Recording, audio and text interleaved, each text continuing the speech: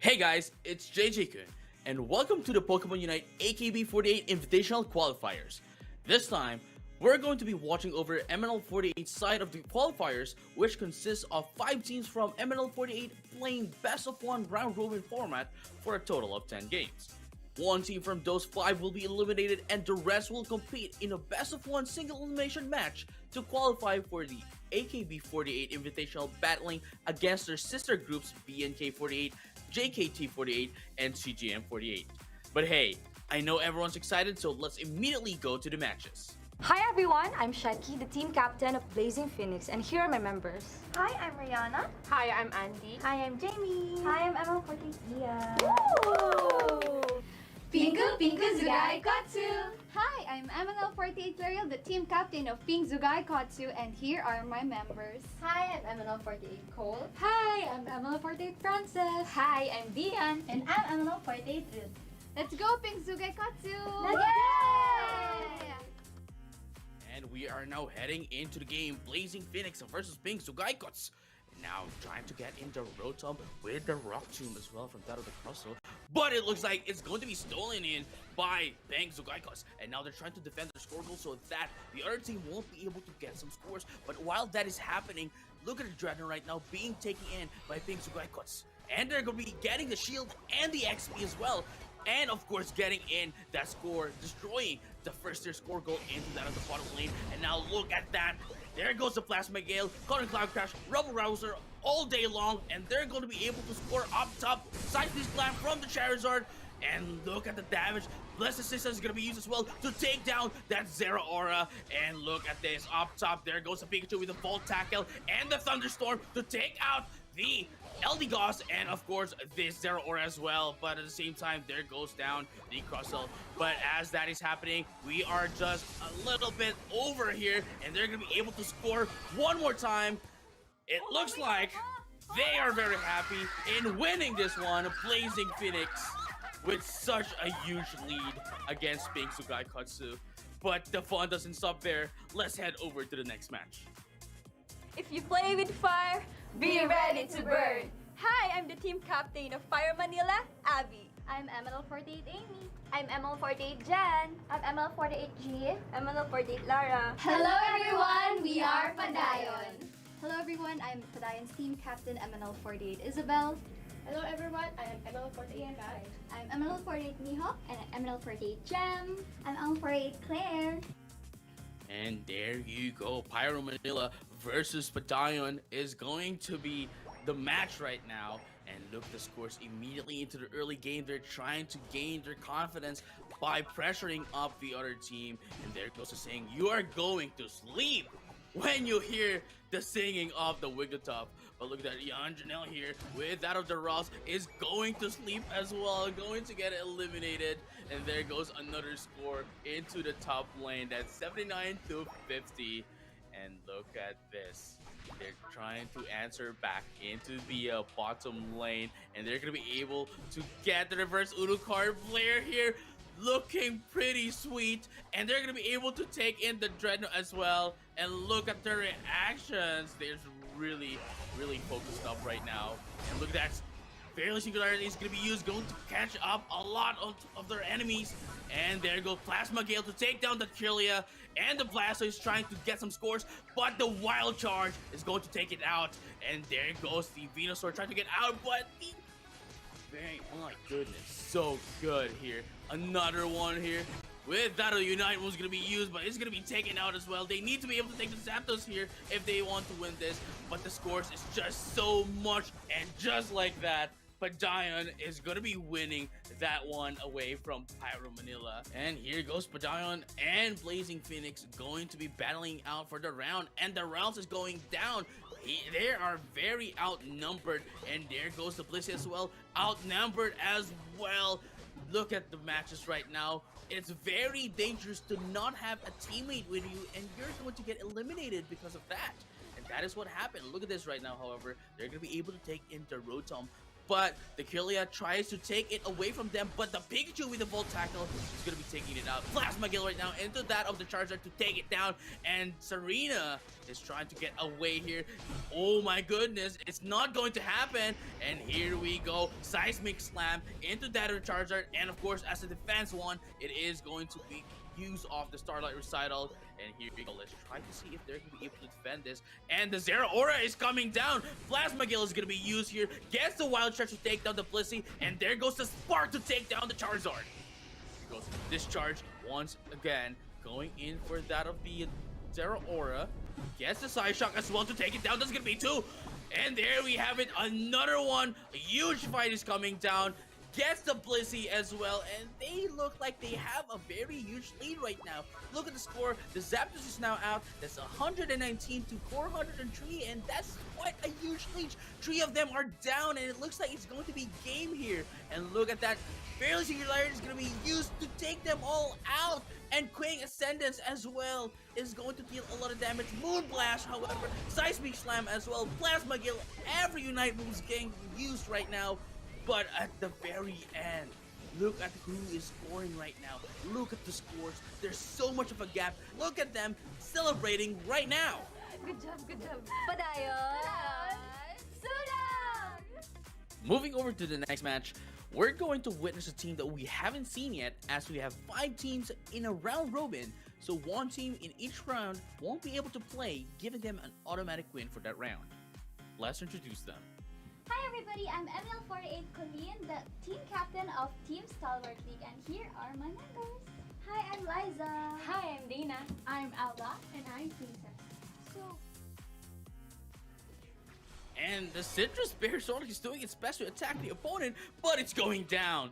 And look at this as well. They're going to be able to take then Dreadnought, and is going to be able to punish the other team. Water Burst Shuriken as well, and that's going to be 2 going down.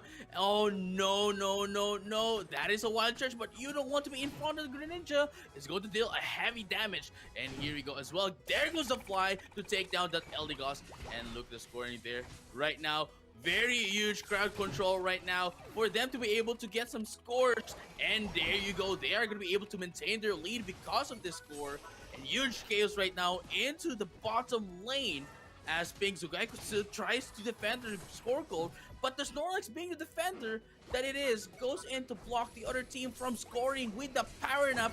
And here comes the amazing Heavy Slam coming in from that of the Snorlax. Snow Globe is going to be used. There goes the Surf. Hydro Typhoon is going to be used as well. And Heavy Slam to answer back into the opponent. Gets the block here. And there you have it. They basically reverse what just happened. The Talonflame is going to be caught up, however. And here's the thing. One team has already taken in the Zapdos. And they, I think, has taken in the win as well. It is going to be their win here. And that is it for our second round. Now let's move on to our third round, which is going to be played by Stalwart League versus Padayon. Let's get into the game. Oh, look at the action immediately commencing. And they're going to be able to get a lot of scores as well. That's 77 to 70 as well. Coco is going down. And Dana Babe as well. Going to be able to take that Odino to try to score in. But there goes Blair as well with that of the Wigglytuff, trying to defend that away. And here goes the Sing. Ali Pesawai though. Really funny name as well. And there goes the score. And of course, the Talonflame is going to go down. Water Burst Shuriken is going to be used. And Pintain is going down. That Greninja is playing a very dangerous play here. Look at this. Starlight Recital is going to be used for them to sustain themselves, but are they going to be able to survive this?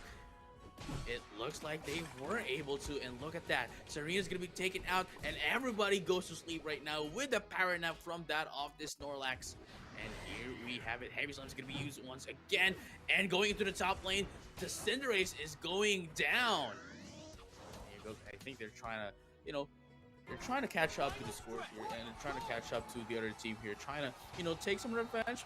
And I think they're trying to be able, they're gonna be able to do it. And look at this, Greninja is trying to get away, but with the Zero Aura, they're gonna be able to take down that Greninja. And at the same time, they are also going to be able to take down this Zapdos for themselves. And I think along with the Zapdos takedown, is that they're going to be able to take down a lot of scores to dunk in on the score goals. But let's find out who's going to be winning here. This is the last stand here. That's going to be 3KO.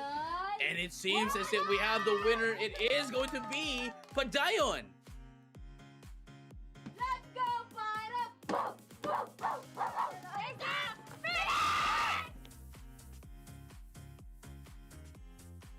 Really huge cheering from both of the teams to cheer themselves up, but there goes the Rouse, not gonna be able to cheer anyone up as it goes down. And here comes the Ivysaur, able to try to escape, but actually was able to escape as well with the help of the Brave Bird. Really brave Talonflame. But here comes the Psychic from the Curly as well. Very good combination from the Reptube into that of the X-Scissor with the help of Zero Aura as well. I really like what they're doing right now. And another one here. Oh, the Discharge is going to be used as well. There goes the Psychic from the Gardevoir. And here we have it. Thunderstorm is going to be used. It got reversed. That the Pikachu gets taken down, and now the Charizard tries to get away. Now gets another Psychic. Rather, yeah, a Psychic, but the scores downtown is going to be put up. There goes the Fearless Singularity once again to catch some opponents right here. And the Pikachu not going to be able to get away once again with the Psyshock. And here comes Frosty trying to regain some healing, gets sparked, but it's going to be hit. It's going to be able to take down that Talonflame. And here goes the Gardevoir, actually could be taken down by the Pikachu as well, but we are now in the final stretch. There goes the Seismic Slam from the Charizard, going to be able to take down that Talonflame, but it looks like Frosty, with the help of their teammates, going to be able to take the Zapdos, but who's going to be able to take it? It is the Gardevoir that actually got it, was stolen away from them, and Yanchanel is going to be taken down. The winner for this one is going to be Pyro Manila.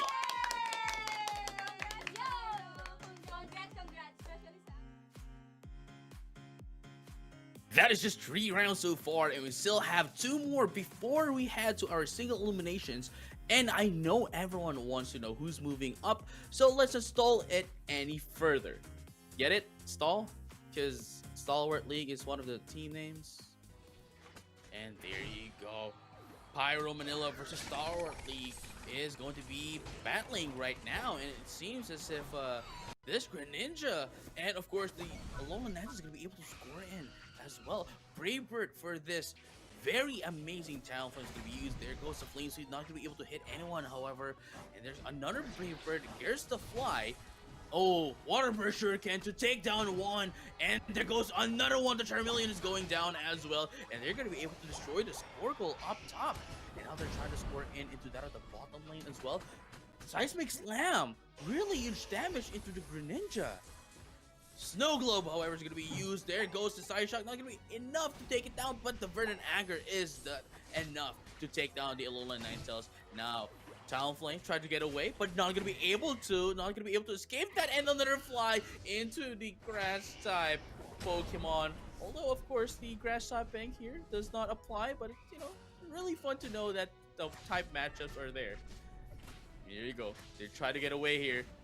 Talonflame, are you going to be able to get away? And actually flies away and escapes that one.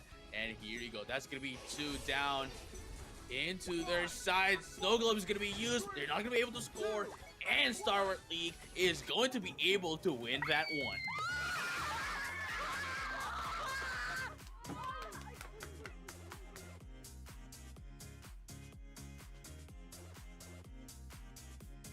Now that's match 1. Let's now head over to match number 2. And the game has commenced. Look at that immediately, very early, going to try to get some pressures up. Look at that, gets a Rotom actually trying to help him out. Gets the Blizzard to repel them away, but the Alolan Knight's going to be taken down.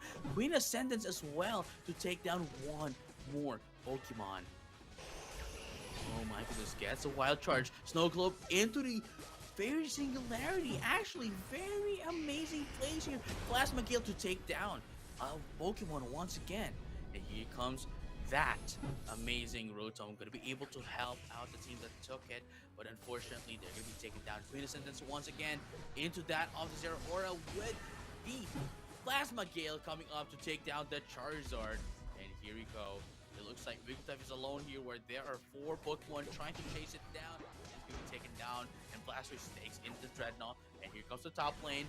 It looks like Isabel here with a Serena going to be able to take down that Rotom, and now I think they're trying to take down this Zapdos as well. There goes the Plasma Gale to try to take this away, and they were successful in taking out, the Gardevoir was successful in taking it out. There goes the Wild Charge into that of the Alolan Ninetales as well. Really huge stuff. And that is going to be the game here. Padayon is going to be the winner of this. Consecutive wins. Let's go for more. This is it. The final round of the round robin before heading to the single eliminations. I am so excited to see who will move up. So let's get right into it. And here we go, the first match of round number 5, the final round of the round robin. It looks like Charmander is going to be taken out by the Squirtle. And here goes the Fleshlander trying to get some attacks here as well, but it's going to be taken down. And here comes the Ivysaur. Let's find out if that's going to be taken out as well. It is going to be taken out. And here comes into the top lane. They already got the Rotom. And with its help, they're going to be able to destroy the first Squirtle into that of the top lane. And the Brave Bird is going to be able to take it down. There goes the Plasma Gale as well. Discharge. Let's find out who's going to be able to win this fight. But with the help of... Oh, the Blastoise is helping out. Going to be able to take down that Venusaur. And there goes the Fairy Singularity. Going to be able to take one? No, unfortunately enough. Not quite yet. There goes the Seismic Slam into that Alolan Knights, but still survives. And now we are on the Zapdos. And there, look at that. The Decidueye is going to be able to take that Zapdos. And there goes the Zero Aura going down as well. There's going to be 2 down on their side of the team. There goes the Verdant Anger. Still not enough to take down that Eldegoss. And here goes another one. Flame Sweep to take down the Alolan Ninetales. Are they going to be able to take down the Zero Aura as well? They would do it. Yes, sirree. There goes another one. Nobody was able to score at the very last second, but it is going to be Pyro Manila. And here it is, the final match of the round robin. It is going to be Stalwart League versus Blazing Phoenix. Let's find out who's going to be moving up into our single eliminations. Let's get right into it. And here we go, the final match commencing. Ooh, amazing run to start it all up. Really amazing gameplay right now. And Zero Aura is going to be taken down as well. Blazing Bicycle Kick is going to be used here. But, oh, Water Brush Shuriken to follow it up as well. And they're going to be able to take down too. Let's go over into that other top lane. Aurora Veil is going to be used. There goes the Discharge with the Spark to take it down. Rotom's going to be taken in as well by that of the Pikachu to help them up. J-Meow trying to get away with a Crustle. Is he going to be able to get away? No, they're not going to be able to get away.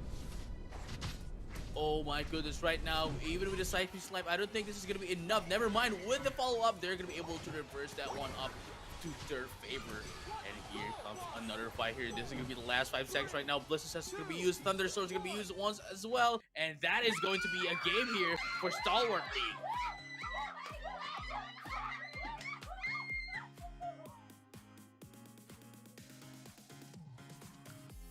And that is it for all of the round robin matches. Unfortunately, we have to say goodbye to Pink Zugaikotsu for the remainder of the matches. On the other hand, Padayon, Blazing Phoenix, Stalwart League, and Pyro Manila are moving to our single elimination matches to compete for the spot on the Pokémon UNITE AKB48 Invitational. Our first match is going to be Padayon versus Blazing Phoenix and will be immediately followed by Stalwart League versus Pyro Manila. Let's have a champion time. And here you go, the first match of the single eliminations. They cannot make any mistakes here if they want to get in on the Pokemon UNITE AKB48 Invitational. And as you can see as well, 71-38 is the score right now. There's quite a huge lead, but of course they can always get back on scores as what happened right now. It's currently at 87-184. They were immediately able to turn it back with the help of their Rotom as well. 243, 283, 311 is the score right now with the Seismic Slam as well to help them out. It's going to be 144, and here comes it. Someone has gotten in the Zapdos, and they're going to be able to defend their score goal, and that is going to be Padayon moving and getting the spot to the Pokemon UNITE AKB48 Invitational.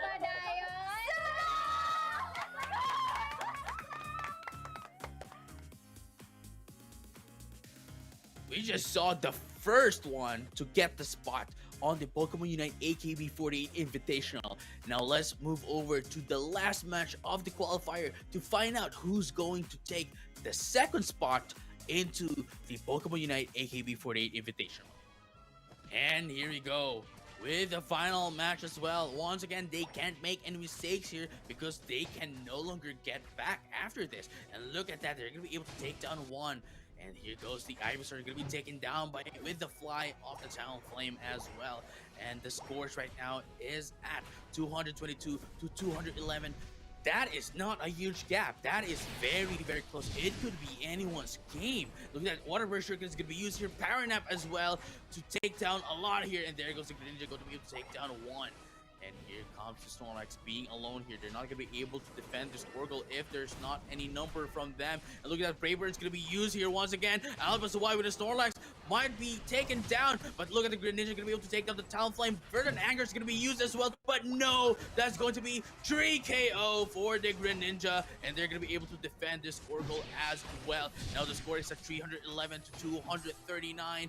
I think they are trying to really want to get in on this AKB48 Invitational. Nobody is backing down right now. And look at that, almost taking down this episode as well. But it looks like the Decidueye is the one that's going to be able to take this one up. And at the same time, they can no longer score as it is heavily defended. Squirtles are being heavily defended right now. And look at that, Greninja was able to escape, but unfortunately, it is going to be Pyro Manila that's going to be winning the other spot.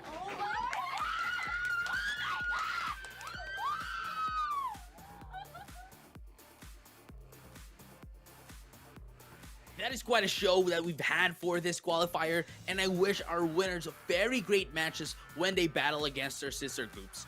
Thank you to MNL48 for participating, the Pokemon Company for hosting this wonderful event. My name is JJ Kun, and we'll see you again in the group stages. สวัสดีครับแฟนๆโปเกมอนทุกคนครับผมโอบูครับในวันนี้ครับผมก็จะมาพูดถึงการคัดเลือกทีมของ BNK48 ครับในงาน 2021 ครับ Pokémon UNITE Battle Festival ครับเกมแรกของวันครับก็จะเป็นทีมของ Yummy Remote ครับเจอกับทีม VKnight ครับเป็นคู่เปิดสนามในวันนี้ก่อนที่เราจะเริ่มกันนะครับงั้นเรามาดูผู้เล่นก่อนเลยครับสวัสดีค่ะพวกเรา Yummy Remote สวัสดีค่ะไข่มุก Yummy Remote ค่ะสวัสดีค่ะน้ำใส Yummy Remote ค่ะสวัสดีค่ะเจน Yummy Remote ค่ะสวัสดีค่ะเจนิส Yummy Remote ค่ะสวัสดีค่ะเจส Yummy Remote ค่ะสวัสดีค่ะพวกเรา VKnight มิโอริค่ะเดปรางค่ะนายค่ะดีค่ะมิวสิกค่ะเจนนี่ครับที่เล่นพิกาชูครับโยนตะข่ายไฟฟ้าไปครับใส่ไปที่มิโอริครับแต่ว่าโอ้เจนครับดังเข้าไปครับ30ครับเปลี่ยนร่างครับกลายเป็นไฟโร่ฮะโถมแบบนี้จะเอาไหมฮะยังไงโอ้โหเรียบร้อยครับไปคู่ครับทั้งเจนทั้งนายครับ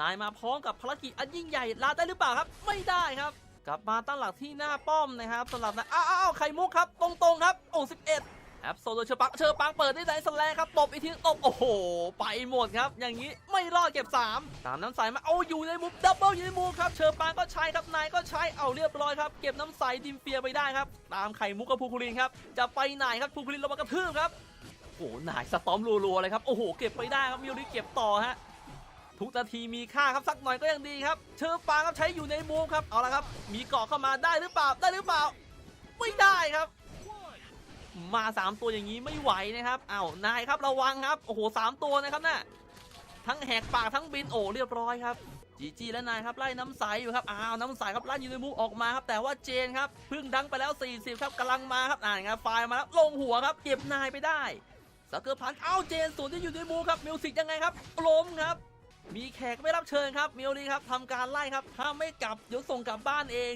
เชอปากในสแลครับแล้วก็ตบด้วยสักเกอร์พันอีกทีหนึ่งมาอยู่ที่พุ่มครับไม่บุกต่อครับกลับบ้านครับทิ้งให้มิวริจัดการต่อครับแล้วก็เก็บได้ไข่มุกหยุดมิวสิกไว้ได้ครับที่ท่าซิงครับเจมรอดครับยอดเยี่ยมมากครับไข่มุกดังก็ไม่ได้ขยับก็ลำบากครับโอ้โหยากแล้วป้องกันได้แบบนี้ครับยังไงทีวีไนท์ครับชนะเกมนี้แน่นอนครับอย่างไรก็ตามครับมิวสิกครับที่เล่นเกมโคการเนี่ยไม่ทำแต้มเลยสักคะแนนเดียวครับ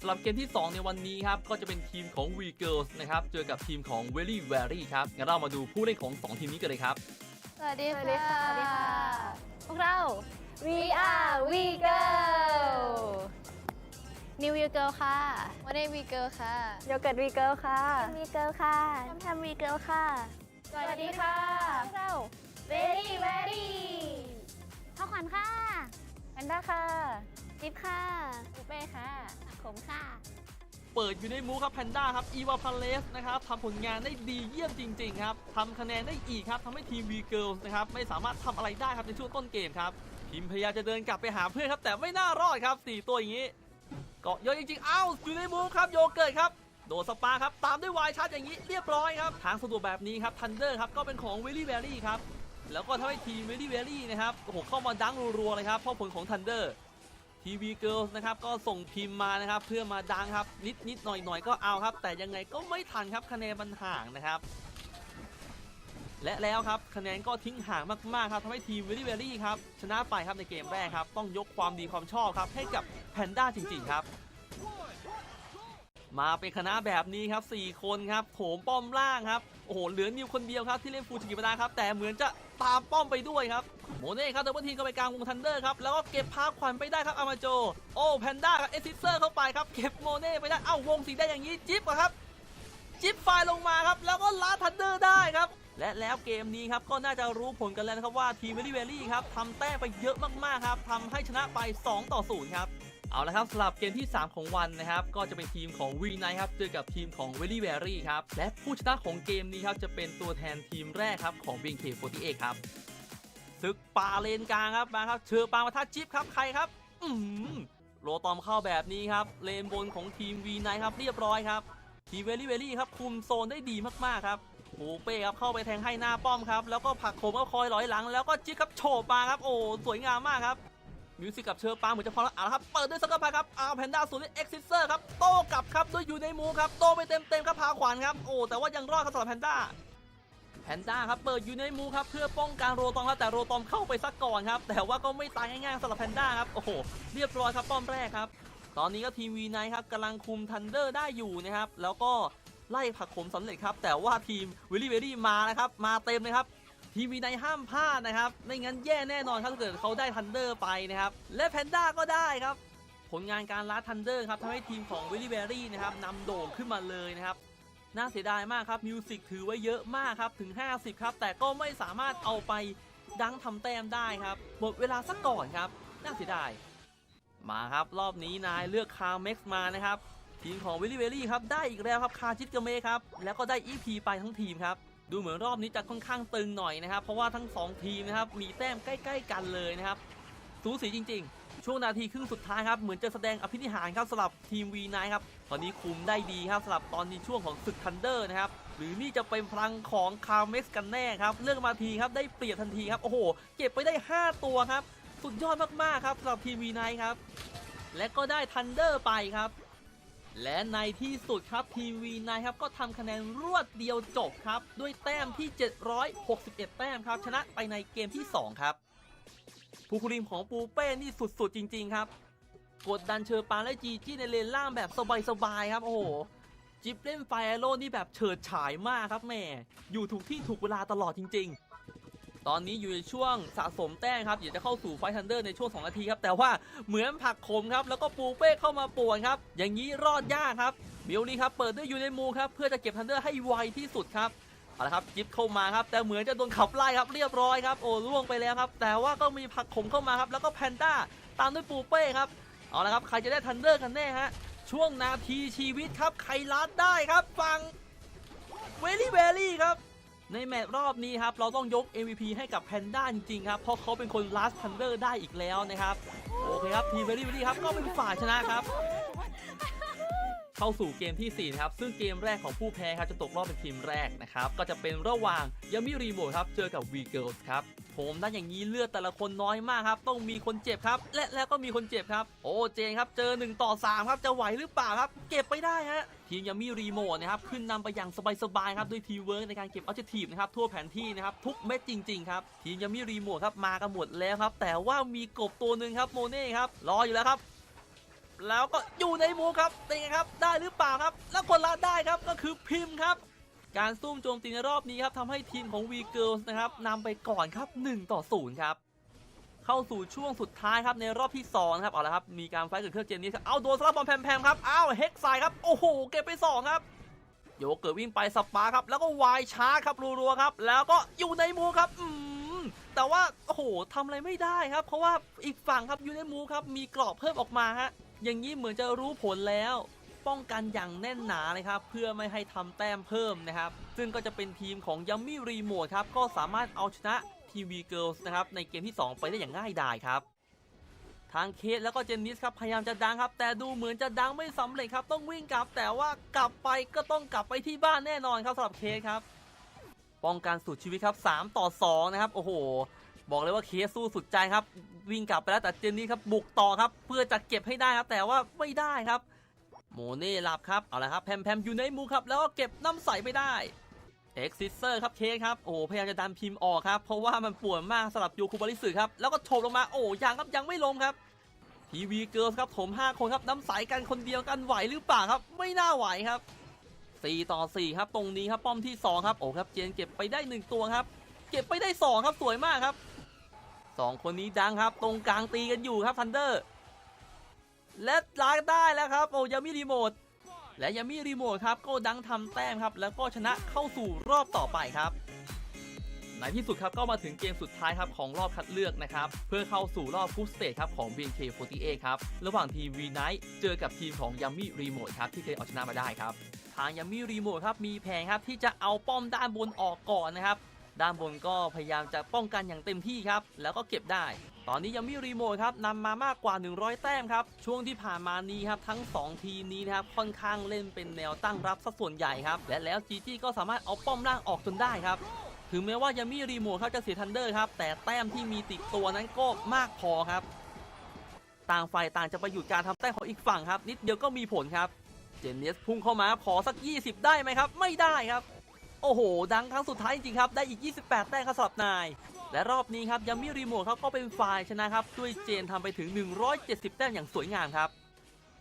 ความต่างของร่างพัฒนาครับทำให้ฝั่งของเจนนิสครับแล้วก็เคสครับสามารถหยอดแต้มได้ทีละนิดครับถือว่ามีผลมากด้านล่างครับทีวีไนท์ก็ได้คาชิดกันเมครับและด้านบนครับโรตอมจะได้อีกหรือเปล่าครับได้ครับโอ้ฝั่งของยามิรีโมทครับแย่งไม่ทันครับน่าเสียดายจริงๆดูเหมือนว่าป้อมบนจะต้องถูกทำลายแน่นอนครับโอ้โหแต่ละคนถือแต้มกันมาครับโรตอมเข้าอีกครับจีจี้ครับพยายามจะเอาป้อมล่างออกครับแต่เหมือนจะยากครับอยู่ในมูฟไล่เลยฮะนายลาทันเดอร์ได้ครับวีไนท์สบายเลยครับตอนนี้กันก็กันไม่อยู่เลยครับตอนนี้ครับผลของทันเดอร์ยังอยู่ครับดังรัวๆเลยครับโอ้โห96แต้มครับมิโอรีครับและแล้วครับหลังจากที่วีไนท์ครับได้ทันเดอร์ไปครับก็โถมดังเข้ามาทำให้ได้รับชัยชนะไปครับและเข้าสู่เกมที่3ครับเป็นเกมตัดสินครับตอนนี้แต้มของยามิรีโมทครับยังนำอยู่นะครับแล้วเปลี่ยนเป็นเกโคกะเรียบร้อยครับสำหรับมิวสิกครับลงมาครับโดนเจนครับโฉบเข้ามาครับเรียบร้อยครับในแผงของยามิรีโมทครับยังเหมือนเดิมครับพยายามจะเอา3คนครับโถมเข้าไปครับเพื่อให้ป้อมบน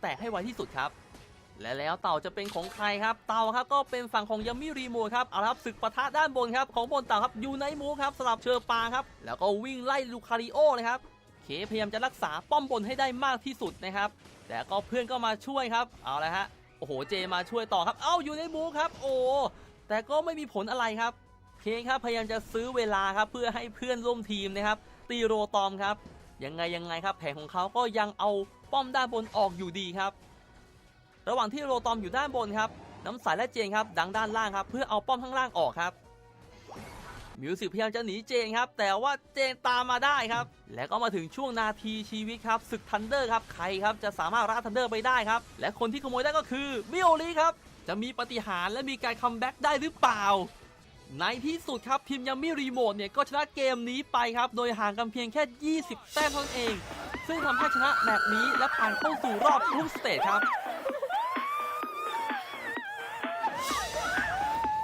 เป็นวันที่สนุกมากๆครับสำหรับการแข่งขันคัดเลือกครับของ BNK48 นะครับขอบคุณนะครับผู้เข้าแข่งขันทุกท่านนะครับแล้วก็ The Pokémon Company ครับที่จัดงานดีๆแบบนี้อีกนะครับและเราครับไว้เจอกันใหม่ครับในกรุ๊ปสเตจครับ Halo semua, nama saya Aldo Putra dan kali ini aku akan menjelaskan apa aja yang terjadi di kualifikasi JKT48 Pokémon UNITE Battle Festival 2021. Pertandingan pertama pada hari ini adalah Valkyrie48 berhadapan dengan Apsara48.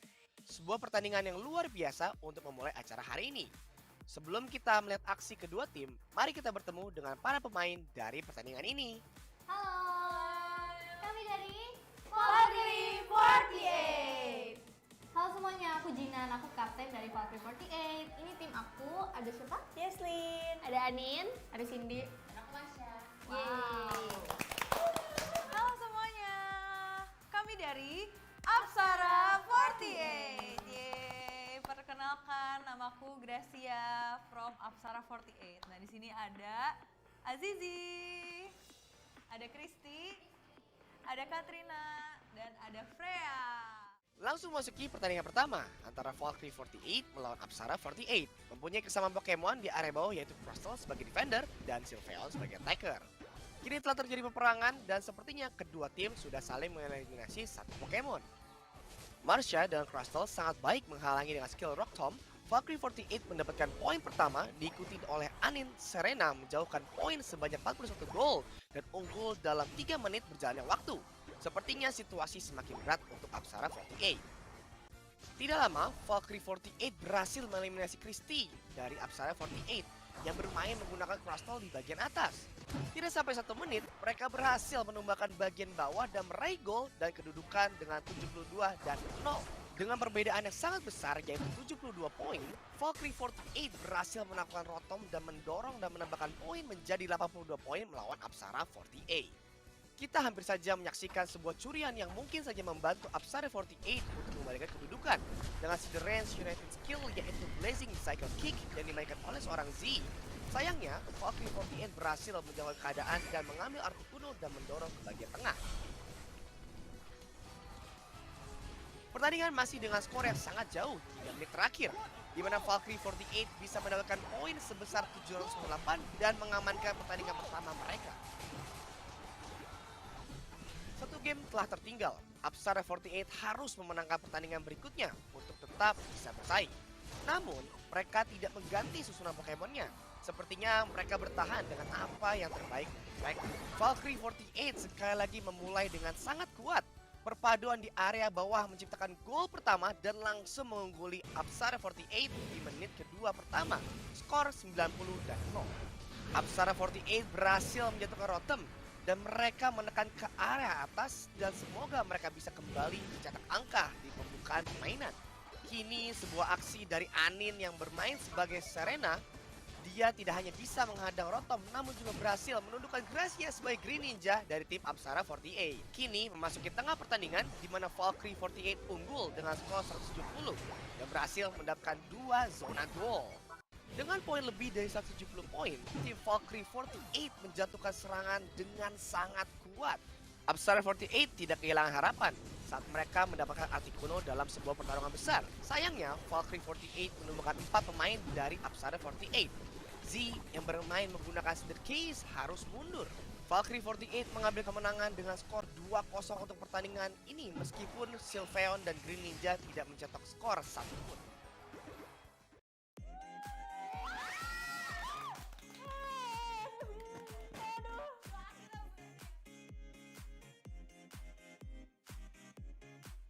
Pertandingan kedua pada hari ini ialah Valkyrie48 melawan Amazon48.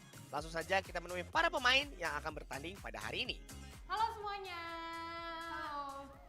Aku Helisma atau Eli. Aku Onil, aku Gita, Aku Lulu. aku Adel. Mari kita langsung menyaksikan apa yang akan terjadi di pertandingan kedua. Tim Valkyrie48 memulai dengan poin pertama yang cepat. Dengan Marsha yang menggunakan Crystal dan Anin yang menggunakan Serena langsung mendapatkan 31 poin dalam 3 menit. Keunggulan ini hanyalah sementara. Amazon48 mendapatkan kembali dalam beberapa menit berikutnya. Lulu yang menggunakan Green tidak lama setelah pertarungan di area bawah. Tim Valkyrie48 membuat jalan yang bersih dan meraih angka menjadi 129 banding 53 pada menit keempat. Marsha dengan Crystalnya melakukan banyak pekerjaan yang berat di belakang dan masih banyak mencetak kesempatan. Dia memiliki poin tertinggi yaitu 90 poin di antara para pemain lainnya. Sangat luar biasa untuk dilihat. Amazon48 tidak memiliki kesempatan untuk beristirahat pada awal pertandingan. Amazon48 cukup baik dalam melakukan percobaan untuk mengambil alih beberapa poin pada sisa pertandingan. namun sepertinya perbedaan angka sudah terlalu jauh. Kedua tim menyelesaikan pertandingan dengan total skor 564 banding 283 pada pertandingan kedua game pertama. Kedua tim bertahan dengan komposisi yang sama pada game kedua. Tapi kali ini Amazon48 bisa sedikit lebih unggul pada awal pertandingan. Namun sekali lagi kalah dengan cukup cepat dengan VKnight48 dengan 58 banding 53. Namun itu hanyalah perbedaan poin yang sangat tipis pada 3 menit pertama. Lanjut pada menit keempat, tim Amazon48 mengambil keunggulan dengan 83 banding 118 dan ini pertama kalinya VKnight48 bisa diambil alih. Pertandingan yang sangat sengit di antara mereka lanjut hingga 3 menit terakhir. Dan tim VKnight48 unggul dengan 408 banding 149 melawan Amazon48. Bahkan mereka berhasil menghilangkan 4 zona gol dari lawannya. Tim Amazon48 menekan pada area tengah. Sayangnya skor untuk tim VKnight48 masih terlalu tinggi. Tim VKnight48 memenangkan pertandingan kedua melawan Amazon48. Dan mereka menjadi tim pertama yang mewakili JKT48 untuk melanjutkan ke babak grup. Sebuah kerjasama yang luar biasa membuat mereka memiliki skor 4-0 melawan tim lainnya.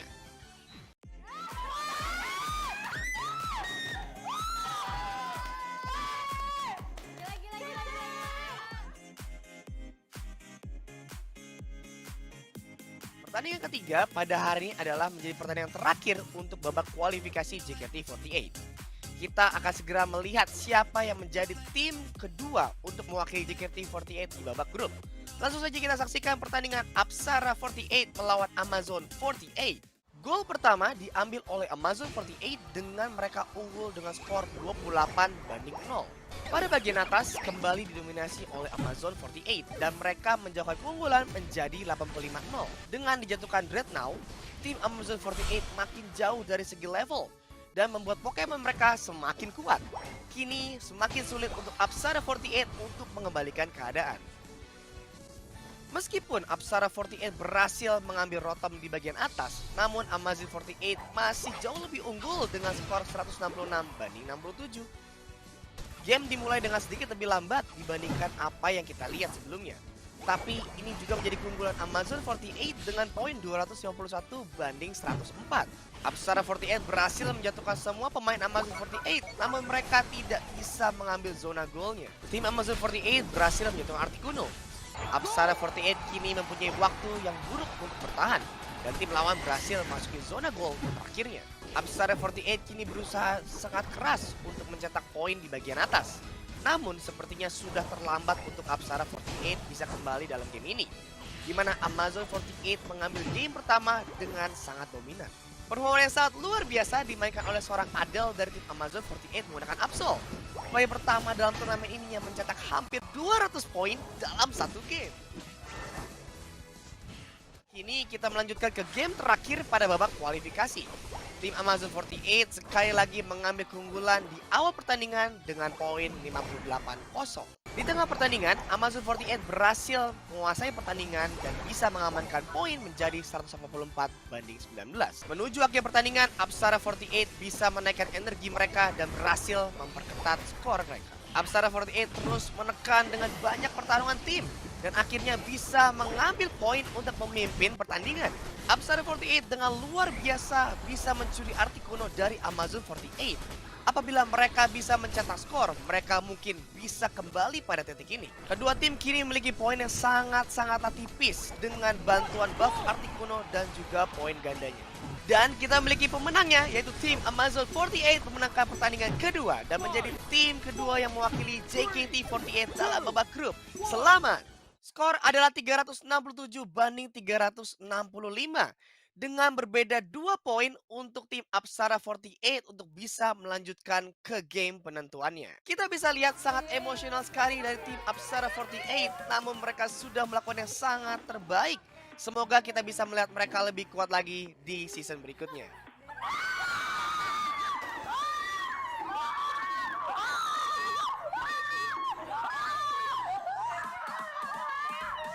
Pertandingan yang luar biasa dan fantastis untuk menutup kualifikasi JKT48 pada hari ini. Terima kasih tentunya buat semua member tim dari JKT48 yang sudah berpartisipasi. Tentunya nice try buat yang belum berhasil dan good game buat tim yang melanjutkan perjalanannya. Dan juga terima kasih untuk The Pokémon Company yang sudah menyiapkan wadah dan kualifikasi acara yang fantastis ini. Dan tentunya kita bertemu lagi di babak berikutnya. Sampai jumpa.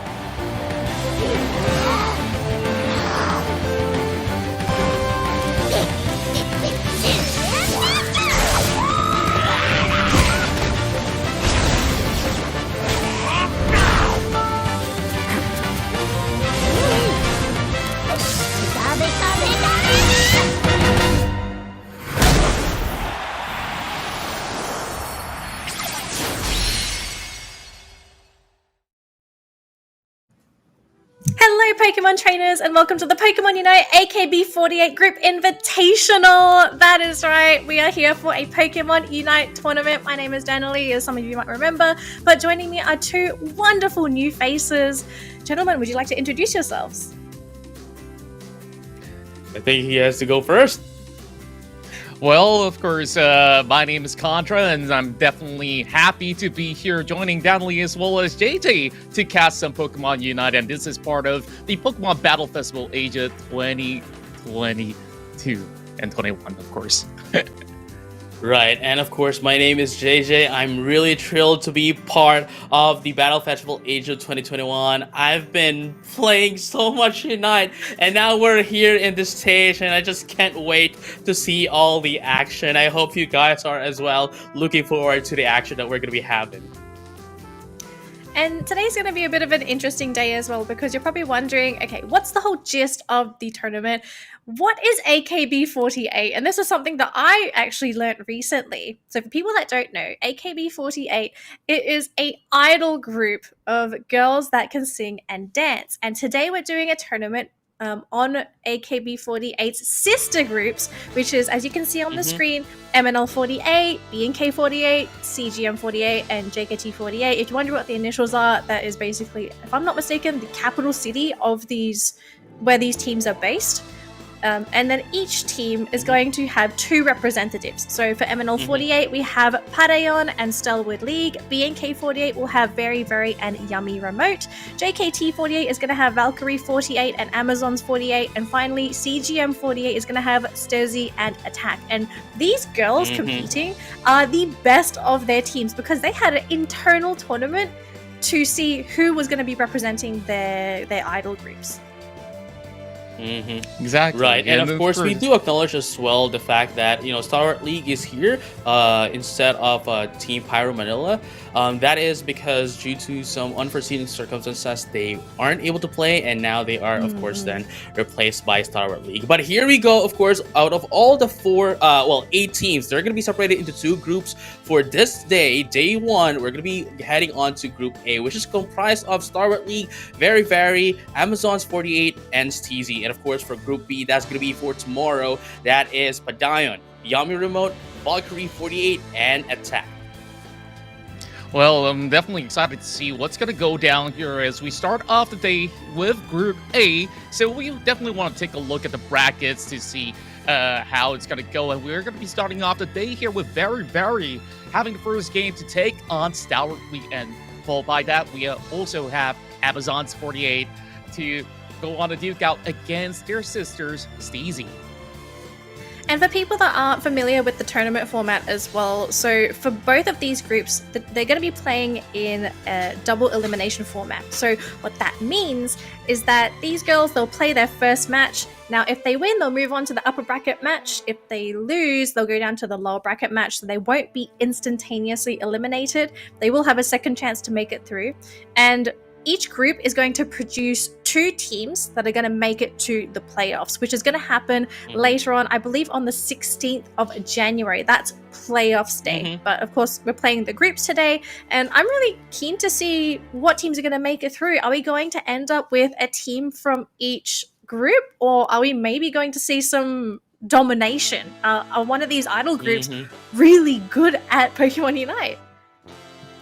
Yeah, that's true. I mean, it would be real interesting to see. Like, there's gonna be 2 teams from JKT, and there's gonna be 2 teams from MNL48. Or it could be 2 teams from BNK48 and of CGM48 to go into the playoffs. But of course, we'll find it out later today, as we are now seeing today's schedule. Of course, it is going to be the first match, Very going against Stalwart League rather, and of course Amazons and Stezie. And of course, as you can see, it's still to be TBD for the remaining of the matches, because it will all depend on the results of the first 2 games. That's right. And just a reminder.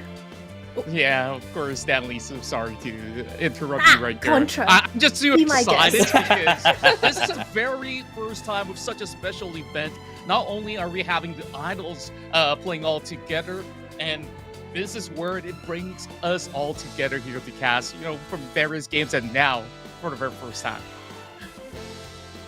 Now, just a reminder for people as well, so for all the games today, it's going to be best of 3s. So, of course, the goal is the teams, they want to try and get their 2 victories as soon as possible. So, I'm curious to see what kind of Pokemon we're going to be seeing today as well, right? Because when you're playing in public matches and you're playing in organized matches, you're generally going to see different Pokemon, because some Pokemon work so well on ladder, but other Pokemon work really well in cooperative play.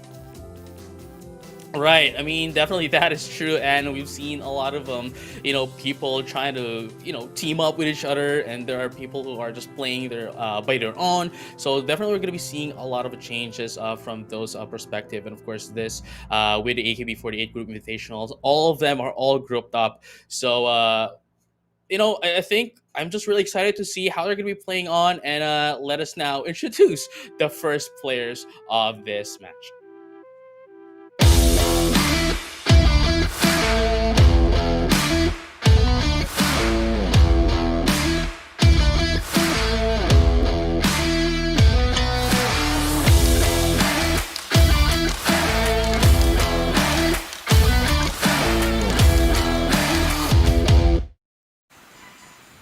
Introducing our first team today, we have Team Very. Hello, ladies. Hello.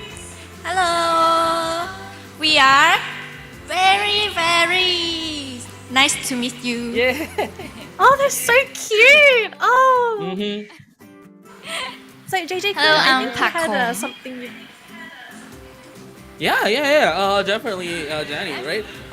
Yeah. Hello, Team Very. How are you doing? I'm so very excited and very nervous. Oh. Right. Oh, there was a little bit of feedback. But hey, Team Very, can you please introduce yourselves? Tell us who you are and your members. Hello, I'm Pupei. Hello, I'm Pakom. Hello, I'm Jim. Hello, I'm Panda. Hello, Pakwan.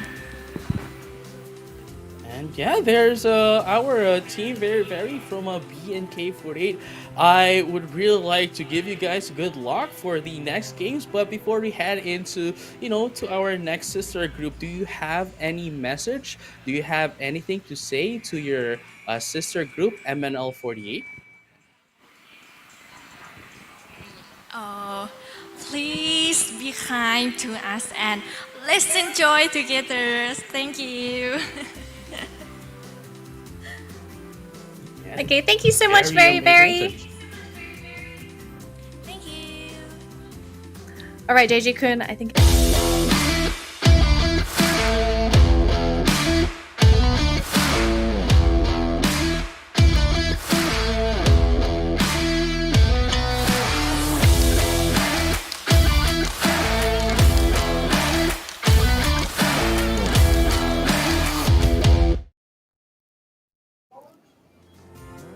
Hello, kumusta? How are you? Oh, hello.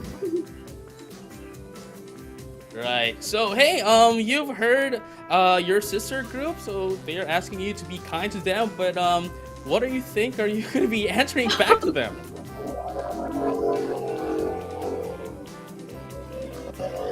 Actually, I didn't hear them, but I also want to say that please be kind to us too, because we're not prepared for this actually, and we're very sad for our Team Pyro, but we promise to do our best for them too, and for MNL48. Right, that's a very amazing message. Wouldn't you say, Danny? That's so sweet as well, right? Like they're playing for their sisters, and good luck to you guys. Is there anything you want to say to Very before we start the match? Well, I just wanted to say that I hope we all have fun, and let's all do great. Let's all give the M-Loves and our M-Loves and your fans a best game. All right, thank you so much. Really amazing. All right, JJ-kun, I think the games are about to begin. We'll let the girls get started. We'll get them to jump into the lobby and they'll get themselves warmed up. But let's warm ourselves up before we jump into these games, right? Because you actually casted the MNL48 qualifiers, right? Right, and I mean, I've watched them play, and they're all good. I'd have to say, honestly, it would have been anyone would have been here. It could have been Blazing Phoenix, could have been Pink Zugaikotsu, could have been Pyro Manila, could have been Team Padayon, could have been Stalwart League, which we have right now, and Team Padayon. But honestly, they are really going toe and toe against each other. So yeah, I wouldn't say, BNK48. You have a lot on you're gonna be going against a really strong team here. So just seeing some of these games from MNL48, were there any Pokemon that you noticed these teams picking a lot? Because of course we don't really have too much information on these girls, right? We don't know what Pokemon they like to play, what roles they like to play, like what their play style is, because there's different metas all over the world, right? Right. See, here's what's interesting about MNL48, right? Is that they don't really have a top pick in terms of how they comprise their own team. So every time they play, right? So out of all their games, they choose a different Pokemon, trying to try out all the Pokemon available in the game. So that's something that we need to look forward to, that, maybe BNK48 here might be trying to study ML48 by studying the meta of the game. Like, say, hey, this is a Pokemon that's mostly used in Pokémon UNITE, but, I guess that is one of the surprising factors here by ML48 going against BNK48, that they don't really have a top pick, that they're playing everyone in the roster. Yeah, but I think it wouldn't be surprising if we started seeing some very popular picks, right? I mean, everyone's been saying that Dragonite's busted. Personally, I don't really think Dragonite's that busted. He's just strong. He does have his niches. But of course, I think we've got to look at the general picks, right? Like Lucario, as much as he's received nerfs, he's not really nerfed. He's still there. Great solo laner. And then and then actually Serena also gives Lucario a pretty good run for his money, right? She's really good all-rounder. She's very, very, I'm going to be honest, she's absolutely busted, even with the changes. Yes, she doesn't deal as much damage, but if you don't control Serena, she just walks all over your team, and I don't blame her. She's got massive legs. But That is true. are there any Pokemon that we don't really see, or at least in your opinion, that we don't really see on ladder because the hero doesn't see much success, but could be an absolute monster today? I mean, if we're gonna be thinking about it, I'd like to see some Machamp. I'd like to see some Slowbro as well. We don't see that a lot in ladders. Yes. But, you know, they provide a lot of CCs for the team, so it could be a game changer for, you know, for the games that we're gonna be having today. Actually, I agree with Slowbro. I always see people complaining, Slowbro's so bad, this Pokemon is terrible, but I'm sitting there thinking, you, my poor sweet summer child, have not seen Slowbro in high rank play. That Pokemon is, it's terrifying. He's probably got, he has the absolute best single target CC in the game. He could just delete anybody that he wants. So I'm wondering if someone just sort of brings out the Slowbro and be like, hey, look at me, I'm a Slowbro. And then all of a sudden it's like, oh, where'd you go? Where's the other Slowbro. And they have to remember as well that it has Surf, and if it becomes Surf Plus, you know, when it upgrades its Surf, all of the waves coming in from the Surf of Slowbro will be dealing some CCs, you know, dealing some knock up and stuns as well for the enemy team, and that's an AoE, so everyone's gonna be hitting of that. Everyone's gonna be hit of that will go up the air, and they are free to get hit. Yeah, and on top of the Pokemon that we could potentially see, I'm wondering if these girls have some strats up their sleeves, right? Because I think the general playstyle for Pokemon Unite, it's try and get as many goals as possible, and then when Zapdos spawns, or if it's Articuno, depending on what map we're playing on, then you go for the final objective, right? To try and go for the, to try and get the instant scoring. But now, I'm not sure if you know about this, but so far the meta in Japan is that teams in Japan actually completely ignore Zapdos. Instead, their whole team, I know, they'll stack 50 points. This is for our viewers, okay? They'll stack 50 points and they'll hide in a bush right next to the enemy's goal. So as soon as it ticks over to 2 minutes, they all just instantly dunk, and that's what 500 points if everyone can actually get those points in. And the enemy team's like, oh, okay, if we contest Zapdos, then like it might just be a trade. And at the end of the day, I'd rather get those instant 500 points rather than Zapdos where everyone isn't loaded on 50. So it's a crazy strat. I know some other regions, they haven't quite got the same strat going. They're still contesting for Zapdos, but I'm really curious to see what kind of play we're going to see today. Right. So, you know, the strategy that you mentioned is actually called Project Y. And of course, that is the main strategy that is being played in Japan, where they basically ignore the objectives. Because, you know, it doesn't really matter if they ignore the objective. The Zapdos is the final boss of the Zapdos or the Articuno, right? The boss of the each game, as they would still be ahead, even if their enemy team would be able to take the Zapdos or the Articuno for that matter. They would still be ahead on points, so it doesn't really matter if they take it or not. For I guess for the Philippines, they have quite a similar kind of strategy where it's called a Basura strat here, but although it's kind of like a modified version of Project Y of Japan, where they still take in, instead of like just pointing in, they still take in the objectives. And then of course for I believe in North America, they do a 1-1-3 rotation laning where their strategy is actually pretty straightforward. They're actually just trying to, you know, dominate the other team, and if one falls down, then you're gonna be eaten alive by the other team that's, you know, trying to get in some dominance. But hey, here are our predictions that you can see on your screens. These are my predictions and Daniel Lee's prediction here. So Daniel Lee here predicted 2-1 in favor of Very, and I have to I have to support my own, our own local group here. We're gonna be having a 2-0, in favor of Stalwart League. I mean, I don't blame you, right? You gotta support your girls, right? Your home girls, you gotta support them. But I do think we're gonna still see 3 games because these girls, they've never played against each other. So there's gonna be a lot of opportunity for these girls to pull out some really strange picks because currently in Pokemon Unite, there's no bans, right? Like every Pokemon is available, you can't ban anything, and you're allowed to have, I believe you're allowed to have multiples. So I'm really curious to see how these girls are going to play, but I hope you're excited, JJ-kun. I think we're going to be jumping into the match very soon. 2 minutes. Yeah, we have the counter here, the countdown timer here before we head into our match. I'm sorry for my hair right there, trying to cover my face. But hey, in just 2 minutes, we're gonna be seeing them in action. I'm just really excited to see them play out. And hey, I'll be asking you a little bit of a question here. Which one is like your favorite Pokemon in Pokemon Unite?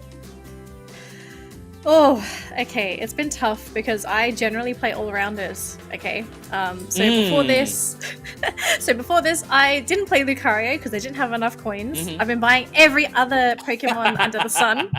I've been enjoying Dragonite, although I still feel like Serena is much more fun. Just because you're able to reset her skills and you can get like double or triple axles in. She is so ridiculous when people cannot control you. So I'd have to say Serena at the moment. That's true. Right, but hey, here we go. In just a minute, we're gonna be seeing Stalwart League go against Team Very. There's nothing much else for us to say. We're just really excited to see Stalwart League go against a Very, and there you go. We're just really waiting for, it's like we're waiting for the New Year's, right? Like we are all watching the countdown go to 0, celebrate New Year's, but this time we're not gonna be celebrating the New Year's as we've already celebrated it, but we're gonna be celebrating the start of Team Very going against Stalwart League. I don't know why. I just imagine JJ-kun as the game starts, right? He just suddenly screams, "Happy New Year!" It's like, JJ, it's already 2022. But you dodged your own question. Very quickly, what is your favorite Pokemon? Right, sorry. My favorite Pokemon would be Vivillon from Pokemon X and Y. But hey, let us now get into the game. Finally, this is it. Team Very versus Team Stalwart League. Game number 1. Let's now get in on the game. Right, here we go. We're going to start our first game between Very and Stalwart League. And I really want to know how these girls are going to play their lanes, because I think the general consensus, especially when you start Pokemon Unite, is that you're advised to go 2-1-2. So 2 Pokemon at the top lane, 1 Pokemon in the central area or jungle if you play MOBAs in the past, and then 2 Pokemon in the bottom lane. Whereas you were also speaking right in NA that they're currently running 1-1-3, which is 3 Pokemon in the bottom lane. For people that aren't familiar with the strat, can you explain why you'd run 3 Pokemon and a solo up top? Right, see, there are some Pokemon here. Most prevalent is Lucario, right, into that of the top lane. That you could essentially just have your own sustains. You could pretty much survive into that of the top lane without any help at all. And then, of course, into that of the bottom lane, you want to overpower by outnumbering the enemy team, or at least the other team, so that you would have the advantage and the pressure against them, so you can like put them on their backs. But I think what we're going to be seeing here in Stalwart League and Very is that we're going to have 2-1-2 rotations here. 2-1-2. An interesting choice for junglers because you actually decided to go for Greninja, currently sitting in the 2nd evolution in the jungle here for Stalwart League, whereas you're actually going to be, actually trying to go for those extra goals in. So quick goals here so far, JJ-kun. Yeah, I mean, as we can see that, Stalwart League's really playing the game here by getting their own scores here. 30 points to 0. Very still doesn't have any points, but they're going to be able to take down that Frogadier as well. It's going to be a little bit of a trade here for them, but at the end of the day, they still need to score in. Even if they can, like, dominate Stalwart League here, they still need to score in. Yeah, they do need to get those points in because the points, it gives you a little bit of extra regen. You're also going to get some extra experience out of this as well. And already Pupe actually looking to try and go in for a Sig initiation onto a Snorlax of all things, and it goes south unfortunately, but actually maybe they might be able to go for the turnaround because Greninja or Froggy has actually come in to save the day. Princess coming in to stop that gank, and Pupe will be able to get the Citrus off, but won't be able to cancel the scores. Right, and there we have it. Of course, look at that. Pupe is now trying to get us escape here. Makes use of the Sing here just to get Liza, but they're not going to be able to get it as they're going to be healing up. But look at that. Legendary is going to be able to follow up and take that Wigglytuff away. But Pucom here still with a Mystical Fire, trying to survive, trying to protect into score goal, and actually quite successful in not allowing Stalwart League to get any points. Yeah, so it seems both teams, they're prioritizing that bottom lane, and you really can't blame them, right? Because you really want to try and secure that extra experience coming in, which is going to be spawning in 30 seconds. Whereas top lane, it still seems to be a 2 versus 2 trade. Now, Panda actually going to try and go in for a bit of an initiation, does chip some HP down there onto Colleen. They have some citruses available, so they will be able to heal back up. But honestly speaking, Stalwart, they're looking great. They've got 60 points on the board so far, whereas for they have nothing. It seems like they're too scared to score. Yeah, definitely. And again, this is a game where points matter. Even if you can eliminate a lot from the enemy team, it's not going to be a lot here. But look at that, Princess trying to score in with a goal getter, but of course it's going to get interrupted by Very, and of course with that of the crossbow as well. But look at this Colleen right now, still not at level 7, still at level 6, but they're going to be able to take down the talent lane with that of the bottom lane. Guess a thing for them to be able to score in, and I think with the goal getter they're going to be able to score in 30. And there we have it. That is going to be the first score here for Team Bear. They're going to be able to take down this North as well for them to get in that first tier score goal into that of the bottom lane. That was just their first scoring, and they were able to immediately destroy the first score goal. Wow, that was fantastic. Now, at the top lane, they weren't able to get the Rotom, unfortunately, so that's actually going to be going into Very's goals. But I think at this point, they might be able to secure themselves that EXP in the bottom lane. I feel like them sort of just holding back a little bit just so that they can actually secure the Dreadnought for themselves. It's going to give them an EXP boost, and especially for people that aren't quite familiar with Dreadnought, the first Dreadnought is probably the most important, right? Because it's such a big boost of experience compared to later Dreadnoughts where it's nice, but you prefer the Rotom later on. Right. I mean, this is something that could essentially bring out a huge gap here from one team to another, and if they're going to be able to get that one, then of course they just need to maintain that up until the very end, that even if the other team would get the Dreadnought, the second Dreadnought, or the third Dreadnought for that matter, it will just bring them on equal footing in terms of XP. But look at that, the Talon Flame is going to be going down with the fly here coming from Dana, and Liza along with Dana here going into that of the bottom lane, just trying to defend that bottom lane. Going into the top lane, we have Colleen with that of the Cinderace, and of course the Little Knights as well has the Pyro Ball instead of the Blaze Kick. So let's find out how it is going to be helping that. Oh, Ashley doesn't have Faint and goes for Flame Charge as well. He has a Blazing Bicycle Kick, to deal a little bit of damage. Actually quite interesting to use a Unite move, to use as a poking tool. Yeah, and it's right on top of the opposing goal as well, but we've got a bit of a tussle here. It looks like we're trying to get a bit of a goal getter, but I don't think they're going to be able to get that to trigger Pupe. They're trying to actually tank all the damage. Will get her Unite move off, and is this going to be enough to defend their goal? It looks like it will. Stalwart League, unfortunately, weren't able to finish off those Pokemon and will be eliminated in the process. 3 Pokemon down, and they'll easily be able to defend that the top goal as well. And Rotom has spawned in that top lane. What's the plan here for Very? Are they even going to try and contest for that Rotom lane? I think they have to, because see, as we mentioned earlier, even if Very here, could basically dominate the game here against Stalwart League, they were able to take down Tree into the side of Stalwart League. But if they're not going to be able to score in, then it wouldn't matter at all at the end of the day. But look at that right now. It looks like Very is going to be able to try to take this Rotom, as it is going to be contested by Colleen here. But let's find out who's going to be able to take that one. Greninja is going to be going down into the jungle lane, and Panda is going to be able to take down that Rotom as well, providing Stalwart League with a huge map pressure. And now Colleen is just being left there trying to defend the score goal from that of the Rotom. Look at that right now. We're going to be seeing some look at that very very frolic here coming in from that of the Sylveon, going to deal a lot of damage. That's going to be 3 down for Stalwart League, and Very has a lot of opportunities here to score in. But look at that right now. Oh, actually has score goal as well. Wukong is not going to be interrupted by the jump here. Jump pad from that of the Snorlax, and look at that. Flame Sweep is going to be used here, but going to get blocked here by the Snorlax. Yeah, weren't able to quite get that pushback. Otherwise, they may have been able to try and get more points in. But thankfully for Very, they're sitting on a pretty healthy scoreline now. Both teams are actually almost equal. 255 points here for Stalwart League, 243 here for Very. And we've got a minute left until Zapdos spawns. This is the standard map, so no Articuno, unfortunately.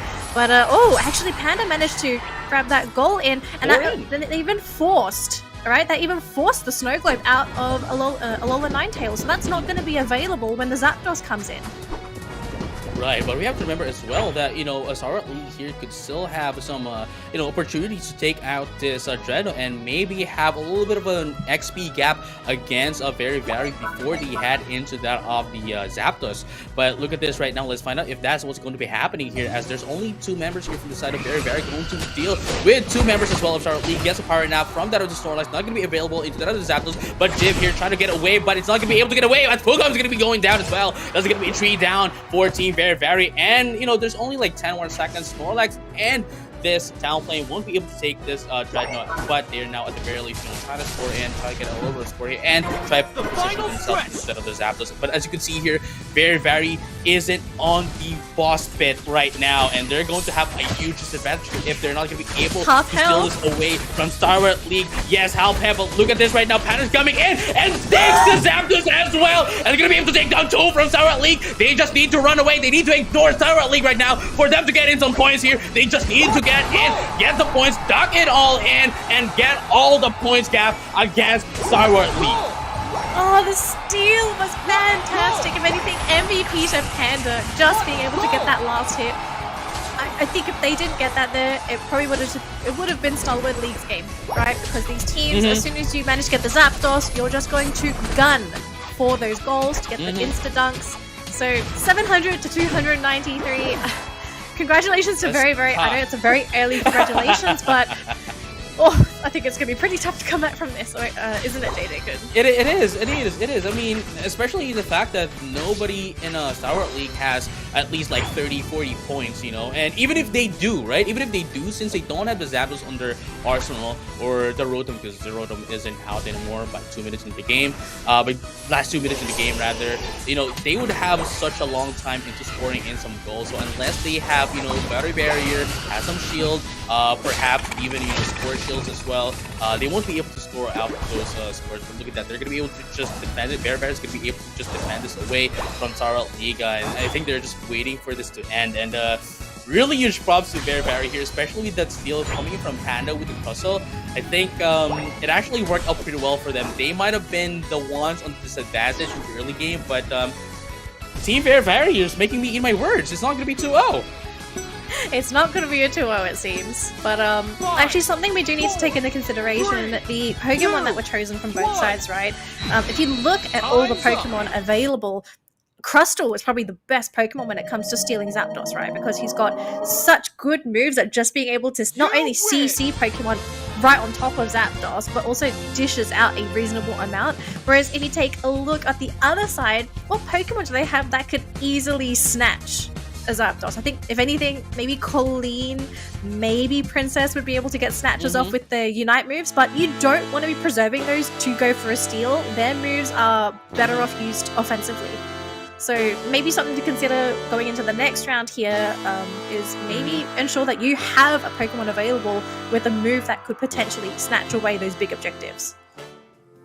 Right. I mean, if we're gonna be talking about that, at the very least, there's Colleen with the with the Cinderace. There's Dana with the Talonflame, could easily just get in. And Prince as well with the Greninja. I mean, at the very least, 4 of them were trying to do their best to take out this this Zapdos, but Panda just really went in there at the very right timing, used X Scissor to push them away while dealing damage to everyone on the boss pit, and the Zapdos taking out that Zapdos away from Stalwart League, and that's actually just quite amazing. I think with the team right now of Stalwart League actually worked out pretty well for them, going against very and like how do I say this? It actually worked out pretty well for them, but quite unfortunately, they weren't able to maintain their dominance from the early game up into the late game. That not only were they being taken in by very, but they were also able to had a comeback before the Zapdos by getting a more points basically than them.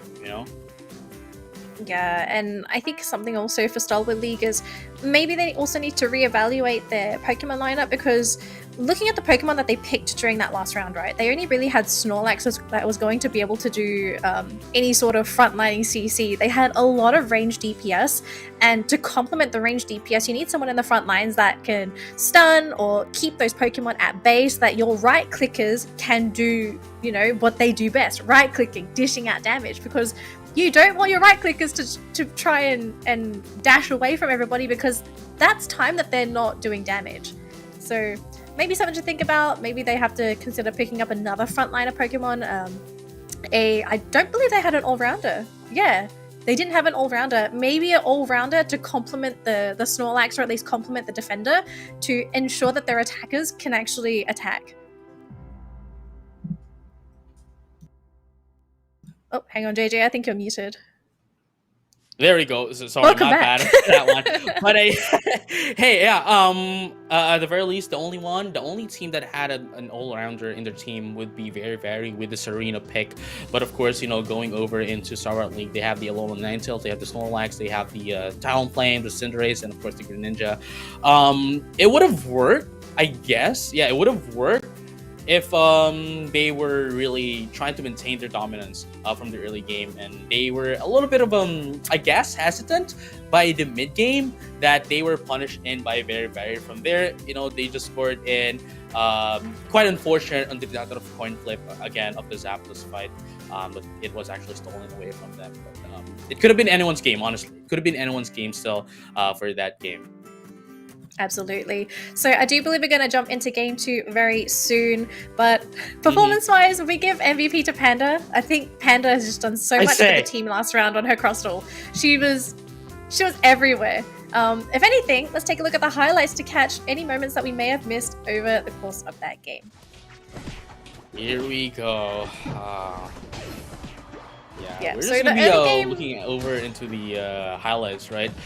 Before we head into the game. But yeah, as you mentioned, Danny, it's this is basically the early game. As you can see, Stalwart League is really putting up a lot of pressure against Team Very.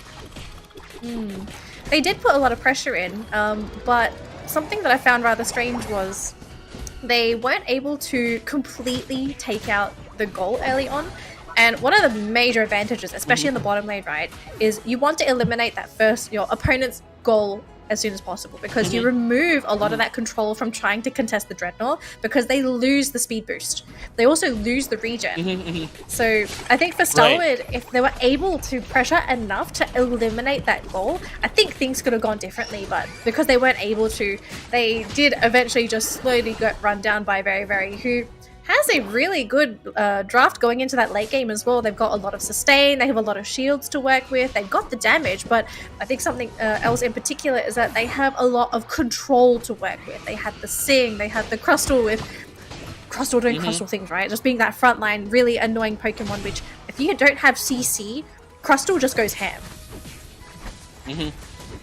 Yeah, definitely. And there's a steal. I mean, at the very least, the only one that they have as a crowd control Pokemon here would be that of the Snorlax, and of course Mainly the Alolan Snorlax. Ninetales. But we all know that we all know that Alolan Ninetales here isn't really the Pokemon that can sustain itself. Yes, it could provide a lot of crowd control, but like the moment that the opponents get in on the Alolan Ninetales, it would immediately just get taken out. And I believe that is what happened as well in game number 1. But hopefully they're going to be changing up their roster for game number 2. As I mentioned, MNL48, all of them are checking out everyone in the roster. So hey, let's now proceed into game number 2. Right, so at the moment, for people just joining into the broadcast, we have our first game going in the way of Very Very. Can Stalwart League bring it back? Can they go 2-1? Let's find out. The game has just begun. And looking at the new team compositions, still no all-rounder on the side of Stalwart League. And Very Very, they are running the same compositions. Interesting. For everyone, yeah. So I'm assuming these are their best Pokemon? But I think that's the only explanation I could come up with to pick the same Perhaps. I mean, at the very least for a team Very Very, you know, why fix something that isn't broken, right? Exactly. But for Stalwart League, I mean, as I mentioned earlier, it was working pretty well for them, you know, at the very least. Yeah. But I don't think they it's have broken. to just maintain their dominance. Exactly. I think all they need to do is to sort of fix up that early game and mid game, and then it should be a completely different outcome in that late game. But so far, it's not looking too bad. Although, to be completely honest, Very Very is looking much stronger than Stalwart League in that bottom lane right now. Yeah. I mean, you know, they are Very Very is really varying their tactics right now. You know, earlier on, pun intended, by the way. Earlier on, they were really, you know, a little bit passive, you know, in the game. But this time around, they are the ones that's actually providing pressure against Stalwart League. So huge props here for the adjustments coming in from Very Very. Absolutely. So again, this time Stalwart League going to be the ones to try and pressure Very Very in that bottom lane. They're sitting on 37 points. It's not too bad early on, but remember, I think we did speak about this just now. If they can get rid of Very Very's gold, that's going to be a lot of map control for them, especially once Dreadnought spawns. And so far, it looks like Liza, she is trying to do a little bit of extra damage onto those Pokemon to lower their health and force them to sit on the goal a little bit longer, maybe even teleport home. And Stalwart League, they're actually going to be rotating their Frogadier back into the jungle. You want to guarantee those levels, whereas for Very Very, their jungle's empty. No one's taken it yet. Yeah. And I think it's just a respawn here, though, coming from that of the Talon Flame. Well, Flesh Thunder at this point. But look at that right now. At the very least, you know, look at the Flesh Thunder trying to get in into that of the top lane. There's going to be a shock there that there's going to be 3 Pokemon from Very Very to go against our League. And look at that. They are basically forced down.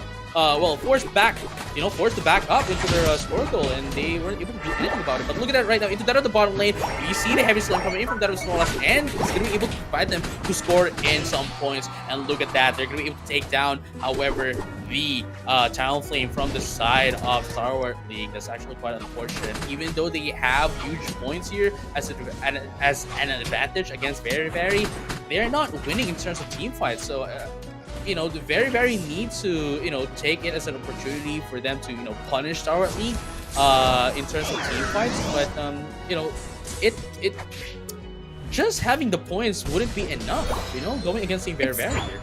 I mean, it's not just the points though. So Stalwart are 7 points away from actually cracking that goal. So if they can crack that goal while they're trying to contest for Dreadnought, I think that's going to be a big spike in power here for Stalwart League. But instead, they're going to go and try and fight into them instead. Pukom on this Sylveon trying to do all the damage that she can, but running Mystical Fire, you don't have a lot of AoE to work with. This is a lot of single target damage, and they managed to catch the poor Sylveon as well. And I think that's just going to be the end of her. Oh, actually was able to escape, I believe. But again, Stalwart League, they've cracked open that goal. And that's going to be some map control on the side of Very Very. Exactly. And they're going to be able to take down the Rotom as well. Oh, Stalwart League. They're going to be able to take down the Rotom as well. Are they mounting the comeback? Oh, this might be it. This might be the combo they were looking for. And they were able to destroy the first Snorkel as well instead of the top lane. Earlier on, you know, in the first game, it was Very Very that was able to at least, you know, destroy the first Snorkel instead of the bottom lane with Stalwart League on their first score. But it looks like Stalwart League here wants to maintain this dominance against Very Very. They want to destroy the first Snorkel of both of the lanes, and it's going to provide a lot of pressure against them. But look at this right now. Coming with a fly here, Dana trying to deal a lot of damage here. Guess the Heavy Slam from that of the Snorlax, unfortunately, wasn't a lot of follow-up here from the top lane. And Princess is going to be able to get in some amazing sneak scores, but in exchange for their own survivability. I mean, the points count. They're sitting on a 213-point lead. If you actually look at Very Very right now, they haven't been able to score any goals. Some people are probably thinking, like, why are you not scoring goals? There comes a point where if you have too many points, it's actually too risky to try and get the dunk in, right? So it takes longer. Exactly, and there's no way in Pokemon to eliminate these points outside of, getting knocked out. But you don't want to get knocked out. So they're sort of just hanging on to the points. It's not all bad because they can wait for the last 2-minute mark to try and get the double points in. But again, you still have to wait for the charge time. Yeah, and man, at the very least, Stalwart League here is going to be able to take down this Dreadnought for themselves, trying to get in some XPs, especially the fact that, Very here is trying to get in, trying to catch up to them in terms of XP, and now this is going to be the first score here from Team Very, but it looks like they're going to be punished for that as well. But Panda, with the help of the Rubble Rouser, are going to be able to get away, but look at Colleen is trying to get in, but the Power Ball is not going to hit Panda. Panda with just 1 health needs to, okay, no, don't go near any wild Pokemon. Don't go near any wild Pokemon because that wild Pokemon is going to be taking you out. Oh goodness. But so far it's just Panda to be able to get those points, and I do believe it's because she has Spore Shield, so she's able to sort of take some of the damage and not have the scores cancelled. But so far it looks like it's going to be a dominating match for Stalwart League. They've got the Rotom up top and they're pushing comfortably. Down bottom they're also keeping some of these Pokemon on the side of Very occupied. Sylveon has to run back to base. She doesn't even have time to teleport back. And so far, I think it's going to come down to Zapdos here if Very wants to make any sort of comeback happen. I mean, they definitely want to, but as things are right now, Stalwart League here took the Rotom for themselves as well. And looking at the Serena and the Crustle, they're the ones trying to defend it from the Rotom, and look at that, they're going to be able to score it into the bottom lane as well, but it's still not going to be enough. There still needs 40 points for them to be able to destroy this Squiggle, and that's going to be 50, and they're going to be able to destroy it. But again, that is still just the first one that they destroyed for this game, and in just a minute, the Zapdos boss is going to come up. But at the very least, there's still 20 more seconds before the Dreadnought comes up, the very last Dreadnought of the game, and they have to take it away as well from Stalwart League, because if Stalwart League would be able to get this Dreadnought, then their levels will be on par with each other. Absolutely. Oh, very amazing Powerball. All right, Colleen, you need to go, Colleen. Please get out of here, Colleen. All right, Panda wasn't able to catch her, so she'll be able to scuttle away. Right, Dreadnought spawned. 26 seconds for that Rotom, which I don't think anyone's going to be able to kill that. It's not going to be contested. It's not going to be contested. They're going to be able to take the Dreadnought. Oh! Can! I think so, yeah. Can! Oh my goodness, look at this. I think they are trying to prepare for what happened last time. That's actually going to be a really big power spike here for Stalwart League. Now, we've got 1 second they did it! Zapdos come in. Okay, now here's the thing, right? Zapdos has spawned, Panda's waiting in that middle section, but you have a scenario here at Stalwart League. Because your first goal in the top lane hasn't been popped open yet, it's going to be a much easier chance for Very to try and double score into this. So they're going to actually try and fight on top of the goal, but now they realize there are way too many Pokemon up there. Three Pokemon reinforcing to protect that goal, and Panda all by yourself with Poupée on top of the Zapdos, but with just 3 Pokemon here, and you're missing out on your Serena, on your Talonflame. That's a lot of damage. That's not going to be here for the steals, but again, is it going to come down to Panda getting the steals? Zapdos is low! Oh no! No, Princess was able to take the Zapdos for themselves, and they're going to be able to just widen the gap that they already have against Very amazing play here from Princess. And look that they need to be able to get away, just ignore everyone from Team Very and be able to score in 100. That's going to be 2 points, double the points since we are on the last 2 minutes of the game. And of course, onto that of the top lane, the Sylveon is going to be able to score in, but it's not going to be enough. It's not going to be enough for them to actually catch up against Team Stalwart League. And look at this, they're just really trying to put up the dominance, but the Lone Knights with the 50 points is going to be taken out. Oh, we've got 40 seconds left to go. I just can't see Very being able to make any sort of comeback. All their Pokemon are defending their goals. It's 220 to 585. We're going to a Game 5, JJ-kun. These teams, they've both been able to take a game off of each other. Sorry, yes, Game 3. And they've run the exact same compositions thus far. I'm wondering, going into Game 3, are we going to see new Pokemon? Because if you want to run the same strats, I think it's fine, but especially in a Game 3, I think you've got to pull out some kind of surprise. I mean, I really wish so as well, because, you know, even if I have to say, you know, even if Stalwart League here is, you know, won, you know, this game, I'd have to say that they had a really a huge difficulty in going against Team Very, especially in the late game. That they weren't having a fun time, you know, going against Very. Yeah, and I feel like, especially for game one, they were able to be so dominant because they basically stopped Stalwart League's aggression in that bottom lane, right? Like, it was Stalwart League to consistently put the pressure into the bottom lane. It was up to Very to be able to crack them. They managed to wipe the team, and I believe all Pokemon were sitting on max points. It was 30 or 40 points at each Pokemon. They cracked that goal. It was a lot of experience for the team. They managed to get the Dreadnought for themselves uncontested, which, again, it's also a very big deal when you can take the early Dreadnought, because level advantages early on, it's very significant. You're doing extra damage, you're getting to your moves quicker than your opponents, especially for late game Pokemon as well. If those late game Pokemon can hit those timings sooner, it really hurts those early bloomers. Yeah, I mean, you know, having these Pokemon, you know, again, still the same ones that they've had from earlier. There's 3 Pokemon into the side of Stalwart League that needs that needs a substantial amount of XP for them to get into their final evolution and get the power spike that they need. Compared to that of Very that only needs there's only 2 Pokemon that requires a substantial amount of XP for them to get into the final evolution. But even then, these Pokemon, Talonflame and Serena, they get their power spikes really early compared to you know, Greninja and Cinderace. Absolutely, and especially Serena, right? Like, she fully peaks at level 9, but once she hits that level 9, I think that's it. Like, you don't really care about getting any more experience. You just go in there and you start beating everyone up, and it gets very obvious, especially in game 1.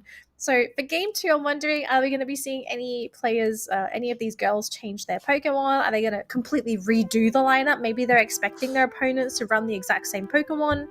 I'm still keen to see something else. I think these girls, they do play more than one Pokemon each, and I would love to see some of the newer ones as well. I'm still waiting to see, is anyone going to play Dragonite?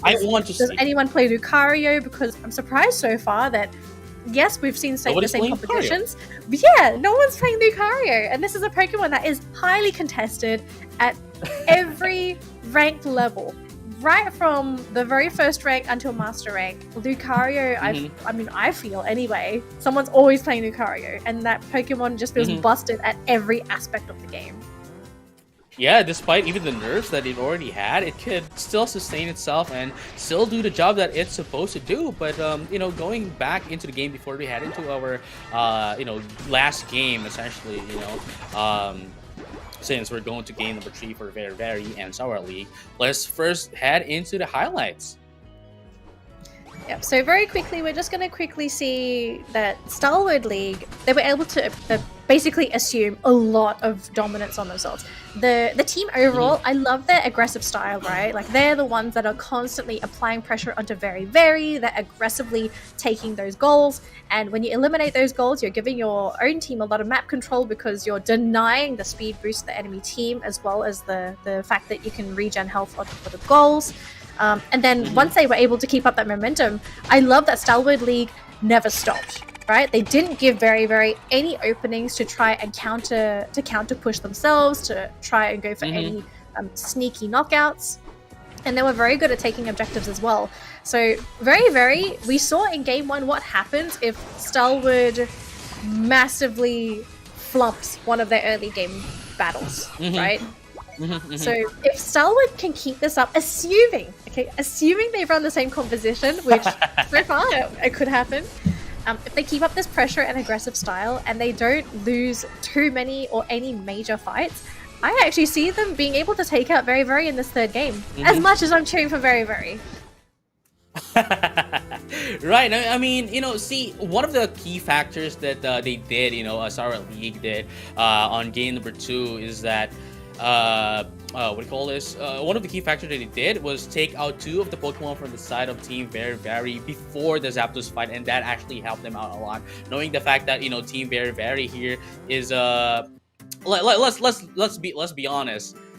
Team Stalwart League couldn't go toe-to-toe against Team Very in terms of team fight. So definitely taking out those 2 Pokemon really helped their cause going into that of the Zapdos. And game 3 is just about to begin. Let's jump into it, and we are seeing the same Pokemon. All right. So I guess what we've spoken about just now, it's going to apply again here, right? Stalwart League, they are going to apply a lot of early game pressure onto Very. They're going to be the ones to try and dictate the flow of the game. Now the question is Very going to be able to trump one of these early game battles? Because I think I spoke about this just now, right? It's a big deal for Stalwart to be able to consistently win these head-to-head clashes. Yeah, and I mean, as much as they have huge raw power damage with their Pokemon, of course we have the Talonflame, we have the Cinderace, they have the Greninja. As much as they do have the raw power to take down Team Very, they are a little bit too passive. I have to say a little bit too passive to go against Team Very. That when they know for a fact that they're getting a little bit into the disadvantaged side, they immediately try to retreat. And of course the Snorlax here as well, despite having the focus band, to heal up when your HP is too low, and it has a cooldown of 1.5 minutes. Still, it's the moment that the HP of this Snorlax of Liza is going down a little bit down low, right? She immediately goes out of the team fight instead of tanking in the damage coming in from Team Very. So that's actually one of the I guess openings or weaknesses of Stalwart League here. So far it seems that we're seeing a lot of pressure here from Stalwart League. They've got 3 Pokemon in this bottom lane, so of course again they're trying to assert some dominance onto Very. Whereas looking at Very, they are still passively laning. I think you said this as well.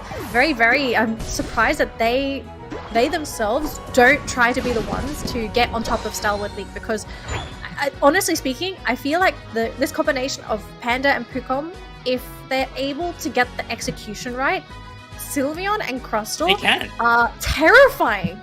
Because Sylveon does so much damage early on, and Crustle is ridiculously tanky as well. But the issue here is that now there's 3 Pokemon in that top lane. Yes, Jib is here on the Talonflame, but it's almost like they're scared. Yeah, but you have to remember as well, it's kind of fine for them to be a little bit scared right now, since they do have the XP advantage. I mean, look at this. They're already into that of the Talonflame, they already have the Crustle, they already have the Wigglytuff and the Sylveon. Everyone's on their full spikes, on their full evolutions, compared to that of the Stalwart League, very the Cinderace, still not a Cinderace, still a reboot. We have the Fletchling there as well, which is still not a Talonflame. So if Very decides to just get in against a Stalwart League in a team fight, they wouldn't have any answer against them. Looks like they can actually try and contest for this Rotom here. Now Panda does tank up a lot of this damage. Rotom's just about to go down, but do they have the damage? No! It gets stolen! Oh, the steal! So big for Stalwart League, and this is because Very also committed 3 Pokemon to try and get this Rotom. Now because of this, their time up here effectively wasted.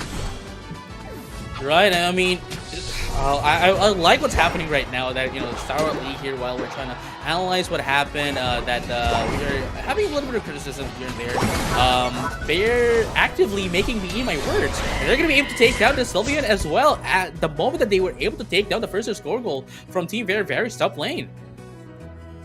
Now, bottom lane, it's a bit of a different situation because Dreadnought hasn't been touched, and I feel what's happening here is Very, they're trying to wrestle Stalwart League out of that lane. Unfortunately, they're not so successful, as we do see 2 Pokemon drop there. The Crustle, I mean, if Panda is going down, that says something, right? Your Crustle is easily going down to this range DPS on Stalwart League. I think something's going to have to change here for Very, because if it continues like this, we're just going to look at a repeat of Prince is game going 2. down now. Now look at this. The Prince is going down now, and it's going to be quite a while here, but look at that. Princess, unfortunately, going to be taken down with a fly here by Jib, and we have to remember as well that Greninja here, along with the Decidueye, has the lowest HP in the game with only 5,152 HP at max level without items, and having that fly going down is you saw the damage that it dealt against that of the Greninja. But here's the thing, that Greninja going down is going to make it's going to be the catalyst of the equilibrium that we have right now that they're experiencing. But that Talonflame essentially just destroyed the catalyst that is the Greninja. The Greninja as well, Princess plays a pretty big role in dishing out most of the damage for Stalwart League, right? Especially early on. She's their main damage dealer. Cinderace is still playing catch up because Cinderace is not taking the jungle farm, right? So she's a little under leveled, she's not quite there. She's the late game insurance policy. Now Panda actually popping her UNITE move to try and guarantee the steal off onto the Rotom, but can she even get it? I don't think she can! Oh, she came in a little bit too late, but she has cornered Colleen. Colleen will be able to get out of there, and without some DPS, Panda's going to have to retreat and heal up because Rotom does a lot of damage if you let Rotom just hit you willy-nilly. Right, and this is something that I just noticed as well. Colleen here doesn't have the Pyro Ball anymore, and instead opted in for Blaze Kick, which could have a little bit of a CC a single target CC with a stun, and longer stun if it becomes a Blaze Kick plus. Because right now, Colleen is gonna be getting taken down rather by Jib here with the fly, and honestly, Jib's only job here is to just, scoring some points, get away with the fly, and repeat and process. Yeah, her job basically is to just sort of hunt all these small woodland animals, right? Like get rid of the frogs, the rabbits, There's again, you see Princess going down. But top lane, it looks like it's gonna be some bad news here for Pookbomb. It's gonna be the Sylveon to go down, and Panda gonna be chased down by Colleen and Ella. I don't think Panda's gonna be able to get out of here. She'll also be knocked out, but Jib comes in and just backstabs Alolan Ninetales. I have to say, Jib is playing a really big. Jib's been playing such a big role for Very Very. She has been able to get some really fantastic snipes on these very squishy damage dealers on the Stalwart League, and I feel if Jib can maintain this for the rest of the game, if she's able to take out all this DPS from Stalwart League, they might be able to starve them of damage. Yeah, and this is something that is actually something different. What's currently happening right now is something that's different from the first two games. Very, very actually dominating the game against Stalwart League. Not only in the XP, but also with the points. So this is something that's they have to look for. They have to really prepare themselves going against their here. Perhaps even take in a little bit of a wild Pokemon rather to get instant XP against them. Look at that Blazing Best is going to be used here with the Roll. We're also going to be able to take down this Russell, and I think they're going to be able to try to steal away this Rotom away from Very Very. Is this going to be the case? Yes, it is going to be the case here. Going to be able to provide them a lot of going to be able to provide them a lot of map pressure, but they still have to take the Zapdos as well. Oh, but they're not going to capitalize on the Rotom. Oh, they would have been able to get an instant goal off if they actually sent one of their Pokemon. I think if Ella went in with the Rotom, she'd be able to get the insta-dunk. Oh, that could have been some points, but instead they're going to try and contest with the Zapdos instead, who's now down to half health. Now we do have Princess and Ella on the outskirts. They're going to try and get the damage in. Dana coming in from the outside. Who's going to get that Zapdos? It's going to be the Serena. Very, very. Yes, They have their goals exposed, and it's going to be Stalwart at League. Being able to get these scores, and they just need to, they just need to ignore them. Oh man, I think that just might be it. Unless, okay, here's the unless. Unless Very Very are able to backstab some of these goals, right? Because you have two options. You can either defend your goals, or you just start rushing your opponent's goals and start scoring while they're trying to gun for yours. And I do believe that is happening here. Very Very, they're going to have 100 points coming in from that weekly tough, but they need more points. And the only one to have it, it's on Jibs. They need to get that Talonflame to a goal right now. Right, and this is actually kind of close as well. There's only like 83 points, ahead of Stalwart League. They still have 38 seconds. They need to be able to. Oh my goodness, Jib here! They need to. Oh no! Oh no! No!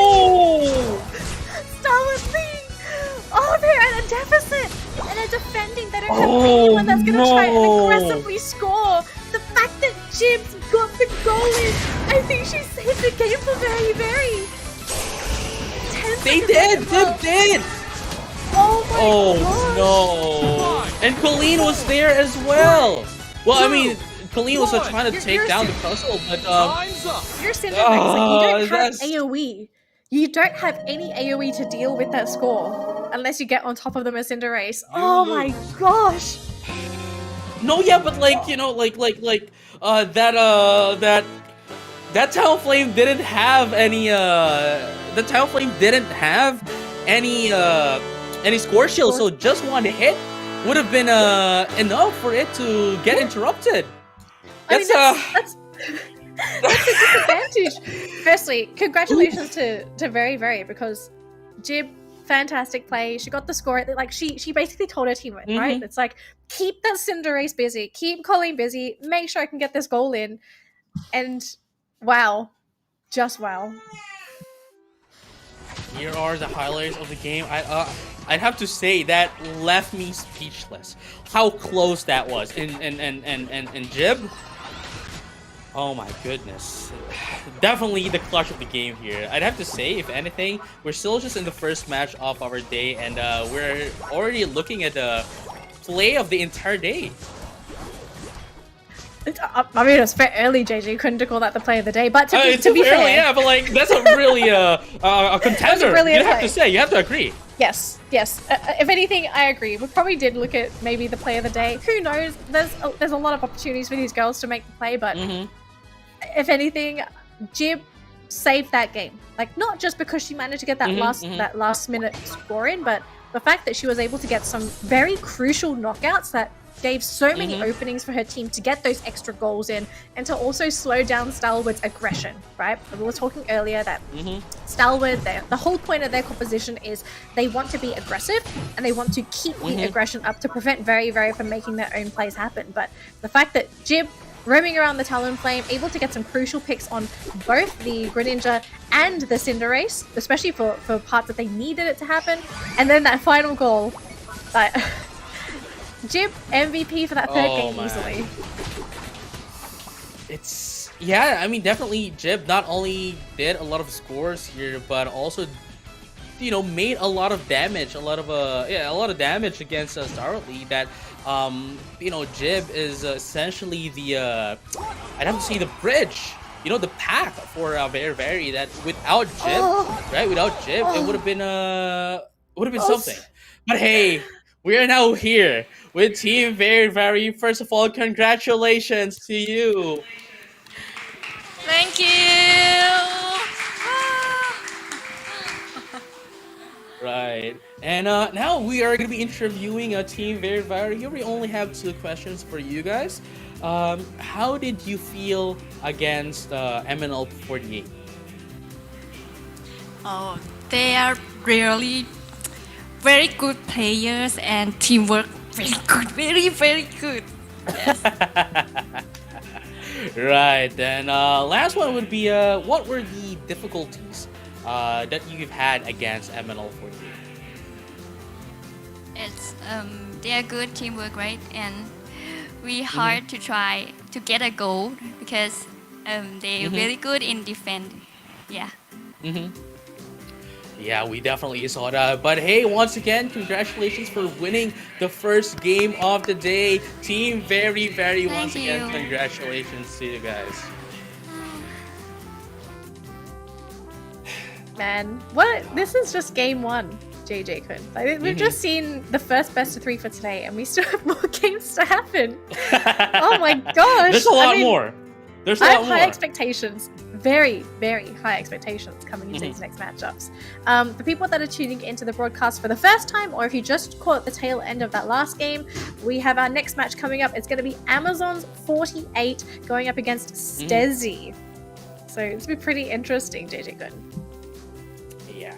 But hey, we're going to be showing you guys that match after this short break, so don't go anywhere. We'll be right back. This is just very short, so yeah, we'll see you.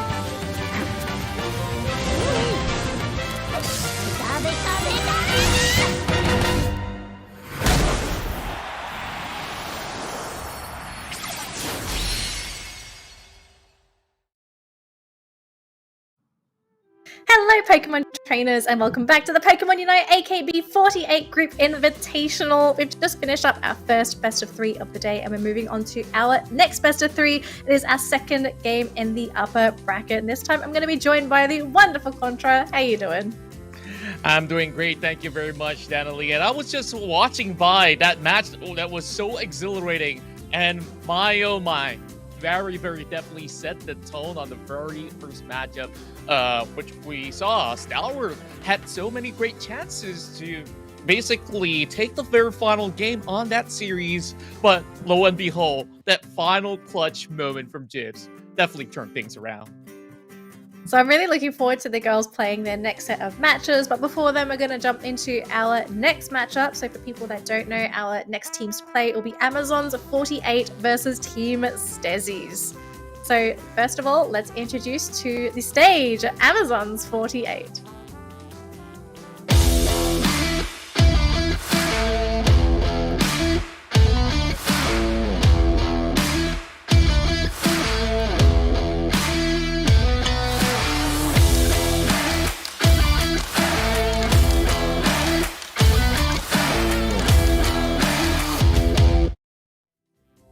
Here we go, representing JKT48, we have Amazons!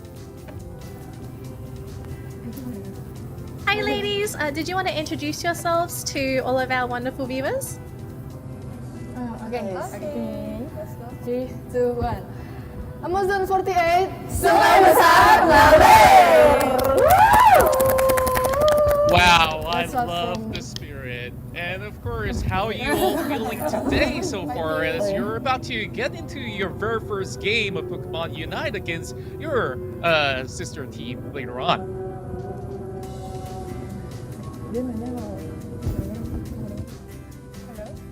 So before we jump into our game, did you want to introduce your names to all of our viewers as well? Yes. Okay. Hello, my name is Anil. Let's play. Hello, my name is Lulu. Nice to meet you. I am Ellie. Hello everyone, my name is Adele. And I am Gita. Aww. Man, Contra, all these girls are so cute. I'm a bit Yeah, of course they are. And, it's definitely a pleasure to be able to interview all of you together for today. So, Amazon's 48, do you have any sort of words that you want to say to your rival sisters that you'll be playing against in this upcoming game? Let's be friends. Let's play together. Let's have fun today. Yes, have fun. All right, thank you so much, Amazons. Good luck.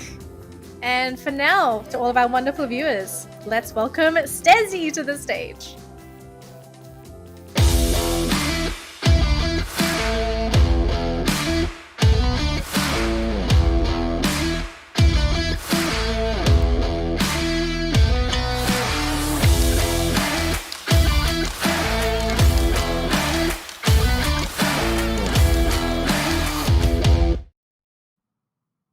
Representing CGM48, we have Stezie. Hello. Hello, we are team Stezie. I can't handle the cuteness. Hello, my name is Pasai. Okay. My name is Khaning. Em Khai Hwan. I'm Mỹ. Hi, I'm Kyla.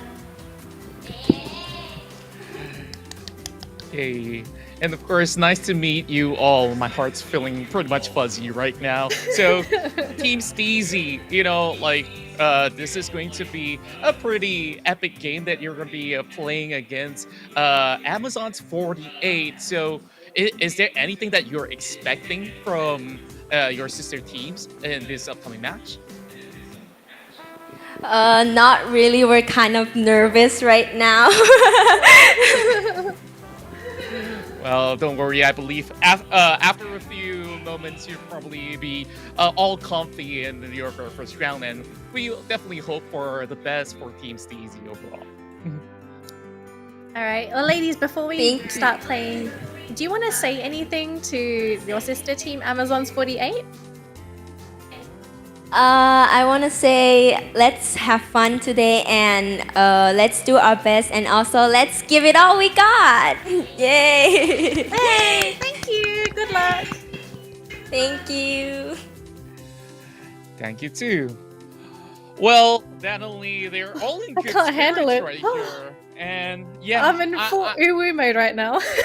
I felt like my heart just melted like the moment that they all say hi, and they're definitely having pretty great energy overall. And you know what? Before we jump into our very first few rounds, we've already see the very first series that have already set the bar for all the other upcoming games. And in this sort of matchup between Amazons as well as the girls that we just interviewed early on, this is definitely going to be a pretty close matchup, I gotta say. And you've been casting some of these qualifier matches, so could you possibly spill the beans on maybe some things that you saw in the previous runs? Alright. I mean, I probably have to echo a lot of the stuff that JG Kun said, right? It seems like the girls, they don't really follow the meta, right? Like there's definitely metas when you're playing in certain regions, when you're playing at certain ranks. And so far it seems like they tend to stay on the standard. So the usual 2-1-2 compositions, they contest Zapdos. We don't really see too many backdoor goals. We do see that occasionally in other regions, but so far it seems like the girls, they don't really focus too much on the backdoor goals. And I noticed that they love playing their favorite Pokemon. That's something I definitely have to agree with. Indeed, and we definitely had a glimpse of how they have their own variety of takes that has been able to benefit them in that previous matchup. But this time around, when we have both Amazon as well as Stezie here going head-to-head, probably for the very first time, maybe they're going to bring a very different flavor as compared to what we've witnessed early on. So we're going to dive straight into the predictions here. So you're telling me Amazon's 48 is going to get a 2-0 victory do you have any sort of reasons as to why it's a 2-0 sweep? They're my girls, okay? They're my girls. That's like my only justification. So for me, it's probably more of a national pride thing because I'm part Indonesian too. So yeah, that makes sense, right? JJ Kun was his girls from Manila, and then my girls are from Jakarta. Well, that definitely makes a whole lot of sense. And, you know, after those rounds that I've just witnessed, you know, from very end, I believe that, you know, Stezie's pretty much probably have learned a whole lot from them.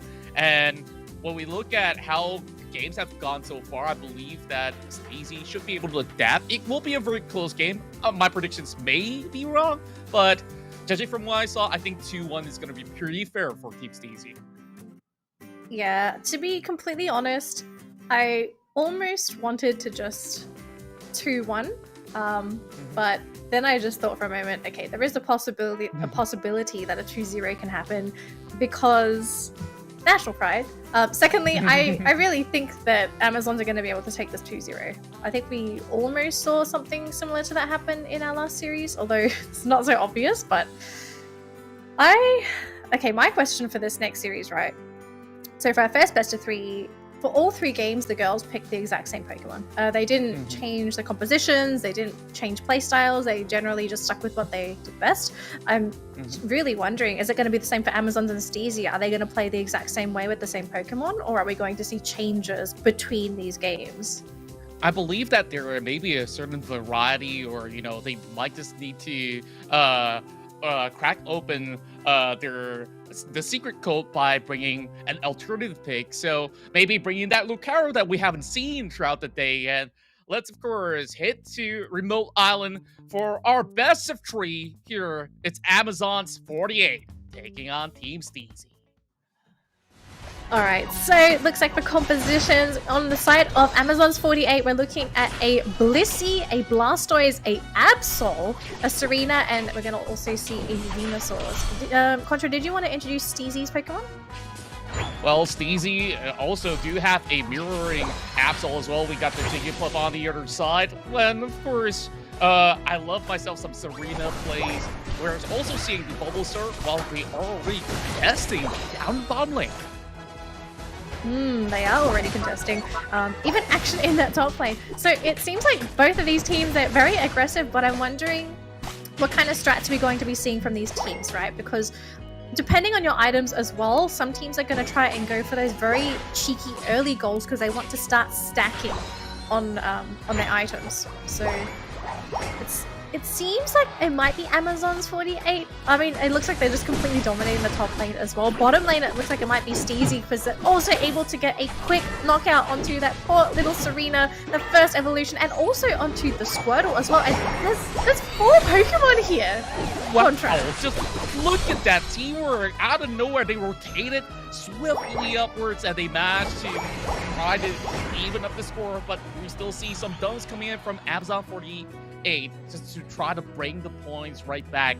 Taiwan as was Fasai will try to hold on for the moment while we are contesting up over top side, and it seems like this Serena is not going to be able to hold on too much by her own.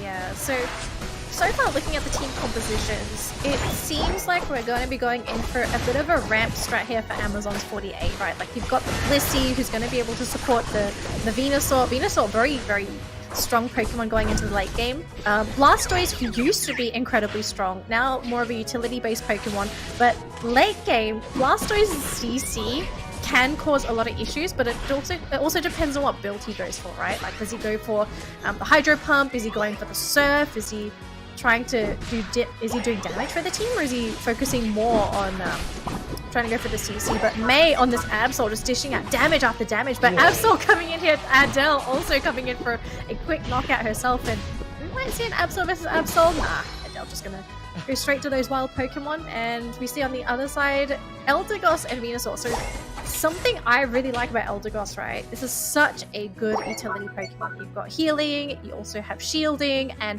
depending on what build she goes for, she can also give your team bonus movement speed, which is so important in those team fights, right? Because if you have the advantage of movement, it's going to be much easier to reposition, to chase Pokemon, even to get away from some of those battles that you're hesitant to actually commit to. Exactly, and we take a look the moment that they have their Unite moves. If Stezie just pops all of them all together, it could come up with a really good combo. Now, initiating on that Dreadnought, MSON's48 is going to be having that head start, but is it going to be a steal? Big Solar Beam! Oh my! Alright, so it's not so bad for Amazon's 48 because they were able to take the Dreadnought. Stezie, they're picking off Pokemon after the completion of that Dreadnought. That looks like they're going to be able to get Adele. This poor Ivysaur just gets completely obliterated as well. And up top though, Stezie were able to get a solo Rotom with Kayla. So she's going to be able to get some points in for her team. Now sitting on 134 to 98 on Amazon's. It's looking pretty good for Stezie. Yes, they lost the Dreadnought, but they're able to get some map control for themselves by eliminating these first goals. And I really love how they managed to at least get some good priorities on the objectives. Now, Kaning tries to get a little bit of safety net while Amazon48 is full sending onto the goalpost. And now bringing the points back. SI tries to push them all back. Only hold on for so long. Oh, that verdant anger. Next one to go down. And this is where Agita just got to make way. And this is where Stezie responds once again, going in for those points. Right down below, only needing 66 points to score to break open for first goal. Oh my goodness. So it looks like Amazon, they're losing goal after goal so far. They're actually sitting on 2 goals left. And unfortunately, I don't know if they're going to be able to get the finish off there because Absol does so much damage. May just obliterating Pokemon after Pokemon on Amazon's. And now it's going to be Amazon's stuck in their home base. They're going to slowly lose that top goal unless they're able to actually get some pressure out on the map themselves. But so far, the aggression from Stezie, top notch. 318 points thus far. And looking at their levels, it's looking really good for Stezie. They are so over-leveled compared to Amazon's. Indeed, and even though they did get the Wiggly Puff, they just have to ensure that they do as much as they can. Meanwhile, down bottom side, Stezie's gonna get another Dreadnought, so I'm not too sure if this exchange is gonna favor Amazon's. I don't think it will because the level gap, it's becoming very significant, and these are some pretty big levels as well. I mean, you're sitting on a level 13 Absol on the side of Stezie. The rest of your team is level 11. The lowest level on Amazon's is that poor Wartortle, which is level 8. That means this is a Wartortle that can't even use his Unite move. He's not a Blastoise yet. Not just yet, but when they do, perhaps there is just opportunities that they could capitalize when it comes down to huge teams like Gina. Will have to first be left out of that. And that will be a little bit of push and pull going on, but Stezie's just marching forward, going in for another great score. Now it's only down to the final goal remaining on an Amazon side to defend. And currently sitting at 385 points. Stezie is currently dominating with still 3 minutes and a half left on the game. Oh dear, looks like it might be the end of Canning here. Adele able to get a very quick knockout there onto the Absol, but look at poor Lulu! Oh, just gets taken out by May. Now, reinforcements have come in. O'Neil is actually going to try and get the damage there onto, oh my gosh, May, but it looks like it's not going to happen there. May just got absolutely ham on this Absol. It's 50 points. It's going to be able to easily get a dunk here as the rest of her team is here to back her up as well. Honestly speaking, I think Stezie, they're in such a commanding position that they could probably just focus on levels, wait for the Zapdos, and they don't need to get the Zapdos themselves. They could just defend Zapdos from Amazon's 48 and everything would be handy-dandy.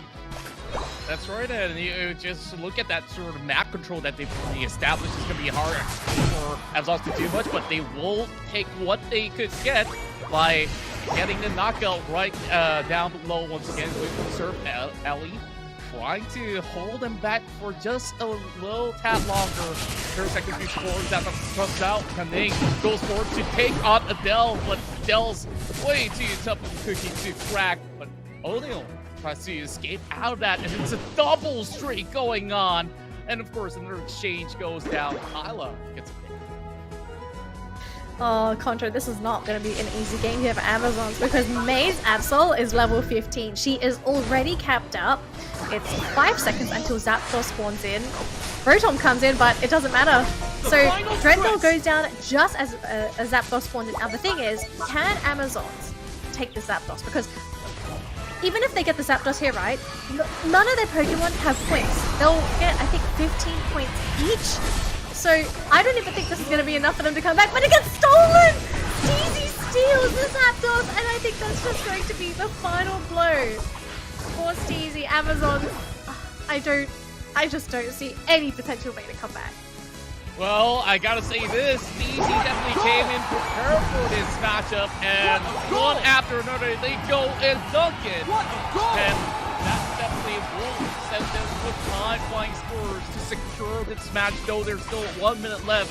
Like you said, there's not enough points being garnered, and there's so many great plays that Stezie has made throughout the game. In the early phase, it was May who not only secured the Rotom up top, but she's been single-handedly scoring one after another. And in the mid-game, everybody's putting up those numbers, and that Serena's basically stomping the map. Oh boy, May's Absol has been an absolute monster in this game, and I feel like something that really hampered MNL48's way of getting back into this game was the fact that their Blastoise only fully evolved. I do believe it was around the 3 to 4 minute remaining mark, which is very late for a Blastoise. You'd want to get him up fully evolved as soon as possible because the whole point of Blastoise is you pick this Pokemon for CC. Yes, he does a little bit of extra damage, but before he's Blastoise, this Pokemon is very tough to efficiently use because he's not giving your team that much.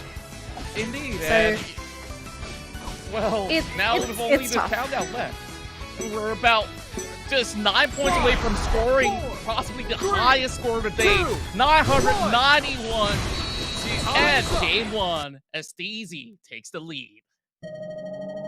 Well, there goes my prediction. I predicted 2-0 Amazons, but it might go the complete other way, right, Contra? Well, May able to get...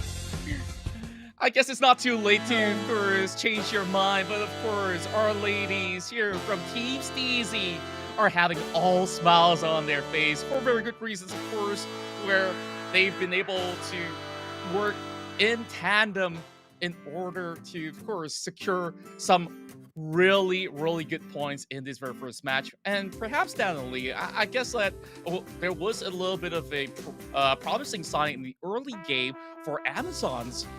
And somewhere towards the mid game, I guess they kind of tunnel vision towards the bot side, and things started to get a little bit haywire.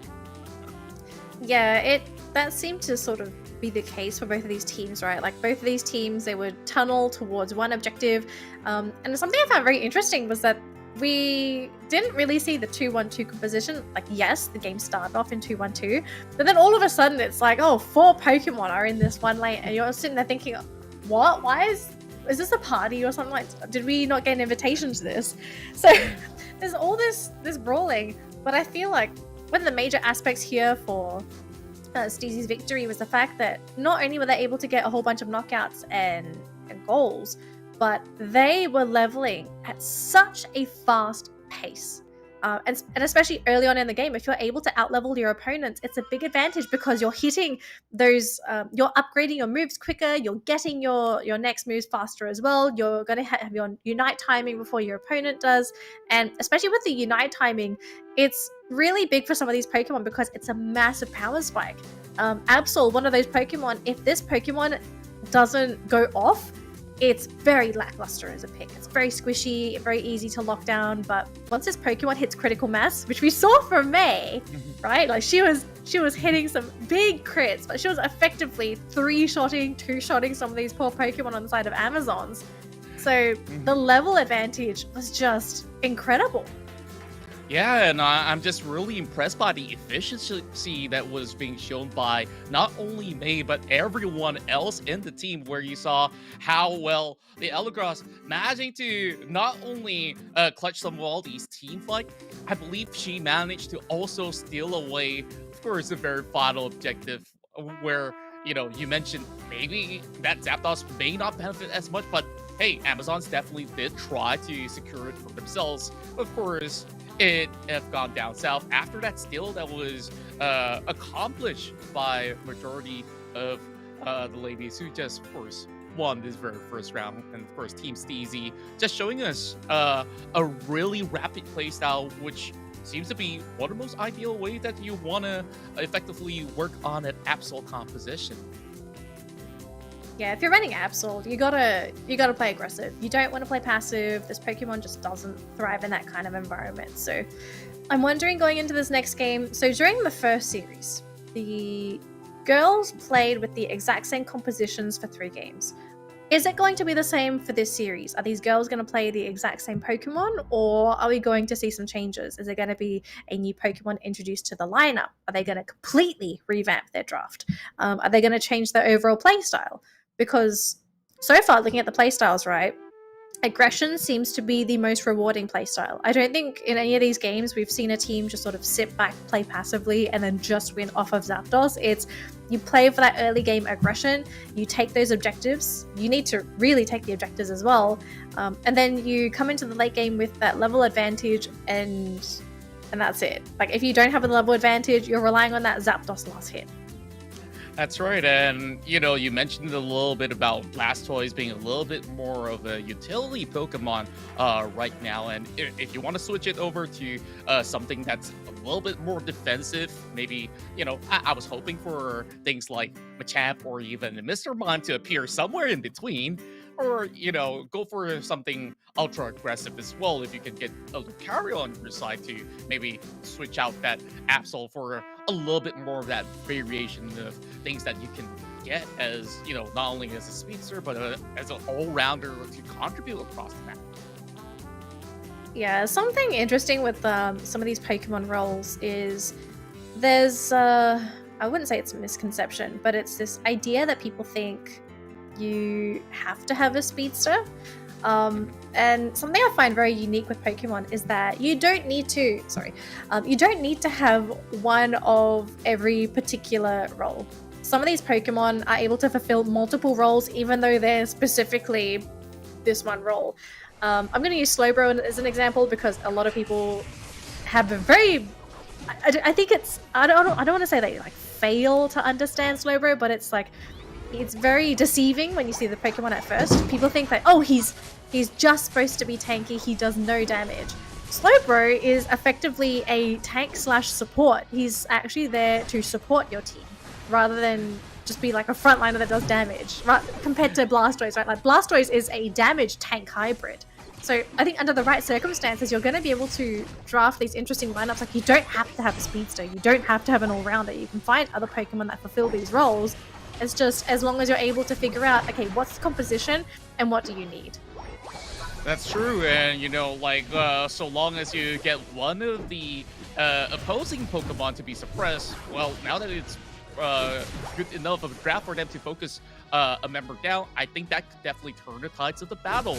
And we saw Stezie having that Serena to dance all around the targets. Kyla basically failing at her peak performance right there and then, and she managed to change the course of the battle multiple times, and this is where they managed to get that steal on the Zapdos at the very final moment, and I guess that was what broke the camel's back for Amazons 48. Alright, so after a devastating Game 1, I'm genuinely curious to see what's going to be the change here for Amazons. If they maybe decide to swap out the Blastoise for a different defender, because if there's a role that I think you do need a defender. You need a Pokemon that can sit in the front lines and take that damage. But I think they need someone that's not Blastoise, someone that comes on earlier that can absorb that damage.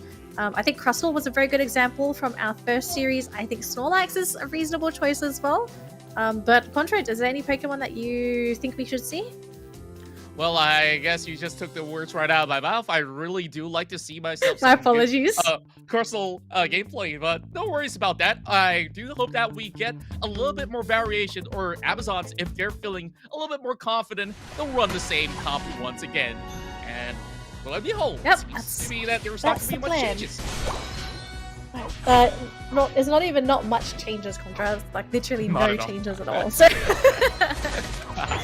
Alright, so at least for us it'll be easier to tell where these teams are. They're going to be staying on the same sides. As for people that haven't played Pokemon Unite before, regardless of what side you play, the map is practically mirrored. So it's not really a big change for any of these players. But so far, playstyle-wise, it's still going to be Stezie to be the aggressors in that bottom lane. They're getting some of those early goals, especially for the Eldegoss, who does get a very quick evolution. But something I find very interesting is the decision to put Squirtle in that bottom lane with Stezie. With Serena. Because Serena is a Pokemon that doesn't really come online until she hits her second, or heck, you can even say her third evolution. So you're putting two Pokemon that are very weak in the early game together in probably the most important lane early on. And then, as you can see, right, the two poor Pokemon, they can't defend each other. They just get demolished once again by the Absol.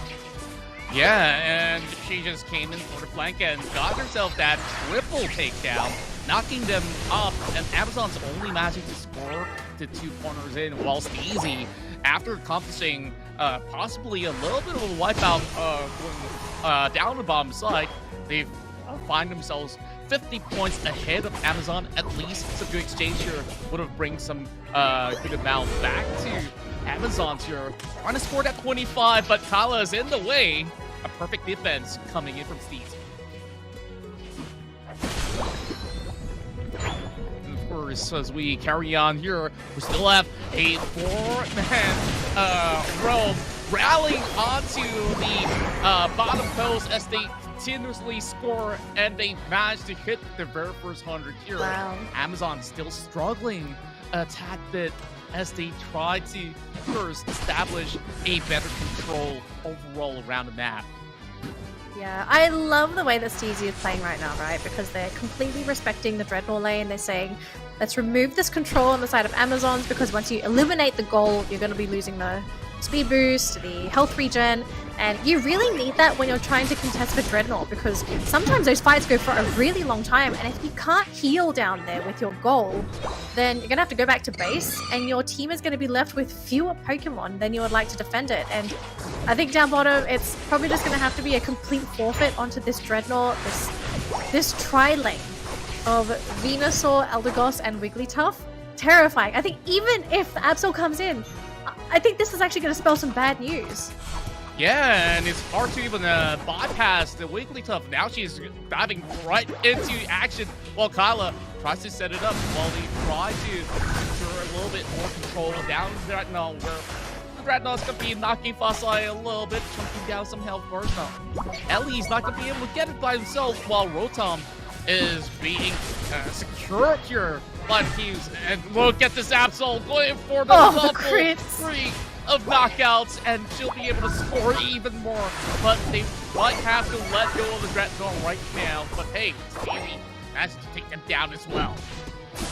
Oh my goodness, all these objectives are just going into Stezie's pockets, and Amazon's 48, they're at the mercy of this terrifying team.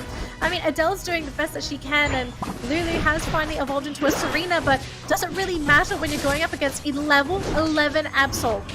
Look at Amazon 48's team, they're still running a level 4 Squirtle. Oh no! I don't think that Squirtle's gonna be able to supply, not even turning to War Turtle just about yet.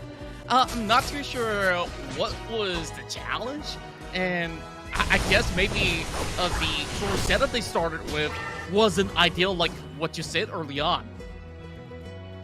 Yeah, that was something that I found very strange, because they did the exact same thing in the last match, I believe. So they put two... I don't want to call them weak, because I think in the right hands these Pokemon can be very strong, but they don't have the easiest lanes. Like, you normally need a lane partner that can make it a little bit easier, or you have a partner that can complement them. So in the case of Squirtle, you want someone that can dish out damage so you can utilize Squirtle's CC.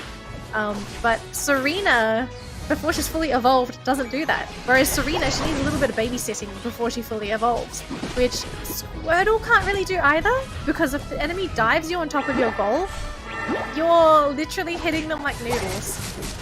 Yeah, indeed, and look at Kyla immediately going for berries and instantly working hand in hand with May to just dish out a truck ton of damage, and once again sending them all back.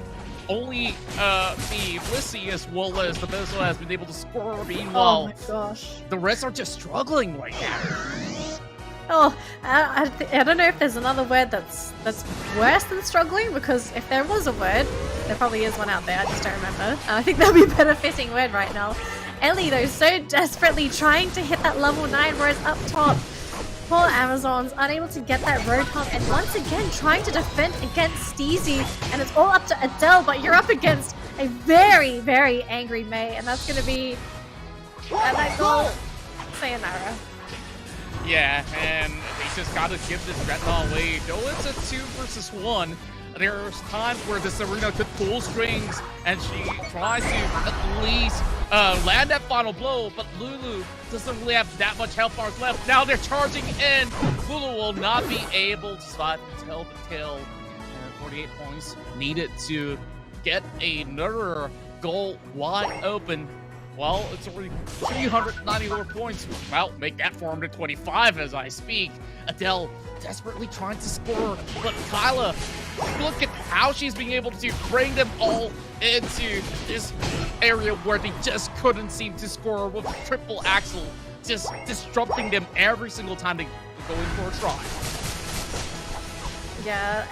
The fact that she was just there to pester them and to stop them from taking the goal, it's such a small thing, but it's so impactful because Amazons are sending so many Pokemon to commit to the goal. They want to get the experience, they also want the goal points, but if you're not able to get the goals, it's a pretty bad situation. And look at this, Adele! Oh, the 2k crit from May deletes the opposing Absol, and I think this might just be it again for Amazons. They're just going to get cleaved down and sent to the butcher shop. Oh my, just look at May, level 14 against what? I don't think this is going to be a good deal for Lulu either ways, as they use Twilight to get a little bit more room. Adele could only save herself for now. When we have 25 seconds to the Zapdos, I guess this is just the only opportunity if Amazons could snatch it away, but then again, they still have to get all these Eos energy all compiled together to make that rush. Yeah, the ideal situation here for Amazons would be for all Pokemon to have 50 points, for them to get the steal onto the Zapdos, and for no Pokemon to get knocked out while they're trying to get the goals. Then, with that with the 500 points you'll potentially get, that might be how you come back.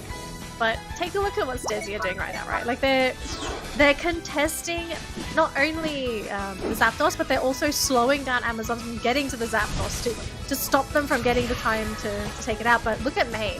She's positioning herself on the outside of the pit. She wants to go for the steal, but Adele thinking it's her duty to cleave down this Absol. Now instead, Absol's going to try and go into the top lane. They do get... Okay, hang on. They do get the Zapdos, but look at the other side of the map. May is going to score 100 points into Amazon's goal because they're saying, like, okay, well, you're scoring, we're going to score as well. And because of the Rotom debuff, it's going to be just the same as the Zapdos. Exactly, and I don't know if they're going to be able to accomplish this within the span of a minute, but they will do the very best to get as much as they could possibly get out of this situation. Ning just basically holding on to the top goalpost while Adele has to bring one back. But of course, this deficit may be too hard for Amazon's 48 to catch up as the tries to shove Ning away. But look at the stack of Team DD members calling onto them. Ellie has got to make a run, but she's just gonna push them all the way back. And well, I guess that's pretty much good enough. But it's possibly the end of it with only 20 seconds left on the clock. 20 seconds left. I need another 430-ish points to come back. So, wow, 2-0 for Stezie. This is... Oh God, this is a terrifying team. I'm scared. Indeed, and they definitely came in very, very prepared to take on Amazon's 48, and of course, You lose. that was an outstanding performance from Stezie. 2 back-to-back wins, and of course, alters from all the girls that's currently on your screen. Man. So before we started the match, right, like all the girls, they're so nice to each other. They're saying, you know, let's have a friendly match, let's have a fun match, and then you see Stezie play, and you think, do they really mean that when they say have a friendly match? Because very aggressive friendly matches, if I do say so myself. Or should I just say maybe they just over-prepared? Like, oh my, they say that they're nervous and stuff. Well, I believe now they're feeling a lot better before, of course, after getting this clean win against Amazons. Now, let's have a look back at the replay of the match, and we can see that, you know, there was a little bit of mixed priority going on where they're attempting both the Rotom as well as the Dreadnought at the very same time. And Stezie managing to snatch that one and start scoring from the top of the goal. Yeah, I think everything just snowballed after that, right? Like, if there's one comment I want to make about Stezie, it's that their playstyle is actually quite similar to Stalwart, right? Since Stalwart played such an aggressive style, they were constantly pressuring in the lanes. But I think Stezie's way of playing it, it's next level, and a lot of it I really think is because of May's Absol. Like, I mean, we're looking at her highlights now, and you just see how much damage she does. She's able to just delete Pokemon that she's able to latch onto.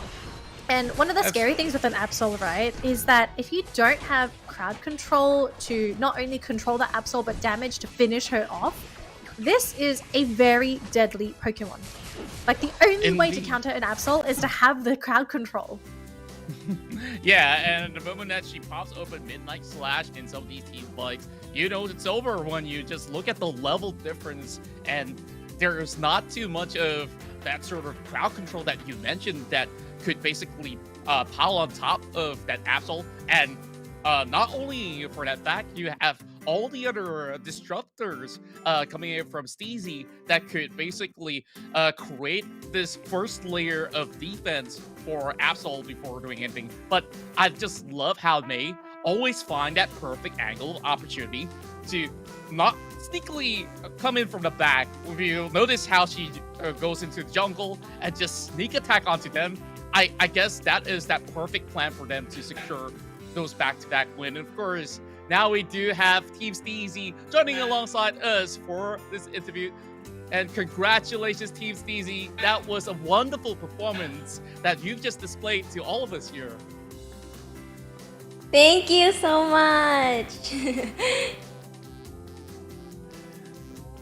Okay, I actually want to ask one question. Okay, this is a question for May.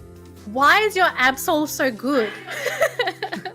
You were so impressed by May. I gotta say, you definitely made some really great plays.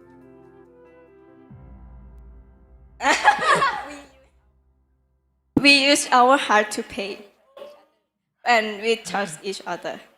Aww. Aw, wow. Congratulations, Stezie. We look forward to your next matchup. Contra, do you have any questions? Thank you. Well, of course, I do have one question for you, Team Stezie. How long did you guys practice together? Because we know that you probably have busy schedules. So, yeah, how for this tournament that you guys are playing. So, how long did it take to form such good synergy, or it's already inbuilt in CGM48 for Team Stezie? About 3 months or 4 maybe, but we practice all day. That's why. Every day. Wow. I think that makes a lot of sense. Yeah, and of course, I guess all that practice definitely pay off overall. And of course, we don't want to hold you too long. You definitely stole the show with this very game. So we wish you all the best for your upcoming games. Thank you very much, Team Stezie. Thank you so much. So that's going to conclude our first 2 matches of the day. Our upper bracket matches are completed, and Contra, we're about to come up to our first final of the day. Our upper bracket final, for people that don't know, it is going to be Stezie versus Very Very. And for people that didn't tune into the first series of the day, very good team. I think they're going to put up a really good fight to Stezie. What do you think, Contra? Yeah, indeed. This is going to be another breathtaking series that we're going to be witnessing in the span of a few minutes. But of course, I just want to let the action unfold because I believe Very Very had their amazing clutch plays on the very first match that we witnessed. But can they keep up with Stezie, who've never lost a single game? Good question. Now, I think for us, we're going to go for a quick break so that the girls can get ready for their matchups. And for all of you at home, go to the toilet, grab a drink. We'll be back. We'll be back after the break.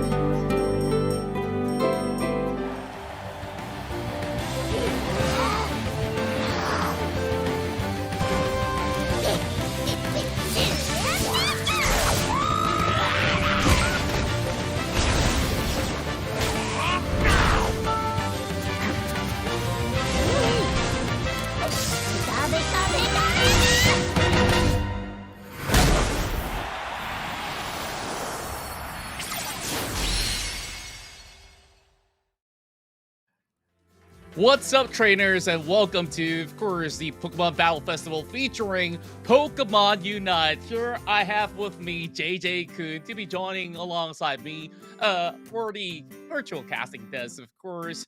My man, you know, you've witnessed that match early on, and I'm pretty sure that you're so stoked to what's to come, because now what's about to happen is that we're going to jump on our upper bracket finals. Yeah, definitely. It's Team Very going against the very amazing Team Stezie, and I I was watching behind the scenes, man. I was watching behind the scenes while you and Dunley were casting, and it's like Stezie built different. That's all I can say. That's 3 words. Just 3 words, man. Stezie built different. Yeah, There's and something else to tell to them. it definitely left you speechless, and I guess even when I was casting that match, I was at the disbelief where you just look at May basically hitting those I'm even lost for words right now. Right? Like, what, level 14 in such a short span of time? I'm just baffled, man. So this time around, they got is there gonna be 800 any points answers? even without the Zapdos. Right? It was such a snowball for our AKB48 group invitational, and I'd have to say that knowing the fact that Team Very gave a hard time against MNL48 earlier, I think we would be seeing quite a match, especially that they're going to be going against Stezie right now. And we just saw our timer right here, and we're going to be heading into the game in after the countdown has started. But yeah, here's our prediction based on what happened earlier.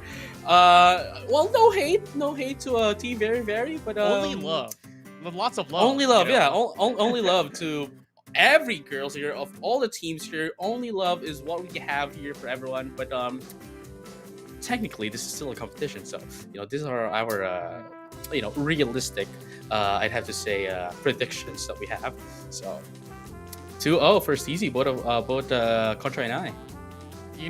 I really want to say 2-1 because we saw a lot of clutch moments coming out from Very in the initial match that we've witnessed. But I'm pretty much convinced after watching how Team Stezie not only have this perfect graph coming in, you just look at how smooth they secure all these objectives one after another. And I gotta say, after that interview when we figured out that they've trained 4 months every single day for this tournament, they need serious business. And I think it's deserving to say it's a 2 for them.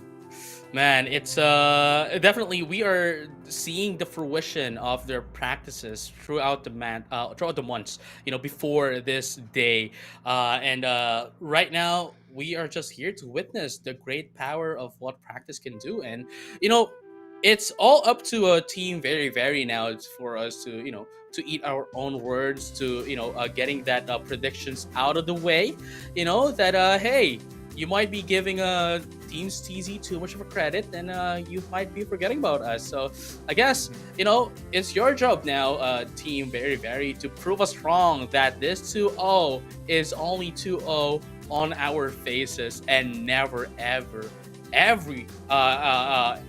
elsewhere, basically.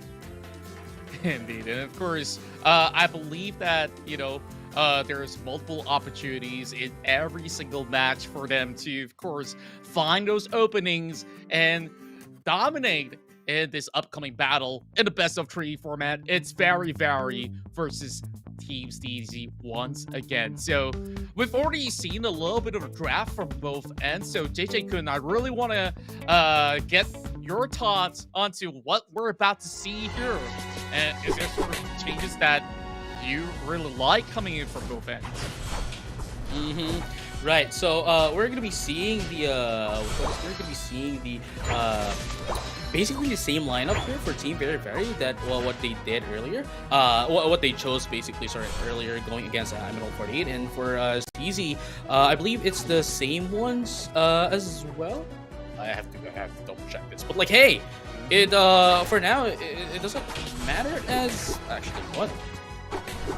Yeah, it is the same actually.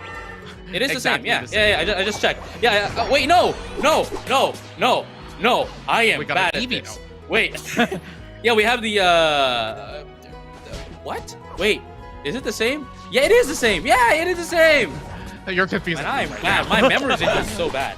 My mind is bad. here I'm comes sorry. team fight. No worries about that, as we get a little bit of refresher of how well Team Very Very is playing this one now. They managed to score 21 points, only 10 ahead of Stezie right now. Still a very slight lead that we can see Stezie eventually accomplish what they want to, but they are having 4 ladies stacked onto the bottom side of the map, probably chilling by the beach area later on for the Dreadnought, but Dupe as well as Fukan just have to get back into the safety nets as May is trying to score here, but their health bar is dropping pretty low as they're forced to put them down to sleep. May getting the scores done, and that was secured by the professor to knock out that Wiggly Cup. It's really interesting to see Stezie right now going in for a 1-0-4 strategy, where 4 of the Pokemon here, 4 of the players here are on the bottom lane, whereas the Absol is being their jungler. It's not actually doing a lot of jungling here, but as we can see as well, is currently into that of the jungle, and of course that Steenie right now instead of the top lane being solo, basically doing the role of a Lucario here.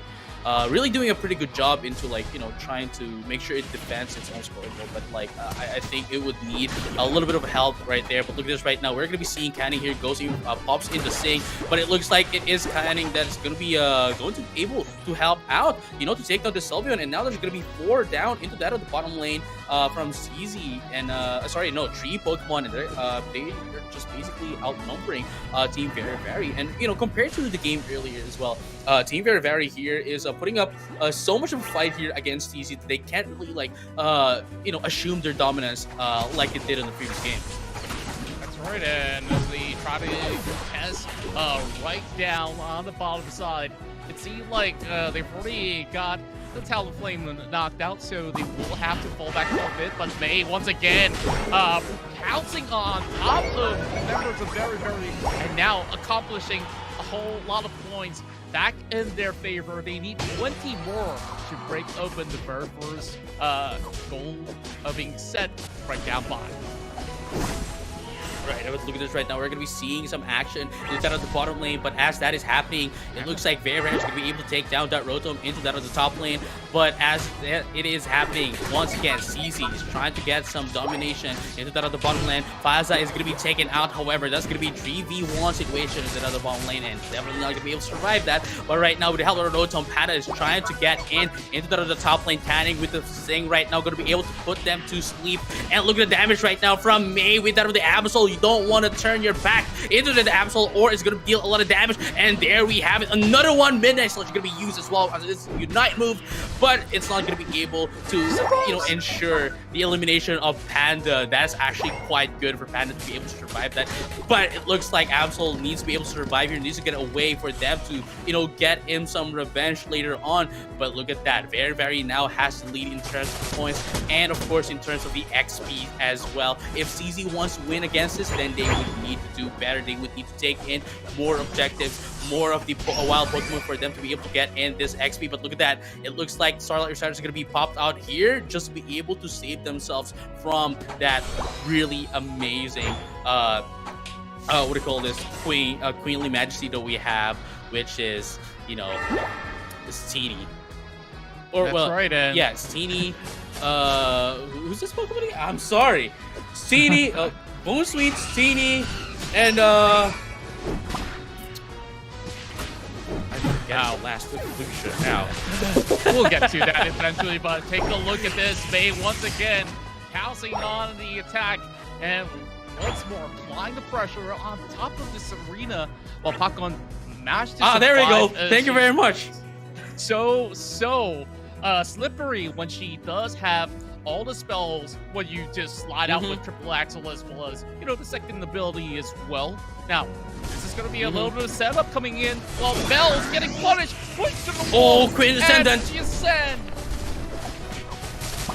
Oh my goodness, that Quintessendent is actually pretty good, but unfortunately wasn't able to have any follow-up damage from that of the Serena, so they won't they weren't able to take down that Serena of the enemy team. And of course, there's also the Crustle coming in from Panda that's actually proving quite well against Stezie. And right now, what's really interesting about Serena as well is that its first move slot, a triple axel or a stomp, whichever they chose, actually has healing properties. And of course, the second move slot, which could be Grassy Glide or Grassy Glide or Drop Kick, actually gives itself shield as well. So it has huge stain properties over itself. But right now, they're gonna be able to take down this Rotom. Gonna be able to Fazio gonna be able to survive here, recovering Cloud Crash as well. And there we have it. I don't think they're gonna be able to eliminate Fazio. Never mind. I'm just eating my words. They're gonna be able to make him fall asleep, and make him fall asleep. And they're gonna be able to take it down. But May here actually quite a little bit late here for them to take down that to be able to help out their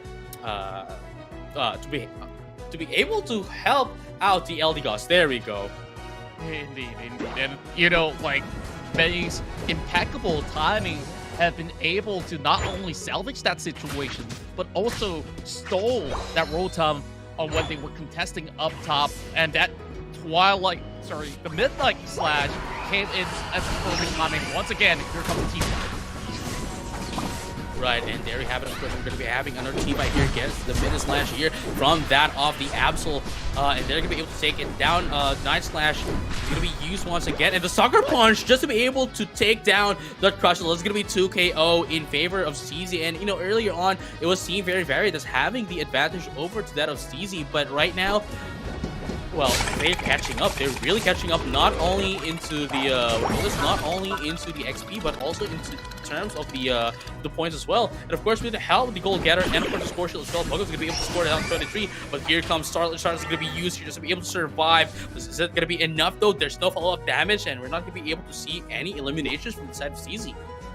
That's a really good attempt coming from Stezie, but of course, the Wigglytuff has been just like what her name entails.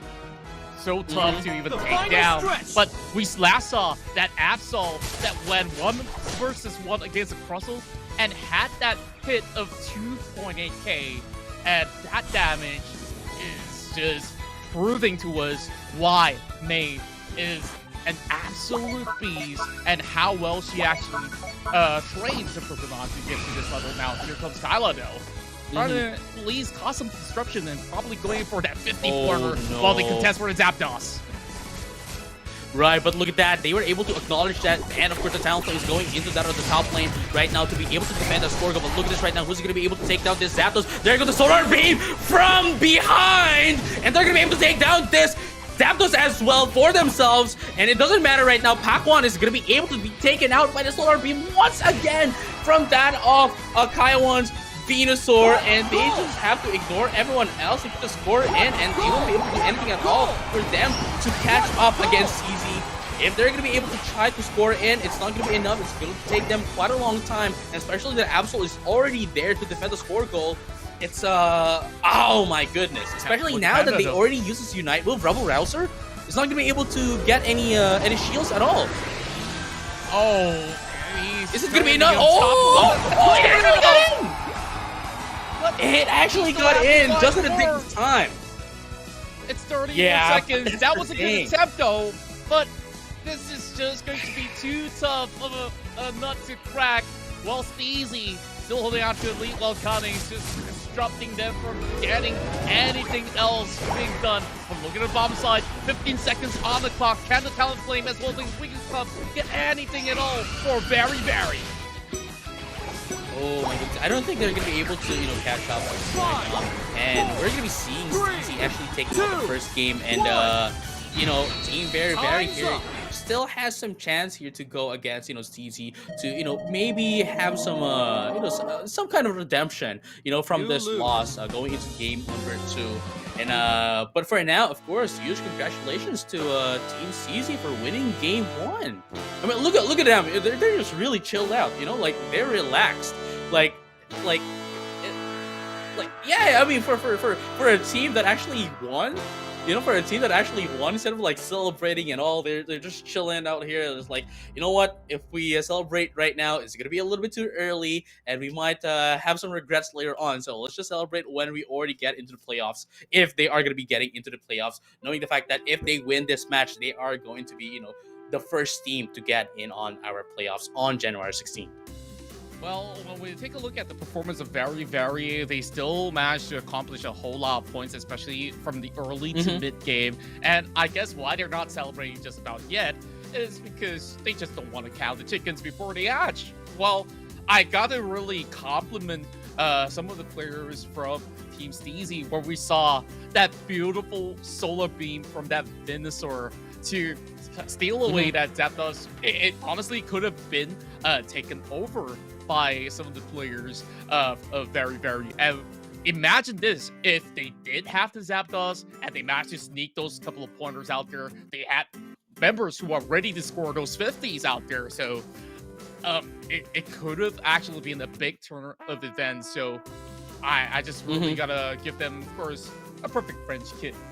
No, sorry, not French kiss, but chef's kiss. I almost, of course. There we go. There you go. Chef's kiss. Perfect chef's kiss. Definitely their play is definitely a chef's kiss right there. And man, it's I don't know, man. Like, I'm just really excited to see the next game. Hopefully, you know, Team Very would be able to how do you say this? Adjust against Team Stezie, you know, and what do you call this? To be able to adjust against them, just like what they did with MNL48 earlier, and maybe perhaps we could get into game number 3. Yeah, of course, man. I just definitely was keeping my eyes on how well May just goes out for the hunt. Even though in the slow zone, there's nowhere safe that they could possibly hold off for long, and that crit damage coming in from May is just too hard for Team Very to handle, even though they do have members stacking up upon them. And when we take a look at how Kyla has been able to stop them from scoring from the top portion of the map, that definitely bought a lot of time. Though this very moment, it was May once again on that perfect timing to use that Unite move of Midnight Slash to create that space, and they managed to secure that rotom that opened up this slight margin of a lead, and it just started snowballing from that 3-minute point on.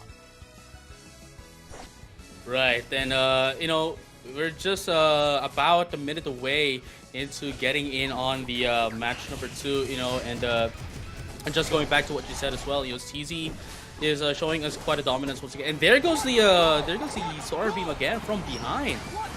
It's just fascinating to watch Kaiwan, you know, with a Venusaur.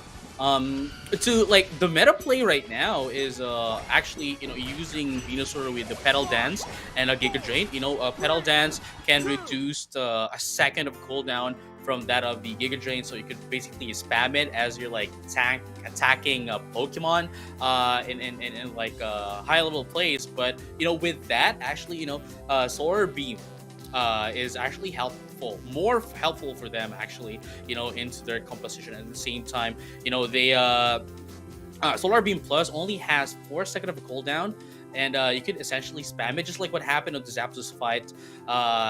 They were basically just making use of that over and over again for the and they essentially won with the help, huge help from the Solar Beam. But right now we're going to be proceeding into game number two rather, sorry. And this is going to be a Very going against Stezie once again.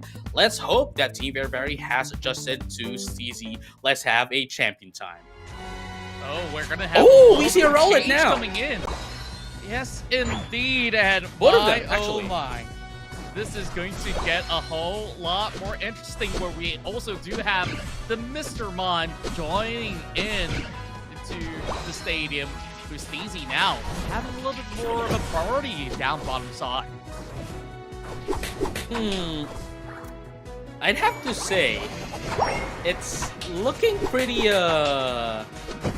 I actually have to say that I like Stezie's position before than now, because looking at it right now, they don't have much of a crowd control, you know, in terms of Stezie, whereas Team Vari here, essentially, they still have a huge crowd control, yeah, but like, they sacrificed their damage and their sustain. You know, as I mentioned earlier today, the Sidoi, along with the Ninja, has the lowest HP in the game. That once, you know, if there's a Talonflame goes in or fly on you, it essentially removes and deletes you from the game. That's right, and as we carry on forward, 2v2 is only happening up top. Well, there is a flank coming in from Jib, and this pressure might just be good enough for them to get some good scores down. Jib has to back away, ejects out of the battle, and that leaves Hotone also having the lack of resource, but Panda is going to give a little bit more backup to create that room so that her members stay safe. Vari will continue on to push them inside, and they might just actually get that knockout onto Fasai as she managed to get a little bit more of that room to heal herself up, but that's not going to be good enough. The knockouts come true, and Vari continues to score. And there we go. Panda right now still with a Crustle, of course, try to get in some scores here. I don't think they have attack weights in this Panda.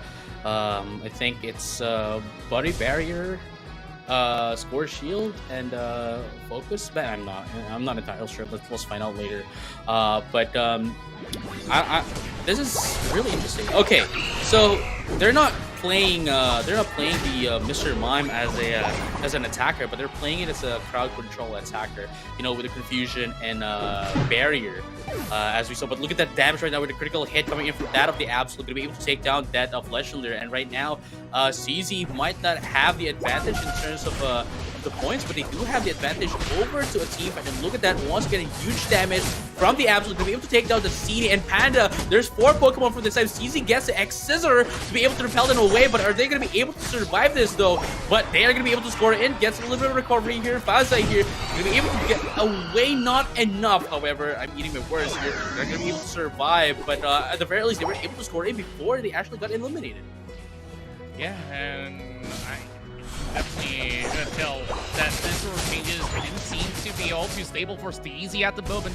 While Panda managing to first get a little bit more of the movement speed to get into a little bit more of a safe space, while that opens up room for the Serena to get the scores in, only needing 27 more to get the goal down. Well, Fasai covering the cracks, waiting for some good kills, but Pakuan's bringing them back, trying to kick them off the safety net, but the Dreadnought getting attempted, and it seems like they managed to take out the Mr. Mon, and that's 2 down.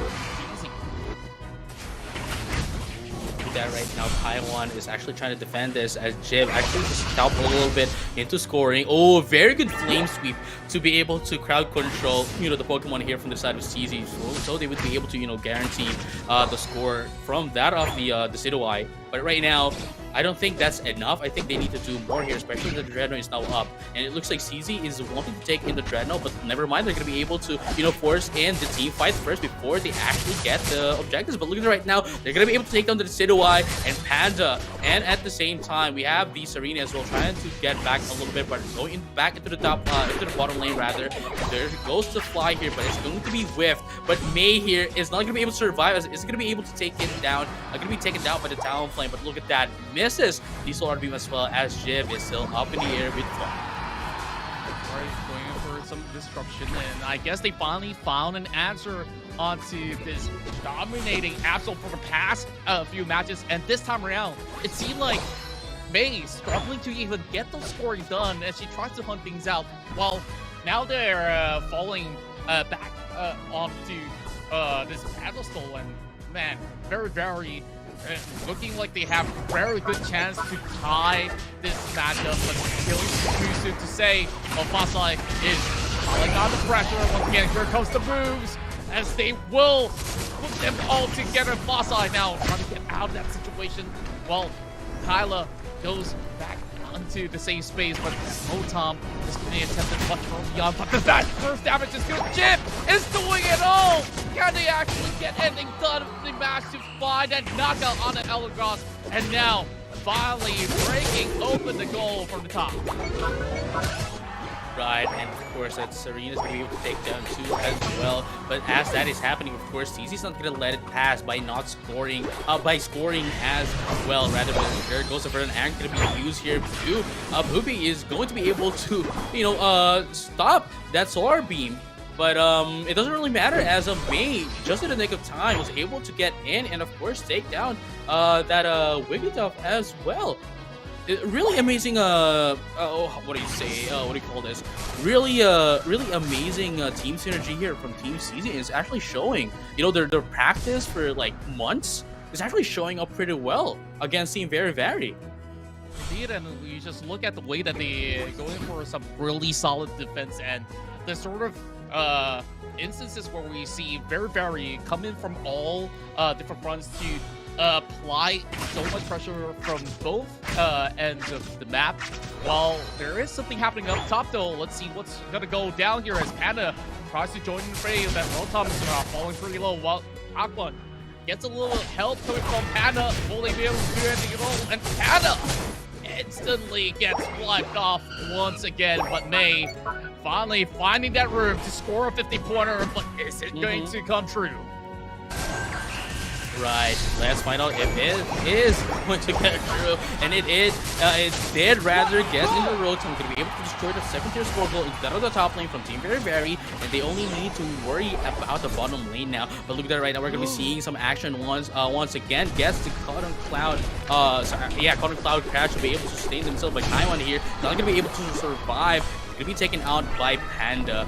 Really amazing stuff here. But the Falling Puff is going to be used here by this Eldegoss instead of the usual Leaf Tornado that we see a lot on the ladder. But let's find out if they're going to be able to actually, never mind. It looks like Team Very is going to be the one taking out the Dreadnought before the Zapdos. So this is, while Stezie has the lead here, it's not much of a lead. It's only like a more or less 46 points lead.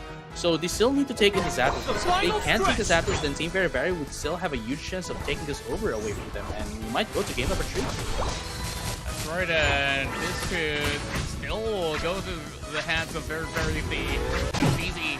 We're not careful enough, and this is what we're talking about now. Without the Eldegoss, this is very possible for Very to go in for that Zapdos attempt, but they gotta find that perfect opportunity because they expect a flank incoming while Dip is trying to score from the bottom. So Aquan now caught in the middle is going to have Russell to assist on his exit, and Aquan possibly going in directly into the final pose to get some pointers in this final minute. Right, but here's the thing though, I think Pakwon here is just trying to recover, trying to retreat here. And actually that's a pretty good strategy as well, but here's the thing, there's only 3 more Pokemon left into their side, and I like what Poopy is doing here. Is actually, trying to buy some time for Team Very to get back up. And what Stezie is not seeing is that they are no longer in the lead, but never mind, they get 100 points as well, but Very, there's still not much of a lead here. They can, Team Very could just score in a little bit here and get the lead, but here's the thing as well. Team Very needs to be able to defend their Slowpoke really quickly, or at least try to get a steal here, as they are now trying to take in this Zapdos. And right now we are going to be seeing Jib here tries to going to be attempting to steal this one away. They're going to be able to take it out. They're going to be able to take it out, but only 4 Pokemon are left within their arsenal, are left within their team. Now only 4 Pokemon could have gotten the points, but is it gonna be enough? They need to be able to defend this. They need to jump into that of the secondary score, into that of the ball lane. Is it gonna be enough? No, they need to jump in, but they're gonna be able to get another 100 here. But did it count? It did not count. It did not count. That last 100 points from this arena of Team Stezie did not count, and I think they won the game. They did, and we are now going into game number 3. Look at them. Look at them. Spark of joy for Very. They see the light at the end of the tunnel, but they still need another hurdle here. Tying this series, and they need 1 more game to defeat Team Stezie. It looked almost impossible, JJ-kun. I cannot believe it. I was pointing out Serena was down. And that Croissant Skin being that heavy disruptor in that team fight when they try to go in for that Zapdos steal. And then you just see Panda saving the day with that 100 corner, double it down to 200, and that's what brought them back in the game. Man, This is why I have no words. these I have ladies no definitely words. deserve the very best. And you know what? Our predictions all down the drain, and it doesn't matter because we have that perfect game here in hand, JJ-kun. And I'm definitely glad to cast this along with you. Where honestly, when you look at two of these matches that were being played by both of the teams, they look amazing, and they were all neck and neck. It was just a tiny difference. It was amazing to change the game. So, my JJ, if my brain could possibly be taken out for a check, I possibly couldn't understand how this could have happened. Yeah, and let's dive back a little bit into what happened in game number 1. We saw that Team Very is dominating into the early game. Team Stezie then were able to catch up into the the mid game, but right up on the very end, they were able to take down Team Very. Unfortunate enough for Team Stezie, the Zapdos was stolen away from them by Jib. Jib has been doing a lot for Team Very since their match against MNL48, and it showed once again how Jib is very basically their bridge, as I mentioned before, their bridge to victory. And without that steal from Jib, I think it would have been a 2-0. But again, thanks to it, we're going to be seeing our game number 2, which I think both of us wanted anyway. Like, despite our predictions of having 2-0, we both, I'm pretty sure, wanted the game number 3 to look forward to. Indeed, and I guess you could possibly say Jib is the best talent lane that we've seen throughout the tournament so far, and they just know how to really time all these attacks. And I guess when we look back at this very moment that's still on the Zapdos, we just let the action do the talking. And kaboom! Yeah, that was the move. Honestly, I'm going to have to need to take a breather from that. Like it's it's overwhelming. It's just amazing. Surprise. It's just amazing. Yeah, it is. And JJ, we're only about 10 seconds, so I hope you take enough of a breather, because we're about to dive back into the stadium once more. And there can only be one winner here in the upper brackets, and of course, whoever emerges as the best team after the span of the 10 minutes of play will hit directly to the playoffs. There we go. Let's have. Hey, I am out of breath right now. I'm still out of breath by what happened for the last game. But yeah, let's have a champion time. This is game number 3, and whoever's gonna be winning this one, right? Whoever's gonna be winning this one would proceed to our playoffs, just like what you mentioned. Gonna be proceeding to our playoffs, and they're gonna be waiting for the winners for later, from the lower bracket, and of course the winners from day number 2, which is tomorrow, for January 16, our playoffs of this group invitational. But right now, we can see how Stezie is actually being very dominant right now, actually having 1-1-3 1-1-3 rotation compared to what, well, actually still the same rotation as earlier. Still gonna be able to try to dominate the bottom lane by outnumbering them. Oh wow, Panda sneakily takes some of the berries in order to keep Kyle's health bars slightly low, but for staying in the goal zone is going to give her a little bit of regen, while Basa is going to find an opening there, picking off the parcel, but it's not too much of a worry while they're basically working on the Vespi Queen and May usually would go in for this sort of rotation where they provide a little bit more assistance for Kyla to hold on. And I guess that's the problem here. Maybe they need to send more reinforcement up there to get this Serena working pretty well into the late game. Man, it could be that, actually. It could be that, but at the same time, you know, they've already showed us what they could do, you know, both of these teams, Team Very and Team Stezie. But at the same time, you know, what I really think about is that it could be anyone's game, you know, like Team Very showed us that they could adjust against Team Stezie. And then at the same time, you know, Stezie showed us how dominant they could get as well if they are left alone with a lot of opportunities. But seeing as what's happening right now, they're still, you know, on equal footing in terms of the XP. But in terms of points, Stezie is leading up the scoreboard. But again, it's the score right now still doesn't matter as much as a lot of people might think, as there's you know, there's still the Zapdos and they can still turn over the entire game in an instant if they, you know, if Team Very would be able to seal down the Zapdos once again. But right now, in just a few seconds, we're going to be seeing the first objectives to come up. We have the Rotom from the top lane and of course the Dreadnought from the bottom lane. That's right, a little bit of a heavy focus down bottom side as they're trying to take over control by the corner of the bush. Well, May now gives a whole lot of attention to down bot, and they're going to be diving right in for Buffet, not being able to defend as they continuously score. This should be able to break it open by the end, but just needs 6 more energy points of AOS to get a little bit more of a room. Cunning's going to go down regardless, so Team Very coming in with some really good establishment of control while the Dreadnought's being taken.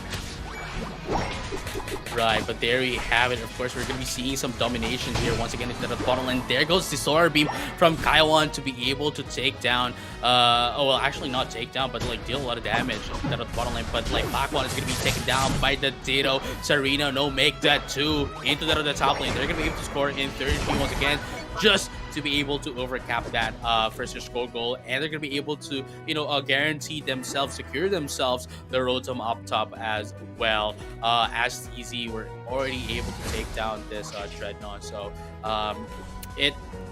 oh, never mind. Stezie was able to take down the Rotom. So it's not just the Dreadnought that they were able to take, but also the Rotom. But there goes Queen Ascendant. Queen Ascendant, rather, is going to be able to get used here by Kyla, and they're going to be able to take down 2 from the side of Team Very. Once again, that's already 202 points in favor of a Stezie, and there's also the Rotom to help them out, push into the top lane. There goes a Flame Switch that's going to be enough to take down anyone from the side of Stezie, but never mind, that's going to be 2 KO in favor of Very from Jib. Really amazing play. And you just take a look at the initial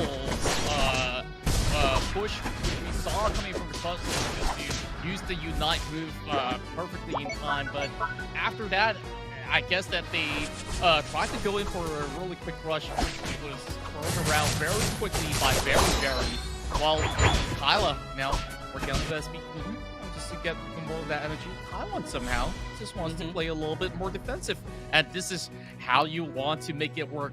Give a little bit more information and wait for the roam as Team Stezie, you're about to arrive from the back, and there we go.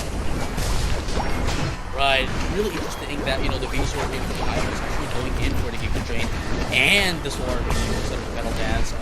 We don't see often this combination. We usually see Solar Beam go with the Sludge Bomb, but at the same time, it could be the Petal Dance and the Giga Drain, but not Giga Drain and Solar Beam. So that's actually quite interesting to look forward to. But look at this right now. It's dead at the bottom lane. It looks like Team Very here is trying to, you know, catch up in terms of points. It's currently at 137 to 22, but at the same time, they're you know, Faza here. You know what I really like what Faza is doing. I really like what Faza is doing. Yes, you might see that, hey, it might be just that they are what do you call this? sacrificing themselves, but they are actually just taking in what do you call this? They're just taking in their as a diversion, basically, for them to be able to secure the Dreadnought, and that's what happened. They were able to secure the Dreadnought, they were able to get in a lot of XP, and they are now going toe-to-toe in terms of the levels against Team Very and going over into a team fight. They have so much of a potential against Team Very now, especially that not only were they able to take in the Dreadnought, but they were also able to take in the Rotom up top. Health bars dropping pretty low. Maze giving chase once again. Oh, they do get the double! And Maze getting out of that pretty much cleanly with a double KO, while Jim's in trouble once again, still needing to disrupt him from scoring even more points. Going invincible with the fly, but that's the solo blink to catch him on. But once more, May dropping them out of that skirmish. And now the lead has been established. Team Stezie, they may actually close the game, but then again, another minute, that's where we want to see, is it going to be another miraculous steal coming from Team Very? It could be, but hey, let's find out if it is going to be a miraculous steal here, as it's it's more than half. The lead here by Team Stezie is more than half, so here's a win condition here for Team Very. Definitely they have to take in those apples, right? In just like 30 seconds, it's going to be coming up. But Team Stezie here just needs to be able to, gather some points, get some wild Pokemon, get some points, and dunk it in. While Team Very is taking in the Zapdos, they can just give out the Zapdos. It doesn't really matter. They are currently in the lead, and if they can just score in while they are taking the while Team Very is taking the Zapdos, they would still be in the lead regardless if they take the Zapdos. That's true. Just look at how destructive Panda is. Just casually scoring a little bit of points, and now going back into the safe hands of her teammates as well. There's a little bit of dance up middle, while the Town Flame is also getting a little bit more of an area coverage, receiving a whole lot of information, while Pakwon also will try to catch him all out, but don't really want to take on that camming. Oh! Going to be able to be burst down instantaneously. Now that's one parcel down. 4 versus 5. Can Stezie still get this one in the back? Oh, Jim actually went back? That's actually, I'd have to say, kind of controversial of a move for them to get back instead of helping out the team, especially if they have a lot of HP still. But there's going to be 2 down in favor of Team Stezie, and they're going to be able to get the positional advantage against Team Very in terms of the Zapdos. And now they're trying to look at this. Faza right now is just trying to eat them of their time, just trying to buy some time for their own teammate, for May, to be able to take down the Zapdos. And if they're not going to be able to get in quick, I don't think they would be able to take in the Zapdos. And just like that, they were able to get in the Zapdos. So Stezie right now would have the advantage of 200 points, and I think Team Very here would have a hard time in going to score in. And there's 666 points here coming in from the side of Team Stezie. No, make that 820. Even if everyone from the side of Team Very has 50 points, it would be 100 points if they could score everything. It's still not going to be enough for them to catch up against Team Stezie, and they were able to team ace Team Very as well. So it's pretty much game. That's 2-1 in favor of Team Stezie. Absolutely crucial. With that disruption, they secured that Zapdos, and now all they have to do is wait for that countdown. And Team Stezie, after 3 games back-to-back, have been able to secure themselves that slot to the playoffs. You lose. Man, it's them. I mean, they oh my goodness, they're still chilling out, man, they're already in the playoffs, right? It's, oh my goodness, it's just really amazing. So once again, congratulations to Team Stezie for getting in on our playoffs. It's gonna be the first team, to get in on the playoffs. So really huge props here for Team Stezie. Really amazing gameplay that they showed us. What about you, Concha? What can you say about their game?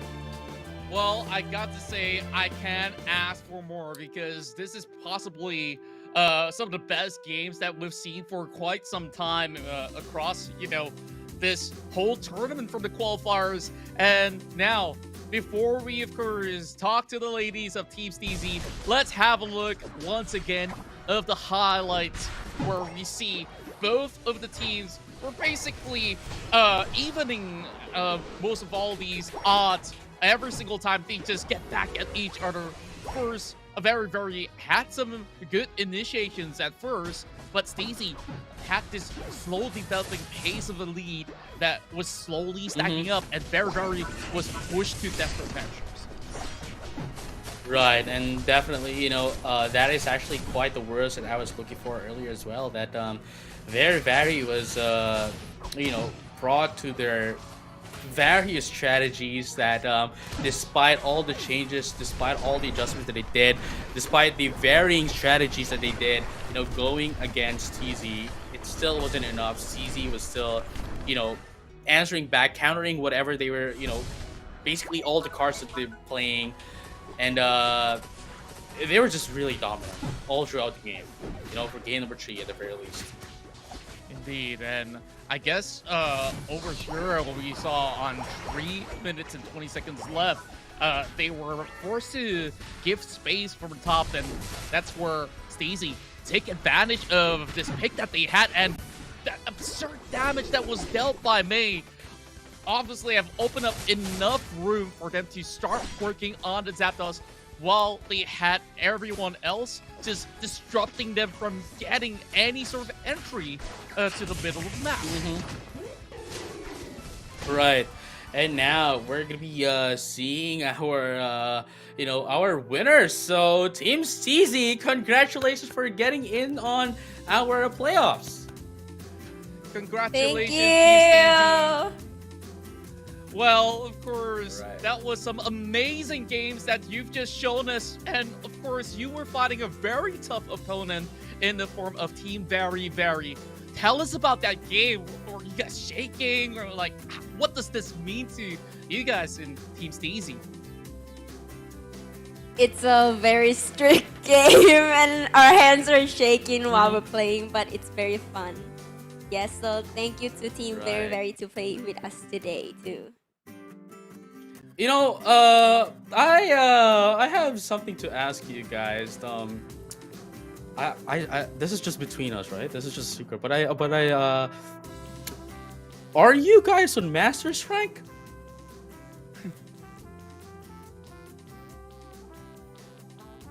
Are you guys on Master's rank?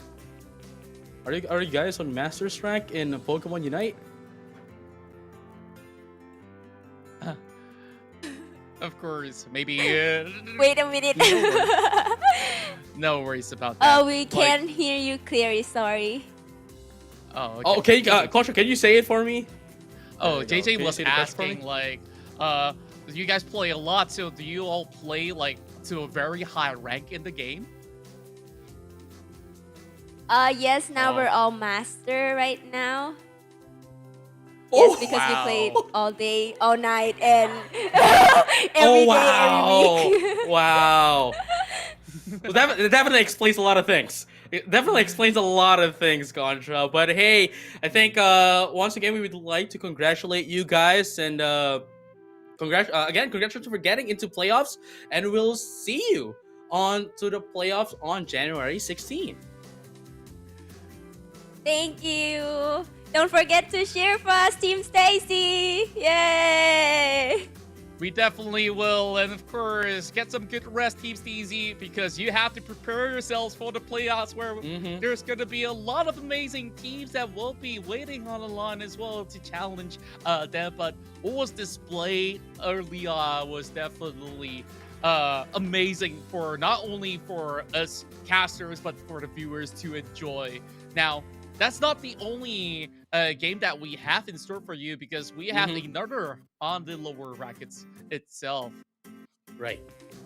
So, for the next game, it is going to be Stalwart League going against Amazons 48. So, I'm pretty sure a lot of our viewers here are waiting for this matchup once again. We haven't seen them on the previous game, so it has been quite a while since we last saw Stalwart League and AKB48. So, I think we just give them a little bit of a break. We are preparing things up for you guys. So when we come back, we'll immediately get into the game. So don't go anywhere. We'll just have a short break, and we'll see you in just a short bit.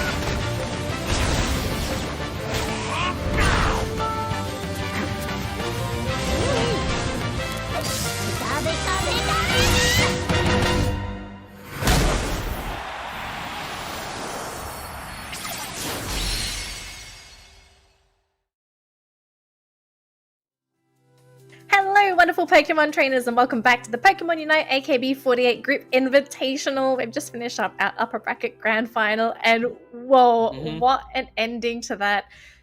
I was just watching, okay? I was just in there making my coffee. I was just enjoying some fantastic UNITE, and Game 2. Highly recommend it to anyone that didn't catch that series. Really, really fun game. Right, JJ? Yeah, I mean, you know, at one point we were already thinking that, oh, okay, it's gonna be 2-0 in favor of Stezie, but well, very they prove us wrong and essentially stole everything away from Stezie. And right now, here's our brackets that you can see. You know, very 1-2-1 against Stalwart League. We have Stezie at 1-2-0 against Amazon, and of course, as we saw from the previous game, Stezie 1-2-1 against Team Very. And now on the first game of our lower bracket, it's going to be Stalwart League versus Amazon's 48, and whoever's going to be winning here would be going into the lower bracket final, you know, going against Team Very. Now, here's what's interesting. If Stalwart League here wins, right, it would just be a repeat of the matchup from our first game on this day. Okay, you think it's going to be a repeat, right? I think this is going to be a very interesting rematch because we do need to give props to Stalwart, right? Because they did give very a good run for their money. So I think it'll be a pretty interesting series to see Stalwart have their rematch against Very.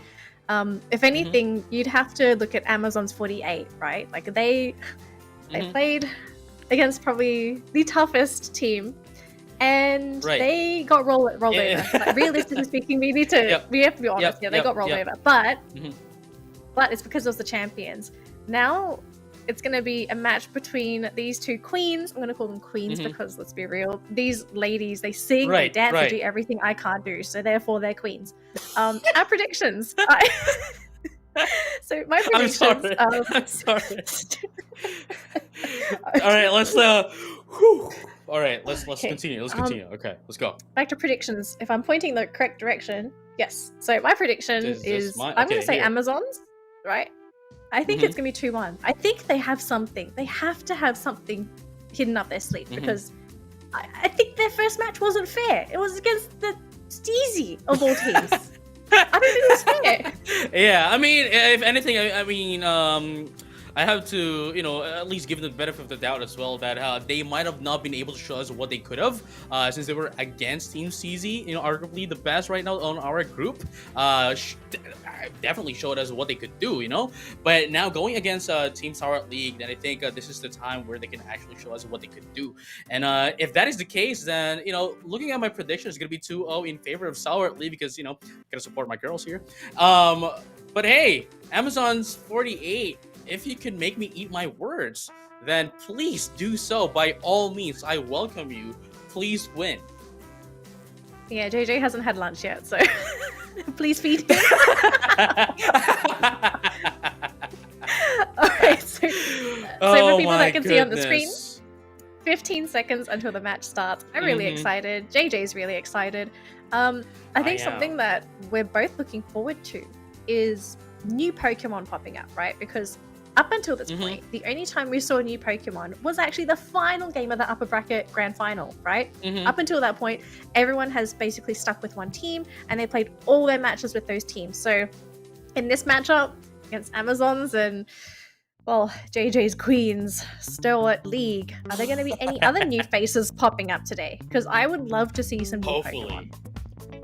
Right, hopefully we do see them. But hey, let us now have a champion time. We are now proceeding into game number 1 of Stalwart League versus Amazon. So it looks like, you know, at the very least, Stalwart League here is going to be opting in for the same lineup as they did, going against Team Very. And, you know, if they were to win this, then I think they would have to change things up if they're going to be going against Team Very because, you know, Team Very already won against his lineup, and I don't think it's going to be any different later on. But, you know, let's try to focus on the game that we have right now, as this is still going against Amazon's 48. Yeah, it's still going up against Amazons. I really want to see the concept behind Amazon's lineup, right? Because one of the major weaknesses that I saw in their match against, in their match anyway, previously, was that the Squirtle pick hasn't paid off so far, right? And I think one of the major issues that we sort of saw with the pick was the Pokemon just comes online too late, right? And you really want your Blastoise to be a bruiser. You want him in the front lines, and because he's a damage tank hybrid, he's actually a very scary defender if that Pokemon can come online. So the question is, how are Amazon's 48 going to get that Squirtle online? Because laning-wise, they did the exact same thing in their previous series, right? They decided to put Serena and Squirtle in the same lane, and we saw that these two Pokemon together, they're not very imposing in that lane. If anything, they're very, very unscary. It's not a it's not a scary combination of Pokemon in a lane, especially if both of these Pokemon needs a lot of XP, you know, as you mentioned, to go online. You know, yes, the Steenie here, the Serena can, you know, impose itself some dominance against the other team, but it's not really enough for it to, well, yeah, it's not enough for it to, you know, defend the Squirtle to be, well, you know, a War Turtle going into a Blastoise. Yeah. So I wonder what the plan here is with Ellie. At least for this game, right? It seems like she's on the right path. She's level 5. They're not really falling behind in terms of levels. Although I think the only concern is that Stalwart League, they are sitting on a level advantage. They've got 2 Pokemon at level 6, 3 at level 5.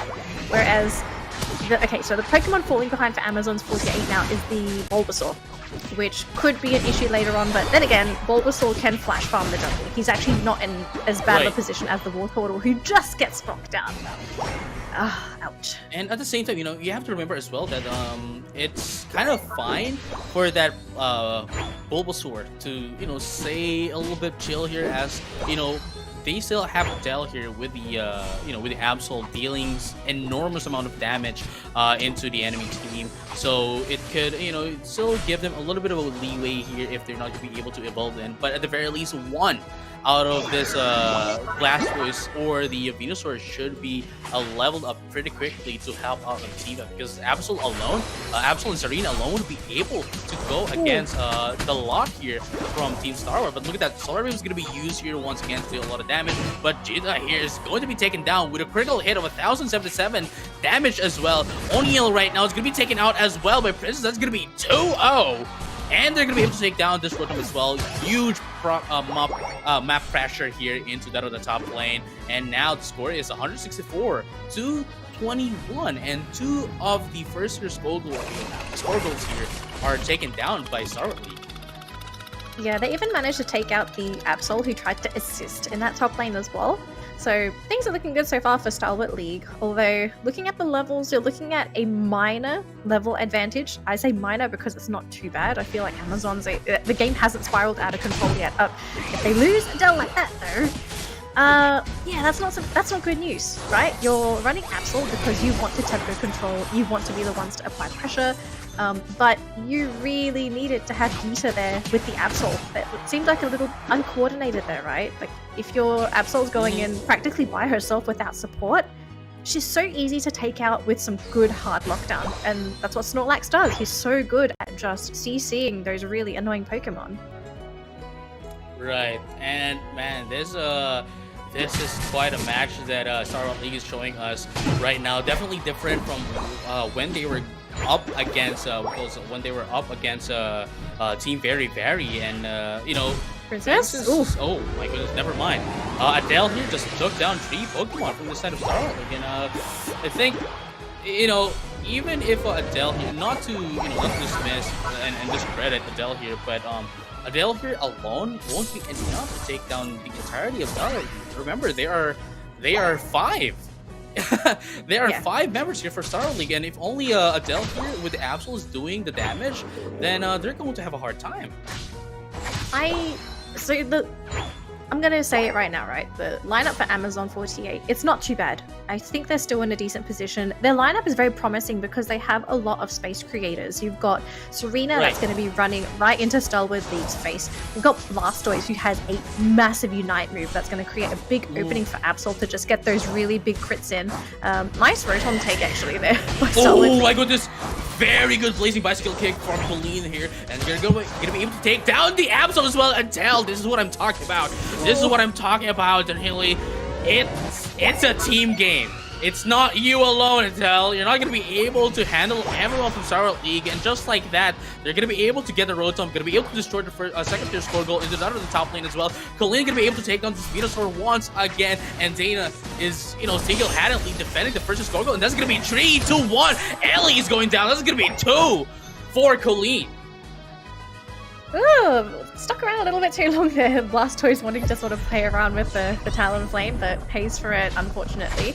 Looks like so far, though, Snorlax doing a fantastic job at keeping these Amazon48 players here, because now Dana's come in, and she's going to try and come in to clean up these Pokemon. Lulu looks like she's going to be going down. I don't think the safeguard's going to be enough to keep her alive, and looks like Gita's going to have to run away without her teammate. Onya, loses the 1v1 versus Colleen. Now Colleen is actually going to come in for the backstab. Adele, again, alone without support, just gets very good combination.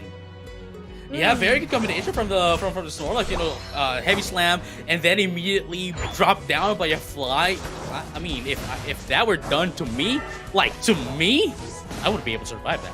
I wouldn't be able to survive that. I mean, if there's an eagle, trying to pack you from the sky, has a lot of momentum as well. Dude, they're gonna get out. They're gonna get eliminated real quick. I hear stories of people not making it after being bonked on the head by a stray coconut, so I'm very sure it's going to be the exact same thing when it comes to Talonflame. But got 38 seconds left there until the Zapdos, so I don't think it's all bad here for Amazons. One thing I am actually looking forward to is how they approach the Zapdos, because look at the Pokemon that Amazon48 have, right? Team fight-wise, I think Amazons are in a really good position because Blastoise is so good at area control, and Venusaur, with a well-timed Solar Beam, because I do believe they're running Solar Beam on this Venusaur, fantastic ability to steal a Zapdos, right? Because it's strong, consistent tick damage. It's not one big burst. Kick once again. Oh, Adele. Ooh, that's actually quite scary, especially the fact that, Cinderace here could deal some burn on its Rotom. Powerball. The Rotom! It got in as well, and it's ×2 on points, and oh my goodness, they are actually way ahead against the Amazons. But here's the thing, they are ignoring the Zapdos. They can't ignore. Oh my goodness, now they're gonna be able to score in. They're gonna be able to score in, but the question here now lies: is it enough? Is it enough for them to actually go over the score of Stalwart League? Let's find out together. Oh, look at this! Jada doesn't have any scores. Lula is getting. Oh my goodness. Yeah, no. They hardly have any points. So even though they it doesn't matter then. Yeah, so what Amazon needed to have done is that they needed someone to stop that Rotom from going into the goal, because with the Rotom going in, Stalwart League, I think they dumped, I want to say almost 200 points in, and they were already with a sizable lead. And then for Amazon48, yes, you take the Zapdos, but your Pokemon are going into Zapdos without being fully loaded, right? You want a fully loaded team with 50 on everybody so you can go for that big 500 dunk. And that didn't happen. Vita had no points. I think the most they had on any Pokemon was 30, 36, I think.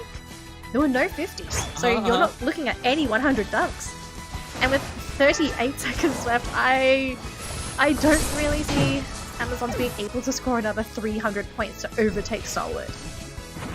Right, I mean, especially that there's only 30 more seconds left in the timer, and it takes, I guess, I would estimate 15 to 20 seconds for you to get from your own team base to the opponent's team base, and then you still have to take a little bit of time.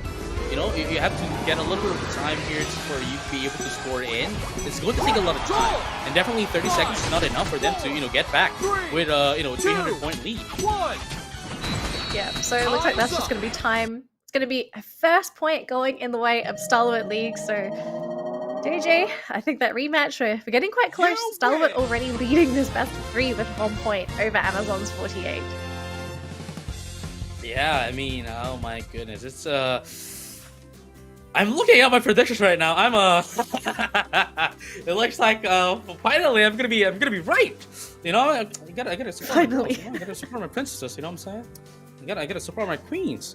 So, but hey, let's not dismiss the action that was given to us by Amazon's 48. I'm pretty sure they did what they could, but unfortunately, as you mentioned, they have a little bit too much of a Pokemon that goes online quite late in the game, and despite that, they actually went online on the latter half of the game as well. So not only were they their Pokemon's late bloomers, but they were made even delayed, from what happened earlier, especially with the especially with the dominance here coming in from Stalwart.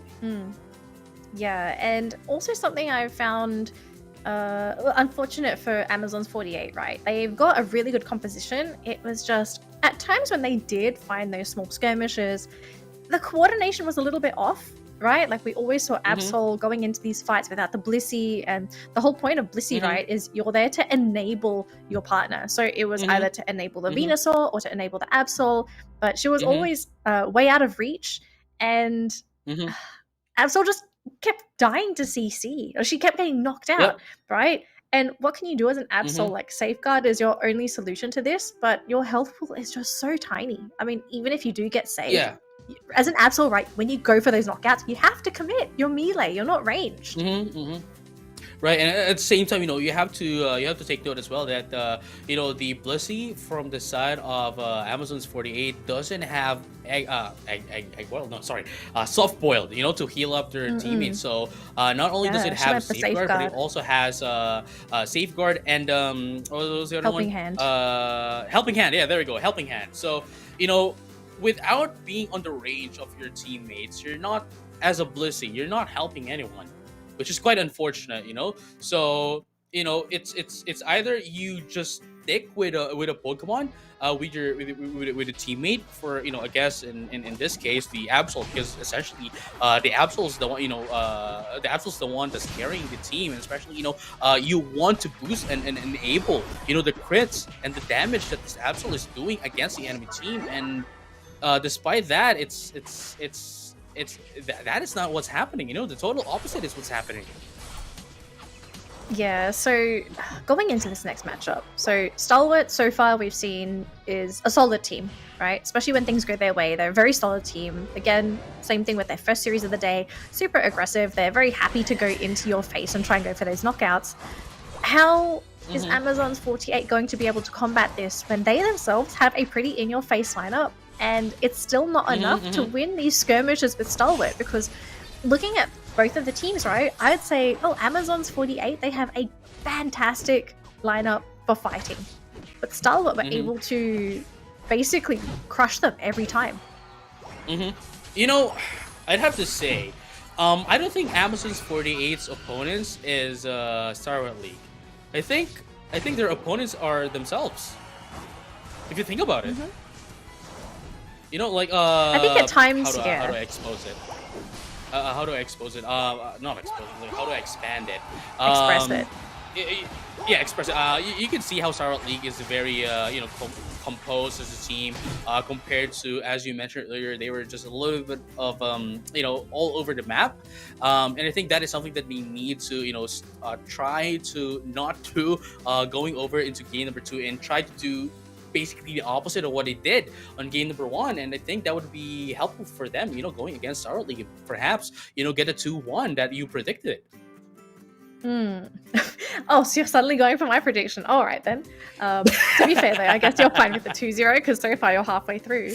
But I really want to see something happen from Amazons, because I don't think I can blame... I don't want to blame the composition, because I do like the Pokemon that they're running.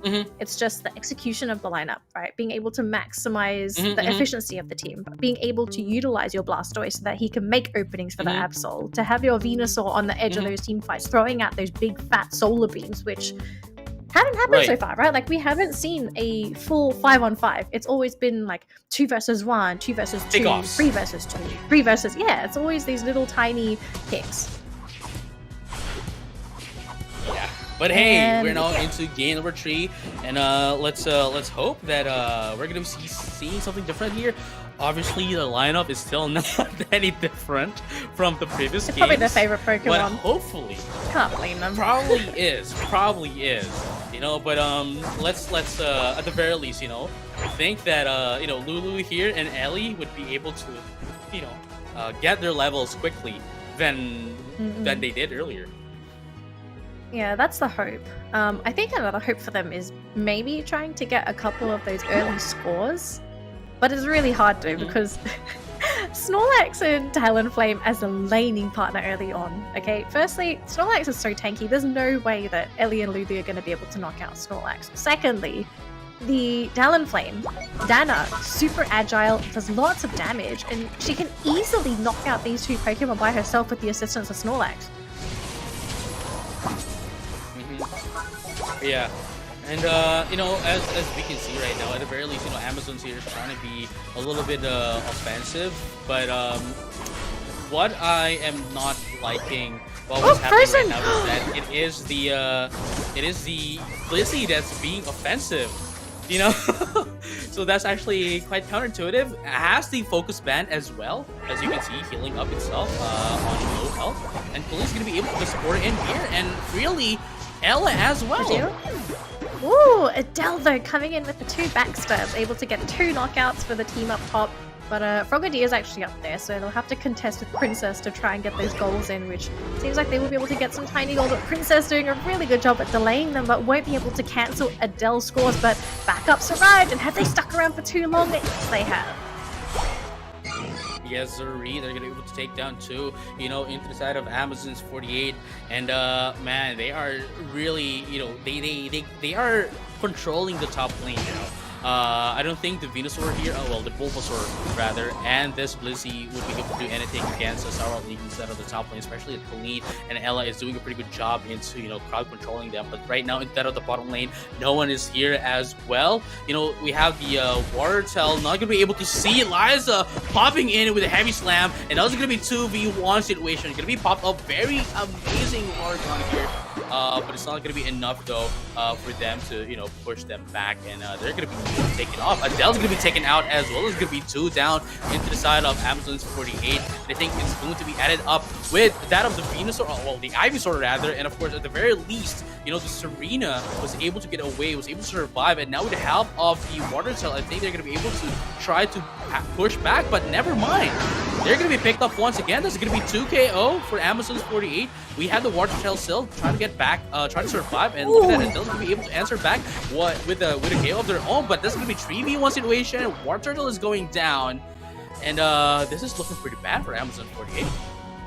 Yeah, Amazon's trying to secure that top lane to try and take the Rotom for themselves, which looks like is going to happen. But if they lose that Dreadnought again, okay, they're already behind in levels. Look at the level discrepancy between the 2 teams. Like Stalwart League, big advantage over Amazon. Like the only Pokemon that can contest level-wise is Absol. But outside of that, Absol has died multiple times, which being knocked out, right? When you knock out Pokemon, you get a bunch of experience, and especially if it's the enemy team's highest level Pokemon, that's even more experience to make up for it. So the fact that we're seeing this Absol consistently getting knocked out, I can understand what she's trying to do. Adele's trying to create space for her team. She's trying to get those lucky crits in to get the knockouts, but every time she goes down by herself, she's giving experience away. Like there's a push and pull effect when it comes to going for the space making. There's only so many times you can die until it becomes detrimental to your team. Yeah, definitely. And right now, we're going to be seeing some action once again instead of the bottom lane. There's 4 from the side of Amazon's 48. Let's find out if they're going to be able to, you know, attack and have some pressure against Stalwart League here. And looking at it right now, despite having the number advantage, they're still not going to be able to answer back against Stalwart, as Princess is trying to dominate by assuming their own offense right now. With the Greninja, with the help of Liza, really scary big boy right now, jumping in with a heavy slam, gets the fly here, gonna be able to pick off Ellie with that of the Water Tail, and I like what they're doing right here. You know, they're not overextending. The moment that they were able to pick up one, they're just like, you know what, we're done here, but like Colleen here's just like, you know what, I don't play like them. I play aggressively. And with a blazing bicycle kick as an offensive poking, man, she's really, you know, Colleen is really, what do you call this? Really poking them out, really teasing them, like, hey, attack us! Really, you know, what's the word here? Oh my god. Agitating them. Dana is doing such a good job at just causing Amazon's 48 to go into complete disarray. She's just diving in with those flies, doing so much damage by herself, and she's demolished Amazon's 48 alongside Liza. Like, this combination, these two Pokemon alone are such big powerhouses, and Lulu is struggling. Serena, a Pokemon that is very, very good at skirmishing, cannot take these two on. Now, mind you, the two Pokemon in the bottom lane, they're a little bit low. Can they steal the Dreadnought? That's the question. Yeah, but here's the thing though, even if they can take the Dreadnought, it doesn't really matter as much to Stalwart because that's only going to, like, you know, put their levels in equal footing with Stalwart. But look at that, Colleen now has access to its Unite move once again. They're gonna be able to take down this Arena. Now look, they might be outnumbering them into that other bottom lane, but Dana here is very mobile. You know, very mobile, that even if there's a lot of Pokemon right there up their alley, it doesn't really matter. They're still going to be able to, you know, answer back or maybe even escape. And look at that very amazing double team from Princess. Going to be able to whiff, make that midnight/whip. But look at it right now, Colleen is going to be hamburgered by Amazon's 48. But, you know, there's going to be 3 down right now for Stalwart League. There's still a minute left. There's still a minute left before the Zapdos comes out, and they still have a lot of what do you call this, breathing room before before the Zapdos. For them to get back up and answer against Amazon. But look at that right now, gonna be able to score in, but is it gonna be enough though? Dana is not right here as well, and Princess is in as well. There we have it. They're gonna be able to get down 2. Dana with a 2 KO up against Amazons. You know, they might have been able to take down 3 from the side of Stalwart, but like, they're not gonna let it pass just like that. Can I just say props to Talonflame Snorlax combination. Those 2 Pokemon alone were able to stop an entire team from scoring. It's incredible. Now, here's the thing, right? That's an MVP of the game material. MVP material. Not gonna lie. Okay. Now, if Amazons let Rotom go in the way of Stalwart League again, this is going to be a big mistake, because remember what happened last game. If the Rotom manages to make it to Amazon's goal, they're just going to score on top of it. And if Amazons don't do something about this, I'm going to lose it.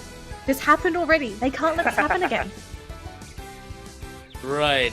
Yeah, exactly. But hey, let's find out what's going to be happening here, as we are seeing Stalwart League here has access to the Rotom. Colleen's going to be able to score in here, but like, they are ignoring the Zapdos, and they're going to be able to give away the Zapdos right here. But here's the thing, they can. I don't know. Actually, I don't know what they could do. But they're just going to be able to, like, you know, go away. You know, try to defend this, but like, since they are open into score, oh no, they're not scoring in. They're trying to fight back. Amazons, no.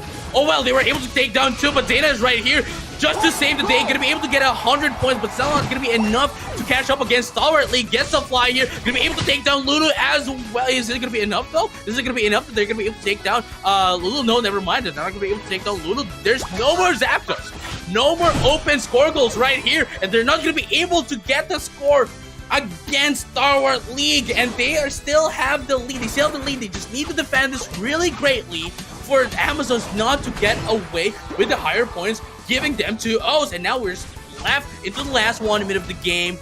They are defending this really greatly. We see the Snorlax once again instead of the bottom lane, trying to defend this really greatly once again with the block. Mid Slime is going to be used here against the Heavy Slime to make that whip, make that Mega Slime whip. But we are now at 469 rather to 402. Let's find out if they're going to be able to score in really quickly here. It's still there's still a lot of time here. There's still 26 more seconds. There's still the Blastoise here as well. It's just a few points. Just 30 points is all they need here. Well, 34 points is what they need here for them to be able to overtake this, but there's only 50 more seconds, and I don't think it's going to be enough. Now, earlier, yes, it would have been enough, but with 10 more seconds left in the game, Stalwart League is winning this one against Amazon's 48 in quite a fashion. 2-0 victory. Oh my goodness, Stalwart League, congratulations to them. They're going to move on and get their rematch. And I know you're very excited about this, JJ Con, because this is what you wanted. You wanted this rematch. They're able to take it away from Amazon's 48. I'm very sorry, my ladies, but this next series is going to be very interesting because these 2 teams, okay, they're going up against Very Very. We saw them play in the first series of the day.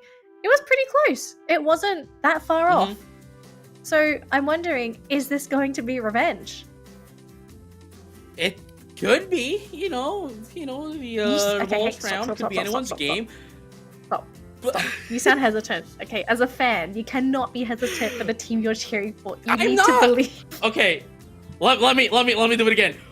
Let me do it again. I voted for them 2-0. I think they're gonna be winning the next one. Just how you said it, like it doesn't sound like you believe. No. I didn't mean it to be like that, but I voted for Stalwart League 2-0 in a row as well for both of their games, and I have no reason not to believe in them to go against Stalwart League and win once again. So for our predictions, I'll be doing my predictions right now.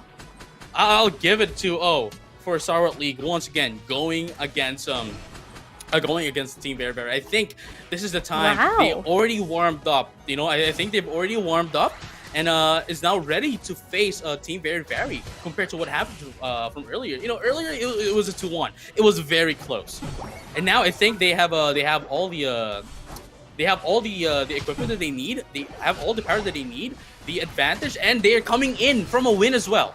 Momentum is quite a very helpful arsenal to have. It is. Now, something I find very bizarre is, so I think they had the chance of taking that second game if Venusaur was able to actually get the score in.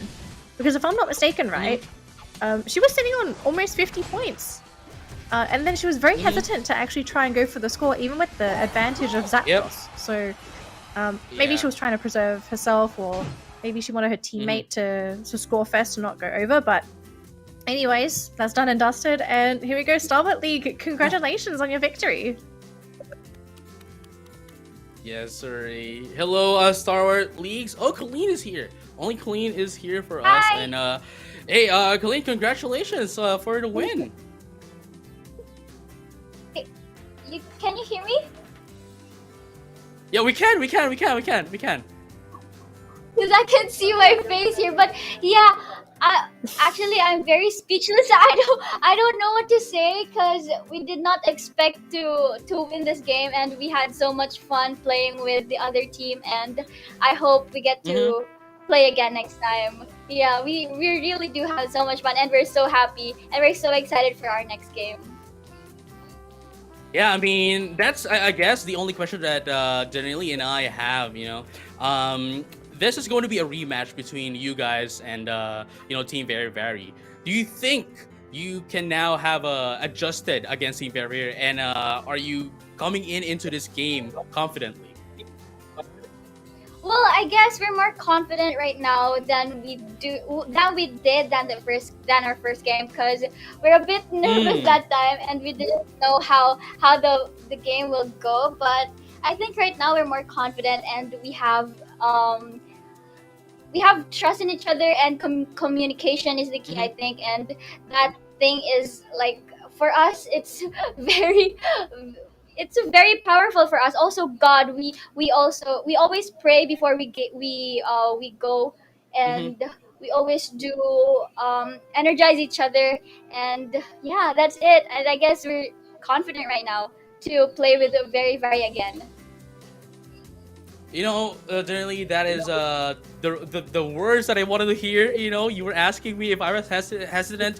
If Stalwart League isn't hesitant, then why would I be hesitant as well? But for now, Colleen, I think you are a little bit nervous. I think you are finding the right words, and I think I have the right words that you have. I think you're looking for the word Sulong, and we're watching for you going against Team Very Very. Congratulations once again.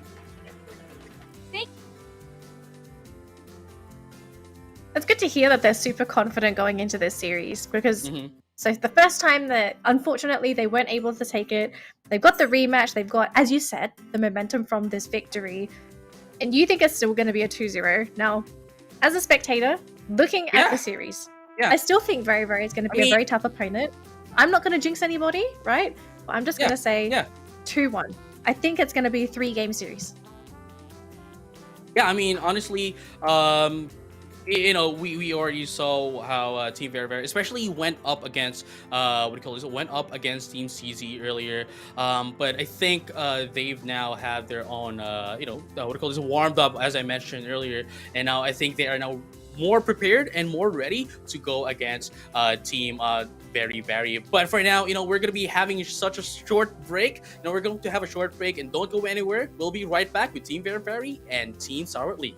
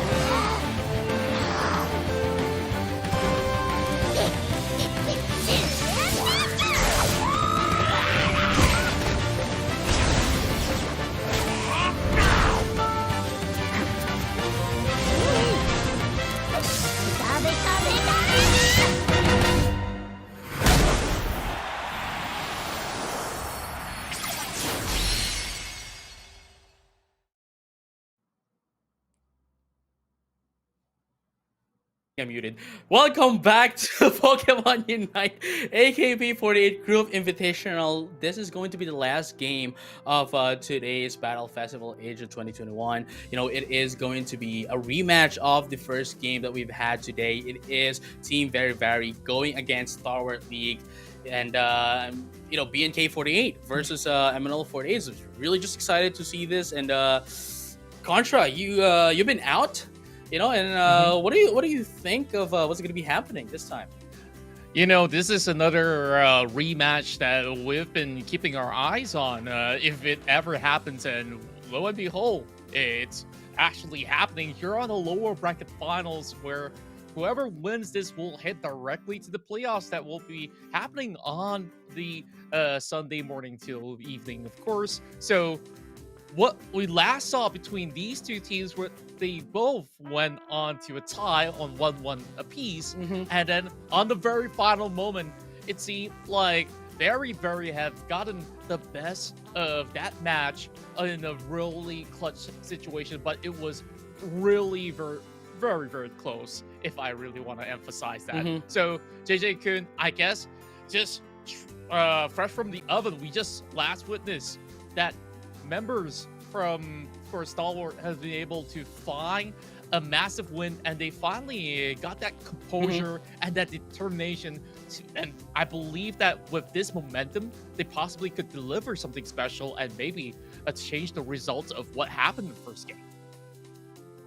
Yeah, I mean, you know, we just talked to Colleen of Stalwart League earlier, you know, before we head into the break, and I think, you know, one of the things that they said is that, you know, they were a little bit nervous into the first game, especially that they were on the they were the very first match, you know, into the game, and I think anyone who's, you know, on the stream, the very first game of the stream is very what do you call this?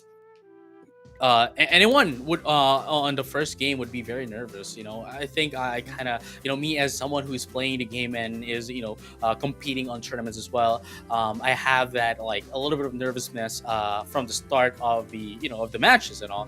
But now that they are already, you know, we're already at the last game of the day, you know, as I mentioned earlier. And that they're coming in from a win as well, a 2-0, as a matter of fact, 2-0 from Amazon's 48. I think they have all the things that they need prepped up, you know, everything that's you know, warmed up and all of those nervousness are all gone. I think they are now ready to face off Stalwart League. And here's the thing, you know, we have to consider as well, if they if they went on against Stalwart League of in a very nervous situation, you know, while they were very nervous, rather, how about more going against a team very that when they are no longer nervous? You know, if they were nervous, they got a 2-1. What more if they aren't nervous anymore? Perhaps we might be able to see another 2-0 here.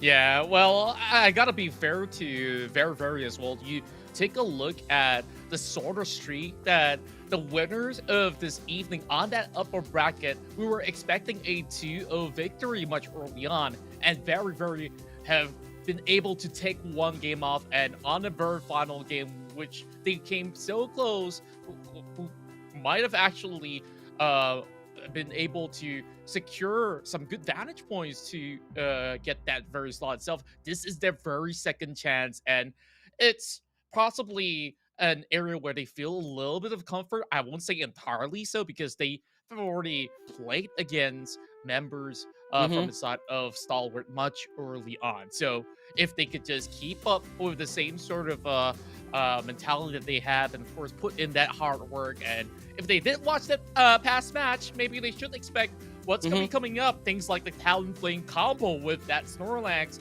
that worked perfectly well, which definitely gave them that upper hand in that first series that we've just last witnessed. So I'm going to say that it's honestly going to be 2-1, either or. So whether it's VV or Stalwart, I'm going to be happy if they do make it to the playoffs overall.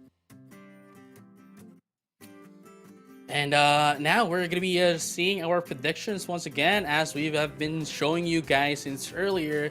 It is, you know, Contra's prediction here is, you know, 2-1 in favor of Team Very, but you know who I'll be voting for, and it's always gonna be We know. 2-0 in favor of Stalwart League. So it's there's no questions here. There's no questions here. It's gonna be 2-0 in favor of Stalwart League, and a lot of people have been tweeting me right now, and it's not what you think, guys. It's not what you think, but it's gonna be 2-0 in favor of Stalwart League. So.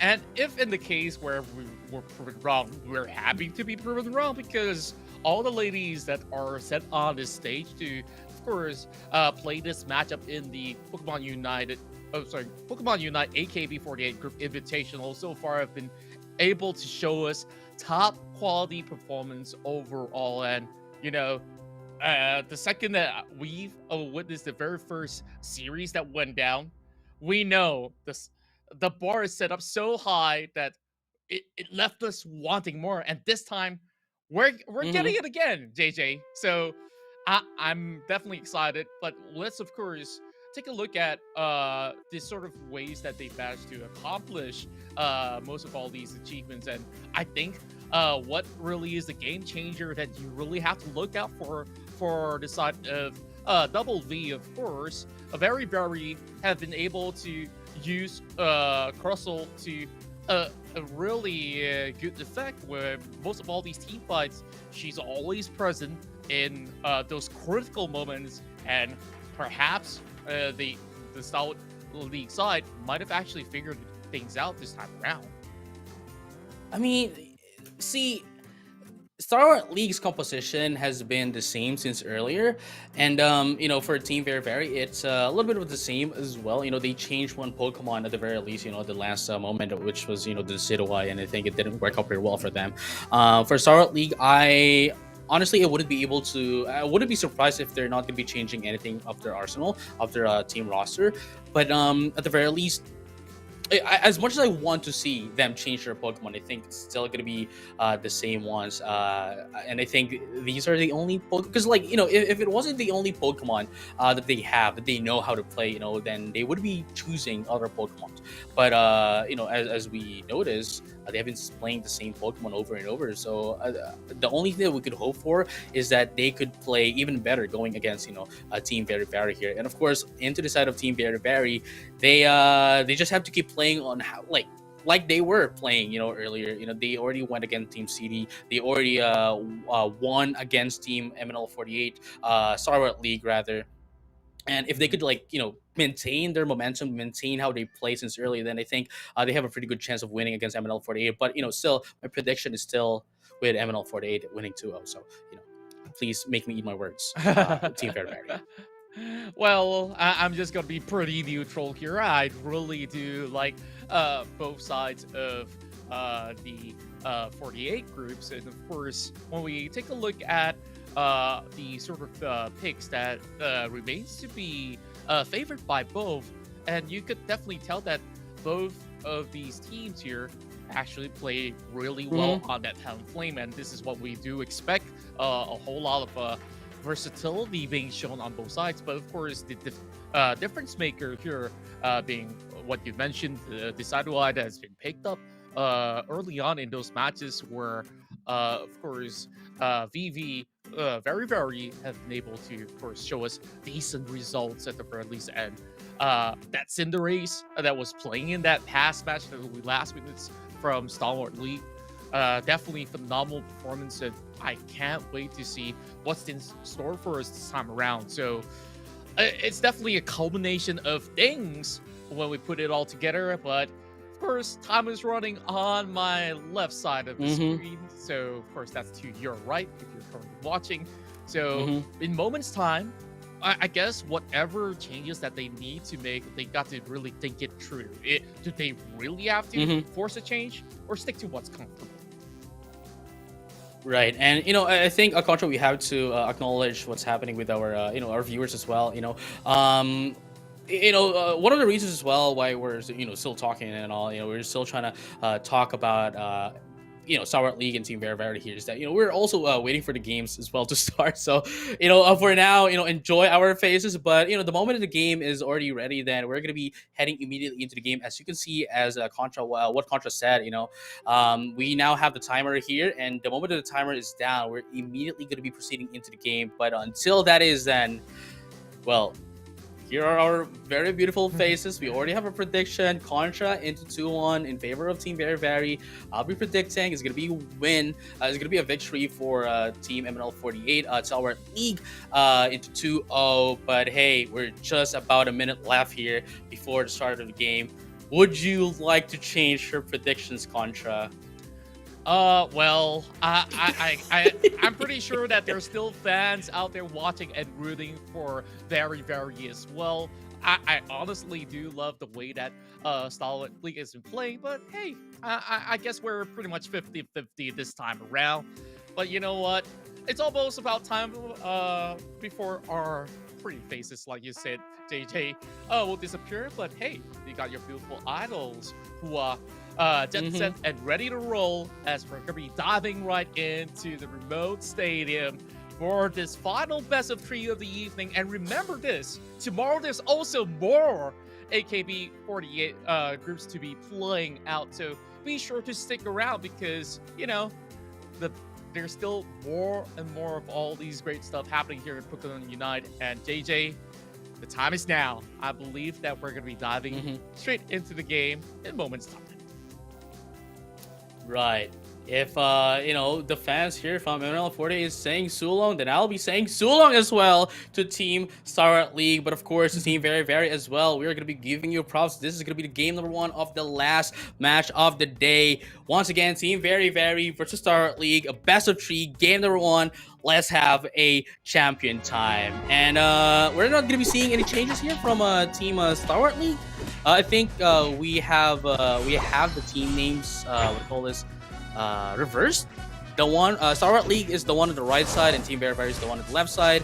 And we are seeing the same strategy, the same composition here from Team Very. With the Decidueye as well up their roster. So right now it's they kind of lack the damage and the sustain, but at the very least they have the CC to cover that one for Team Very. But like for Stalwart League here, well, we saw how dominant they were on on the previous game, so let's find out if it's still gonna be the same. Yeah, I guess some of the saying goes that perfect defense is the best offense, but with this sort of composition, Very possibly will aim for a very late game setup once the Satellite comes in with the evolution, as well as the Unite spells to be available, and this is going to be the first knockout being secured by Stalwart League as they do take down one of the members of Very while the fight continues on right down bottom as they challenge the Queen. And it seems to be pretty much even Stevens for now. None of them have been able to score just about yet, but then again, of course, first 2 minutes, we expect a little bit of a tussle between the two. And by the time that Beijing checks his spawns, that's where we see Beijing rotations coming all across. Right, and here we have it, of course. It seems as if, Stalwart League here has the advantage in terms of the XP. A lot of them has the advantage right now. Dana is going to be able to get away. Is going to be able to get away? Unfortunately, not. It's going to be a 1v3 situation, and I think it's still pretty fine, especially that we're still in the early game. But Ella and, Colleen here is doing their best right now. Better on the top lane, making sure that Panda is not going to be able to get in and pressure them up. So I really like what's happening right now. And they have the advantage in terms of points. Although it's just like 4 points, still not a lot, but still, it's something. It's work. It's pretty hard work, and it's showing that they've already adjusted against Team Very from the previous game. Yeah, they do, and we take a look at how they managed to establish such a defensive setup right down bottom with Stalwart League really safeguarding all of their goal zones here. Jit managed to sniff one out, but challenging Liza is going to be quite a tough ordeal. You don't really want to go 1v1 against Lex while we hop right in. They now dropping to 50% while they try to recuperate themselves. Get some regens off and of course have a little bit of contention when the Retina spawns later on. But I want to see what happens up top when the Rotom comes up as well. So it seems to be very even up to this point. It's almost hitting for minutes. Right, and let's find out who's going to be able to take in the the objectives. As we can see into the bottom lane, it looks like the Snorlax is going to be taken out. There's quite a huge outnumber here from the side of Very going into the Snorlax from the side of Starly, and they're going to be able to take down but it looks like Very tries to seal the Rotom, but unfortunately unsuccessful in doing so, and they're going to be able to push into the top lane, but Princess trying to get away here with the help of the double team.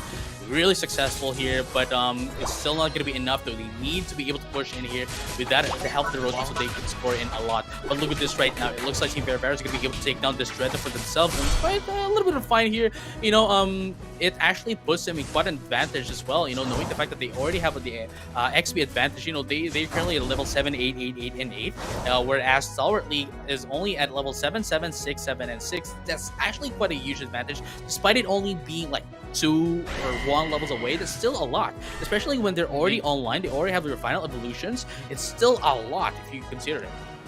That's right, and we saw early on both sides of the team, Very as well as Stalwart League, they're just focusing on the lanes. They didn't really move too much inside the jungle to get as much of all these experience points possible. Now, Dana is just going to be getting back into a little bit more room. Well, there's a lot of energy left lying around after defeating some of the wild Pokemon's right down bottom side. As we approach this situation, we want to see how Pac-1 possibly would go for fight, but having Dip here using the Unite missing. This is still going to be a good chance with the cavalry arriving very now securing a massive score as they take down him. Oh my goodness, Jib is going to be able to take that one up, and of course there's a Unite move from the Sidaway as well, dealing a lot of damage right there. And oh my goodness, just really amazing plays here from Team Very. Stalwart needs to be able to adjust here. We see Dana and Liza's combination in play right now, but it's still not going to be enough. They're going to put Dana into sleep, and they need to be able to take in the objectives. They need to be able to take not only the Rotom but also the Dreadnought, so they would be able to catch up against Team Very, because if they won't be able to catch up against Team Very, then they're going to be having a hard time, especially that we're only 2 minutes away from that of the Zapdos. And even if they are going to be able to take down the Zapdos, I think they would have to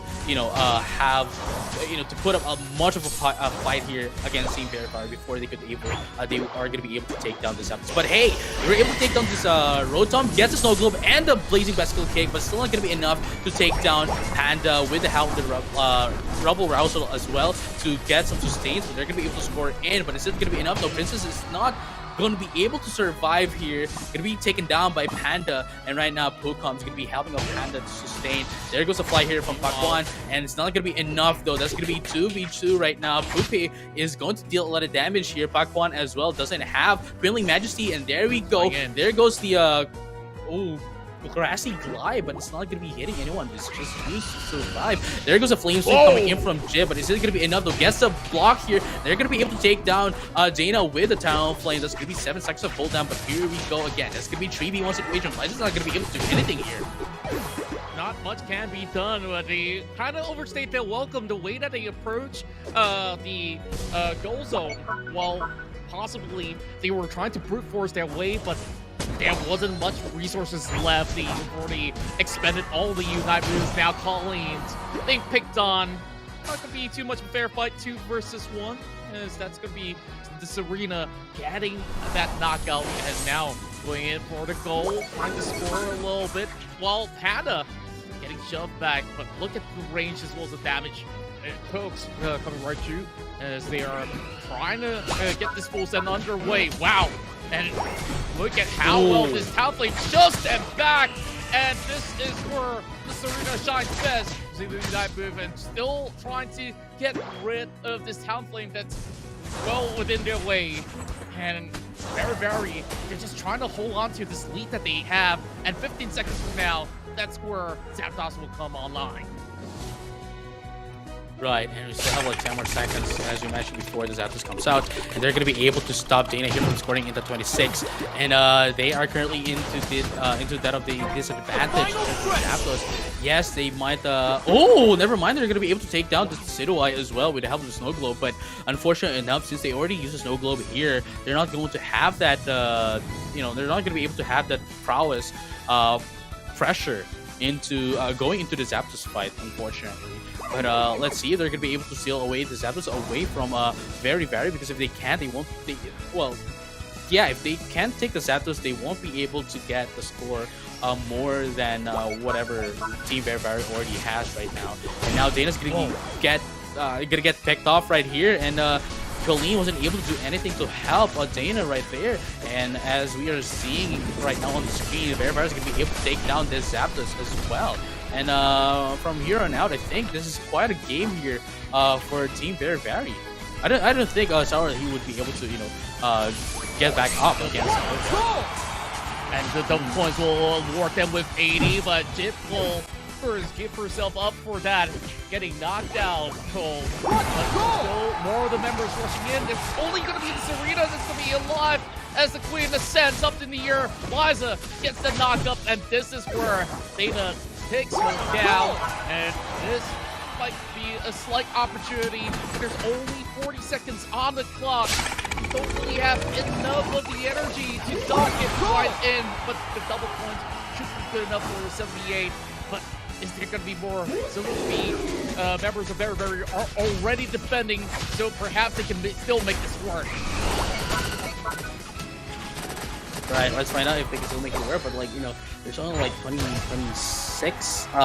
more seconds, and it's not much of a difference. It's not much of a lead here. If they could score in a little bit, then perhaps, but unfortunately, with the Alolan Nexus having 40 here, isn't able to score in. That is quite an unfortunate turn of the events here. It wasn't a lot of a difference, honestly. It's only like 130 points of a lead. So but look at them. Huge props here for Team Very for winning game number 1. Yeah, and I love the celebration coming from Pakwan. She just throws her hands up in the air and just gotta celebrate some of all these small victories along the way. So now, having that one up against Stalwart here is, of course, another strong statement, as you see that stable play that they've pulled out, being so composed throughout the course of the battle. And I guess there were a few major points coming into this battle here, especially when we hit close to the final 3 minutes, where we saw that pickoff on the opposing Talonflame definitely gave them just about enough room to have a quick workaround on that Zapdos. And before that, the way that they also approach some of all these objectives, especially on that Great-Null, has been able to get them up ahead. Though a couple of Rotoms have been given over to Stalwart, they didn't manage to, of course, get the desired result that they want out of the Rotom. Right, at this point on, I think it's about time that Stalwart League needs to change their Pokemon, because honestly, while they, Team Very doesn't have much of sustain, doesn't have much of an HP, doesn't have much of a damage, they are getting in and up by the crowd control here, CC by that of the Wigglytuff and the Crustle as well, and at the same time, they are getting a little bit behind in terms of XP, especially in that of the late game. Yes, they at times, at times they can get the dominance in the early game, but the moment that the mid game starts, that is where they fall. That is where they fall against Very, and knowing that Very can were punishing them for it. So if they could change up their Pokemon, at least change one of their Pokemon, it could be the Greninja, it could be the Cinderace that they could change, or maybe even the Alolan Ninetales, so that they could have a more balanced team, because right now their team is more of a attack oriented team that requires them to be very aggressive Because if they can't be aggressive with this kind of lineup, then this is what's going to be happening. What you saw in game number 1. Indeed, and you take a look at how Very has been able to answer back to that sort of pressure that was mounting from Stalwart League, and eventually with a couple of all these counterattacks, they've been able to negate some of all these areas where Stalwart League wants to ideally score, but it seemed like they kind of hit the brick wall where they couldn't seem to get rid of the Wigglytuff that's in the way. And I guess from this point onwards, this is just too much for them to, of course, handle after that Zapdos landed in the hands of Very. So there was not much to be done from that point onwards, where you just have so much being put into the final few minutes. So I guess it's still a really good showing, but like you said, Stalwart League possibly need to concoct a new formula heading into this potential last game if they play it out. So from here onwards, they just got to hit the pedal to the metal and, you know, hope for the best. Right, and I would just like to add into what I said earlier, Contra, you know, that if they're going to be changing anything, they shouldn't change the Snorlax and the Talonflame, because that, you know, has been really working out well for them. You know, Dana and Ella right there, you know, really doing a lot with the Snorlax and the Talonflame. So it all lies to the last 3 Pokemon from the side of Stalwart League, but like as we can see into the lineup, they're not changing. They are really they really want to make this work. Yeah, and I believe that it was just a couple of, you know, miscommunication can happen in the middle of all these team fights that could result in, you know, a Unite move that was being used relatively too early. Ideally, we want to see that chain combo coming in from the Snorlax as well as the Talonflame to work it all together. But we didn't really get too much of that back in the first match, so perhaps, you know, Take 2 will give them a better chance. Right. And right now, I think, as I mentioned, you know, this lineup from Stalwart League is working out pretty well anyway. But they have to be more aggressive than they already were, because if they can't be aggressive, then they won't be able to, you know, get the advantage over Team Very. And once they have the aggression, especially in the early game, they need to maintain this aggression up until the late game. Because if they can't, you know, in game number 1, we saw how aggressive they were in the early game, but wasn't able to maintain it from the mid game into the late game, and you know, you saw what happened. But right now, we're going to be seeing some scoring here coming in from Ella. Is actually was able to survive as well. Yeah, but not for long. Jibev just arrived to the scene as she's been able to get that L1 9 kills. So of course, a Vulpix taken out first, but it did evolve, of course. So Dana's just waiting around, looking for some golden opportunity, while Macomb is getting flustered out. So he just got to be very careful here, but Hannah remains to be that the backbone of Team Very in order to stop them from proceeding much further in that situation. So bottom lane seems to be quite a tough lane to actually find that priority, so maybe they might consider a rotation to contest up top. Right. I mean, the biggest issue here for Team Very is that Crustle, and honestly that Wigglytuff as well. The moment that they could take down this Wigglytuff and the Crustle, then I think they would have a really easy time. Yes, Jiv here might be able to deal a lot of damage here, but like, if it's not for the help of the tanks here, you know, the defenders, we have the Crustle and of course that of the Wigglytuff. Well, I do realize that it's a supporter, but like honestly, it's played like a defender. It's if they can take them out, then I think they would have a really easy life here.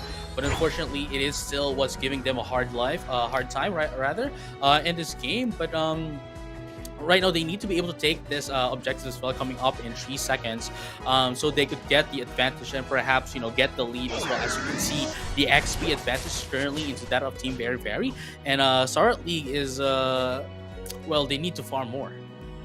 Indeed, they do, and of course, both sides just looking for more of the energy as they contest right down bot. getting one to fall asleep. As you see, the challenge of the triple axle was enough to take out the Tower Flame. And now, considering that Dreadnought, but then again, there's a lot of commotion happening over here, top side, as Rotom's getting shoved back. And I guess that's what's keeping very, very a little bit occupied, but they should be able to recuperate with a couple of berries still lying around. So pressure is on. Stalwart League holding to this slight lead, but it could change in any minute from this point on. Yeah, and it's kind of hard to watch right now, knowing the fact that it is when it is Stalwart League that needs to be aggressive. It is the opposite that's happening, you know. Very is the one that's being aggressive against it. But look at this right now. Stalwart is going to be used here. Flame Sweep as well to help Upi. And is this going to be enough to take them up? No, never mind. It is going to be Liza trying to catch up into... Ooh, that's actually quite unfortunate. You know, I like what Team Very did here. Jib here with his Flame Sweep, and of course, with the Stalwart recital, Sing as well coming in from the big top, is just trying to divert themselves from the attention that they're already taking in the Dreadnought. And they did, you know, successfully take the Dreadnought as well for themselves, get in some gaps from the XP, and it's just fascinating to see Very in play right now. But you know, Stalwart League here, I don't think they're gonna let this pass just like this. And look at this Jib right now trying to get Dana. Dana's not gonna be able to get away, actually fought instead of running away to, you know, give a little bit of like a fight right there. And Princess right now dealing with so much damage here. Very amazing double T on the right timing to, you know, make that fly whiff. But right now Princess alone won't be able to do anything against Team Very here. Dana and Princess needs some backup here, needs some follow-up damage if they want to take down Team Very. Indeed, they really have to buckle up. Now, really great knockup as Pupe tries to answer back, but that is going to be a huge Flame Sweep that will take them on. And this is where Stalwart League will be able to find even more points as they score through the bottom lane.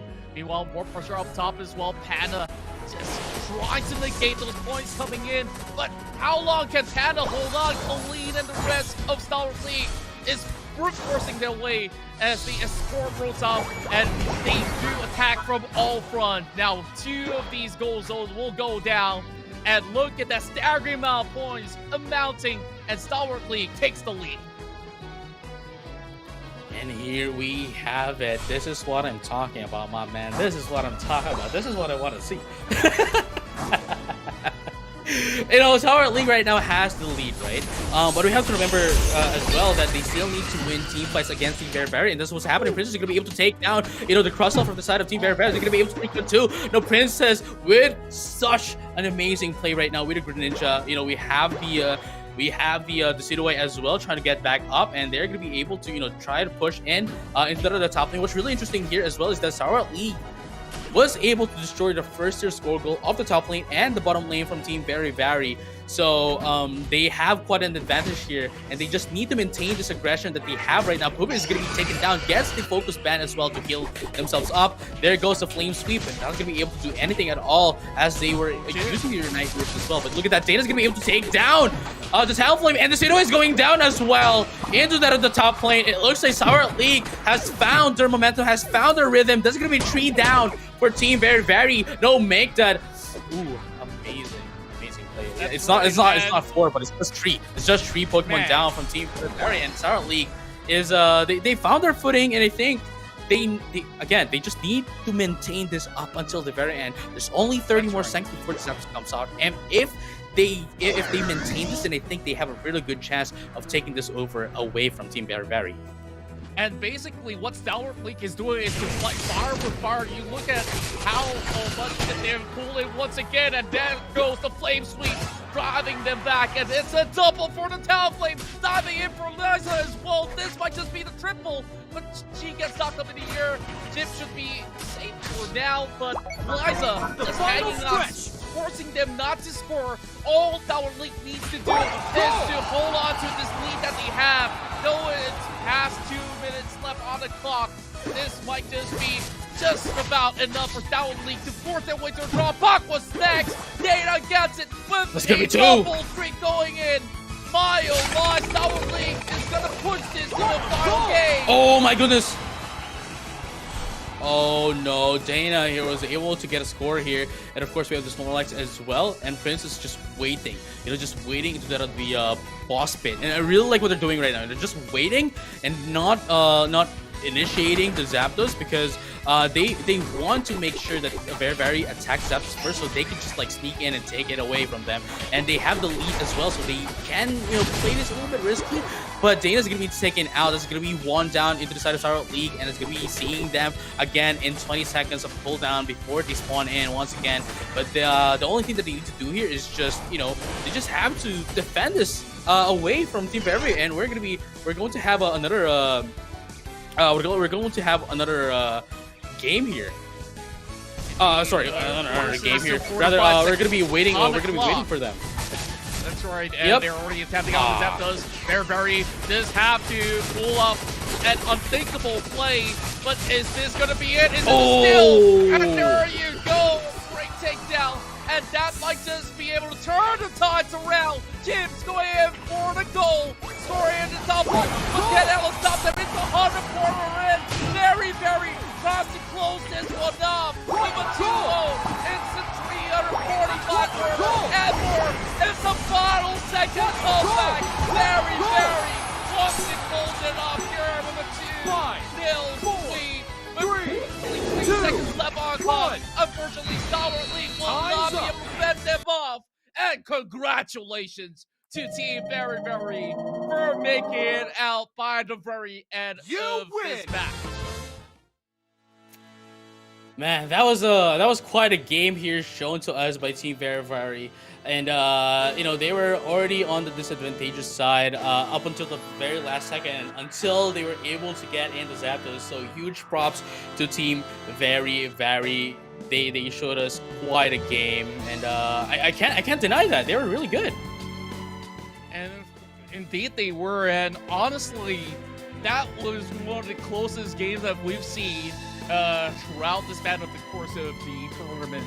And we congratulate Team Very once again as they qualify to the playoffs. Valiant effort being displayed throughout the board, and of course, give props to the ladies of Stalwart League as well, as they definitely played their hearts out for this one. So, JJ-kun, I know you feel maybe a little bit upset on that final second comeback. So, of course, that it was very close. Mechanism have definitely changed this course of the battle. So, I guess we just have to go on a rewind to really see how this one really unfolds. Yeah, see, they were already, they were already, on the edge, Team Very, but like, as you mentioned, they were able to bring it back at the very last second, and that is something that we have to give to Team Very. They're really great into taking that Zapdos that they know for a fact that Stalwart League wasn't taking the Zapdos, and they were too focused, I guess. Too focused into taking in that into defending the score goals, that they forgot about the Zapdos. They were really confident. Well, I guess I would have to say overconfident that they were already ahead in terms of points, that they forgot the Zapdos, not forgot, but like they ignored the Zapdos rather. And Team Very saw this and punished them for it, taking the Zapdos and getting in a lot of scores. Indeed, and as we take a look at the late game skirmishes, I think Jip was doing whatever she can just to keep everybody busy. And while you take a look at what's available over bomb side as well, where there were opportunities for Stalwart League to, of course, go in with a little bit more of a driving force, but they were too late to the scenario where the moment Princess moves into that pit, she just got obliterated, and like, you blink, you miss it. And I guess this was the play by Jib, probably the MVP of this match. Yeah, honestly, we have been saying this since earlier that it's if I were going to be giving anyone a huge props, it's gonna be Jib. But hey, we are now with Team Very. Hello, guys, and congratulations into proceeding to our playoffs. Congratulations! Thank you. Team Very Very. I know that was a really tough game that you played, and of course, how did that make you feel on that very last game? Because that was so close. You almost lost it, but that was a big turnaround. Yeah. And we just have a little bit of a questions for you guys. How did the rematch with MNL48 make you feel? You guys played on the first game, and now you're battling again. How did that make you feel?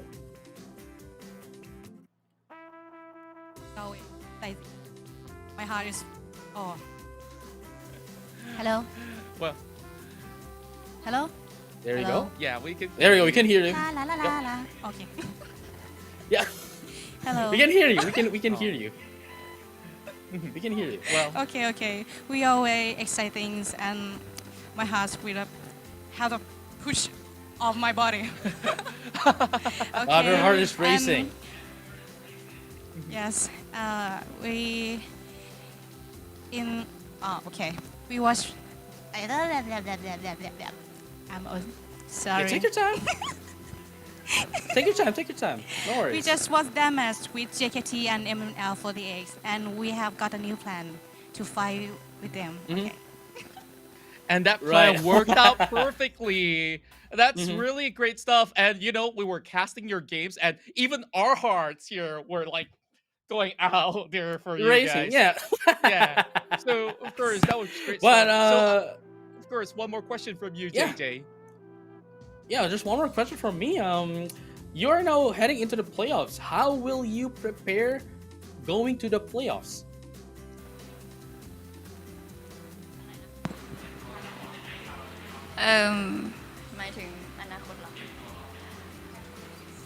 We have to practice more and more, and we have to got a lot of teamwork more than it's today. I see. Right, Of course, definitely. what You know, put practice today makes things perfect. has been great enough, and like what you say, JJ, practice does make perfect, and we hope to see even more great results from Team Very Very in the playoffs. Congratulations once again. Of course, we don't want to hold you on for too long, and of course, we see you soon. Team Very Very, thank you very much for all the amazing games. Congratulations. Congratulations for getting into the playoffs once again. But hey, we're now back here.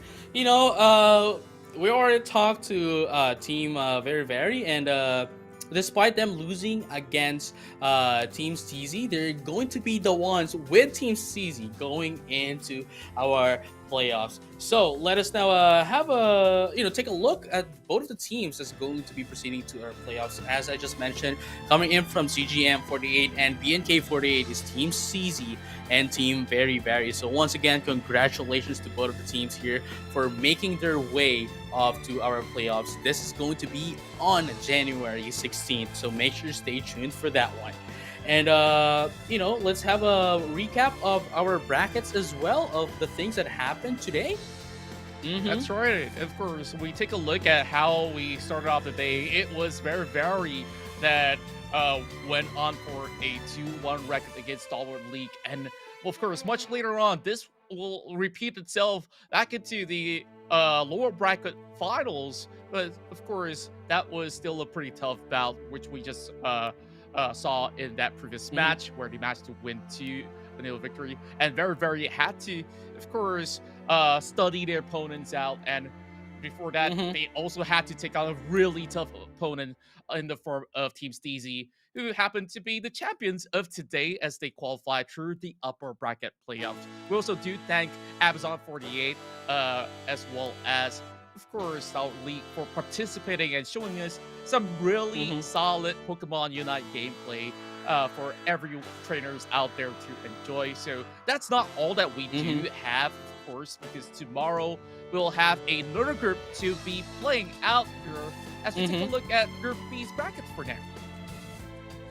Right, so for tomorrow, we're going to have same time, by the way, guys. So if you tune in, whatever time you are in, GMT +8 or SGT or GMT +7, just go back here at the same time tomorrow, so you could, catch up into Group B. So we're going to have Yummy Remote, going against VKnight and Padayon, going against Team Attack. And here's what we have right now. Everything here on the time is on a GMT +8, so that's Philippines time.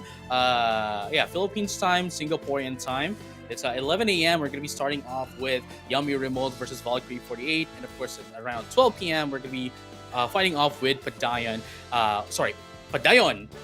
Padayon? Yeah, Padayon and a Team Attack from CGM48. So those are the games that we're going to have tomorrow, and I'm just really excited to see this. This might be like the comeback that we're going to have here for MNL48, and of course one of the 48 sister groups teams as well that didn't make the cut for today. It could be their own group now, their own sister group that gets the the Group B, and or it might not be. It could be anyone's game, honestly.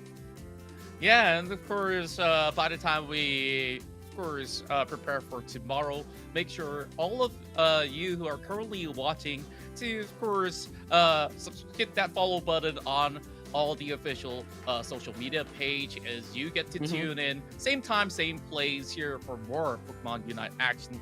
That's, of course, happening in conjunction with the Pokemon Battle Festival Asia 2021. JJ, today has been a great day of action overall, so maybe tomorrow we're gonna be having a whole lot more high-level plays to be displayed once again. Right, and I'm just really excited to see Group B, playing out tomorrow. Perhaps, if we could have Group B right now, I would really like that. But unfortunately, we have our own schedules, so we got to have it tomorrow. But yeah. We're going to have those games tomorrow. Need some weight. Indeed. Yeah. We're going to be having that tomorrow. It has been quite a long day. This has been day number 1 of Pokemon Unite AKB48 Group Invitational. We're going to have more, tomorrow for Group B. Once again, we have your casters, Daniele, JJ Kun, and of course, Contra with me right now. That has been day number 1 of Pokemon Unite AKB48 Group Invitational of Pokemon Battle Festival Asia 21. We'll see you again tomorrow. We'll see you. Yeah, we'll see you tomorrow. Yeah. Take care. Yeah. And have a good weekend.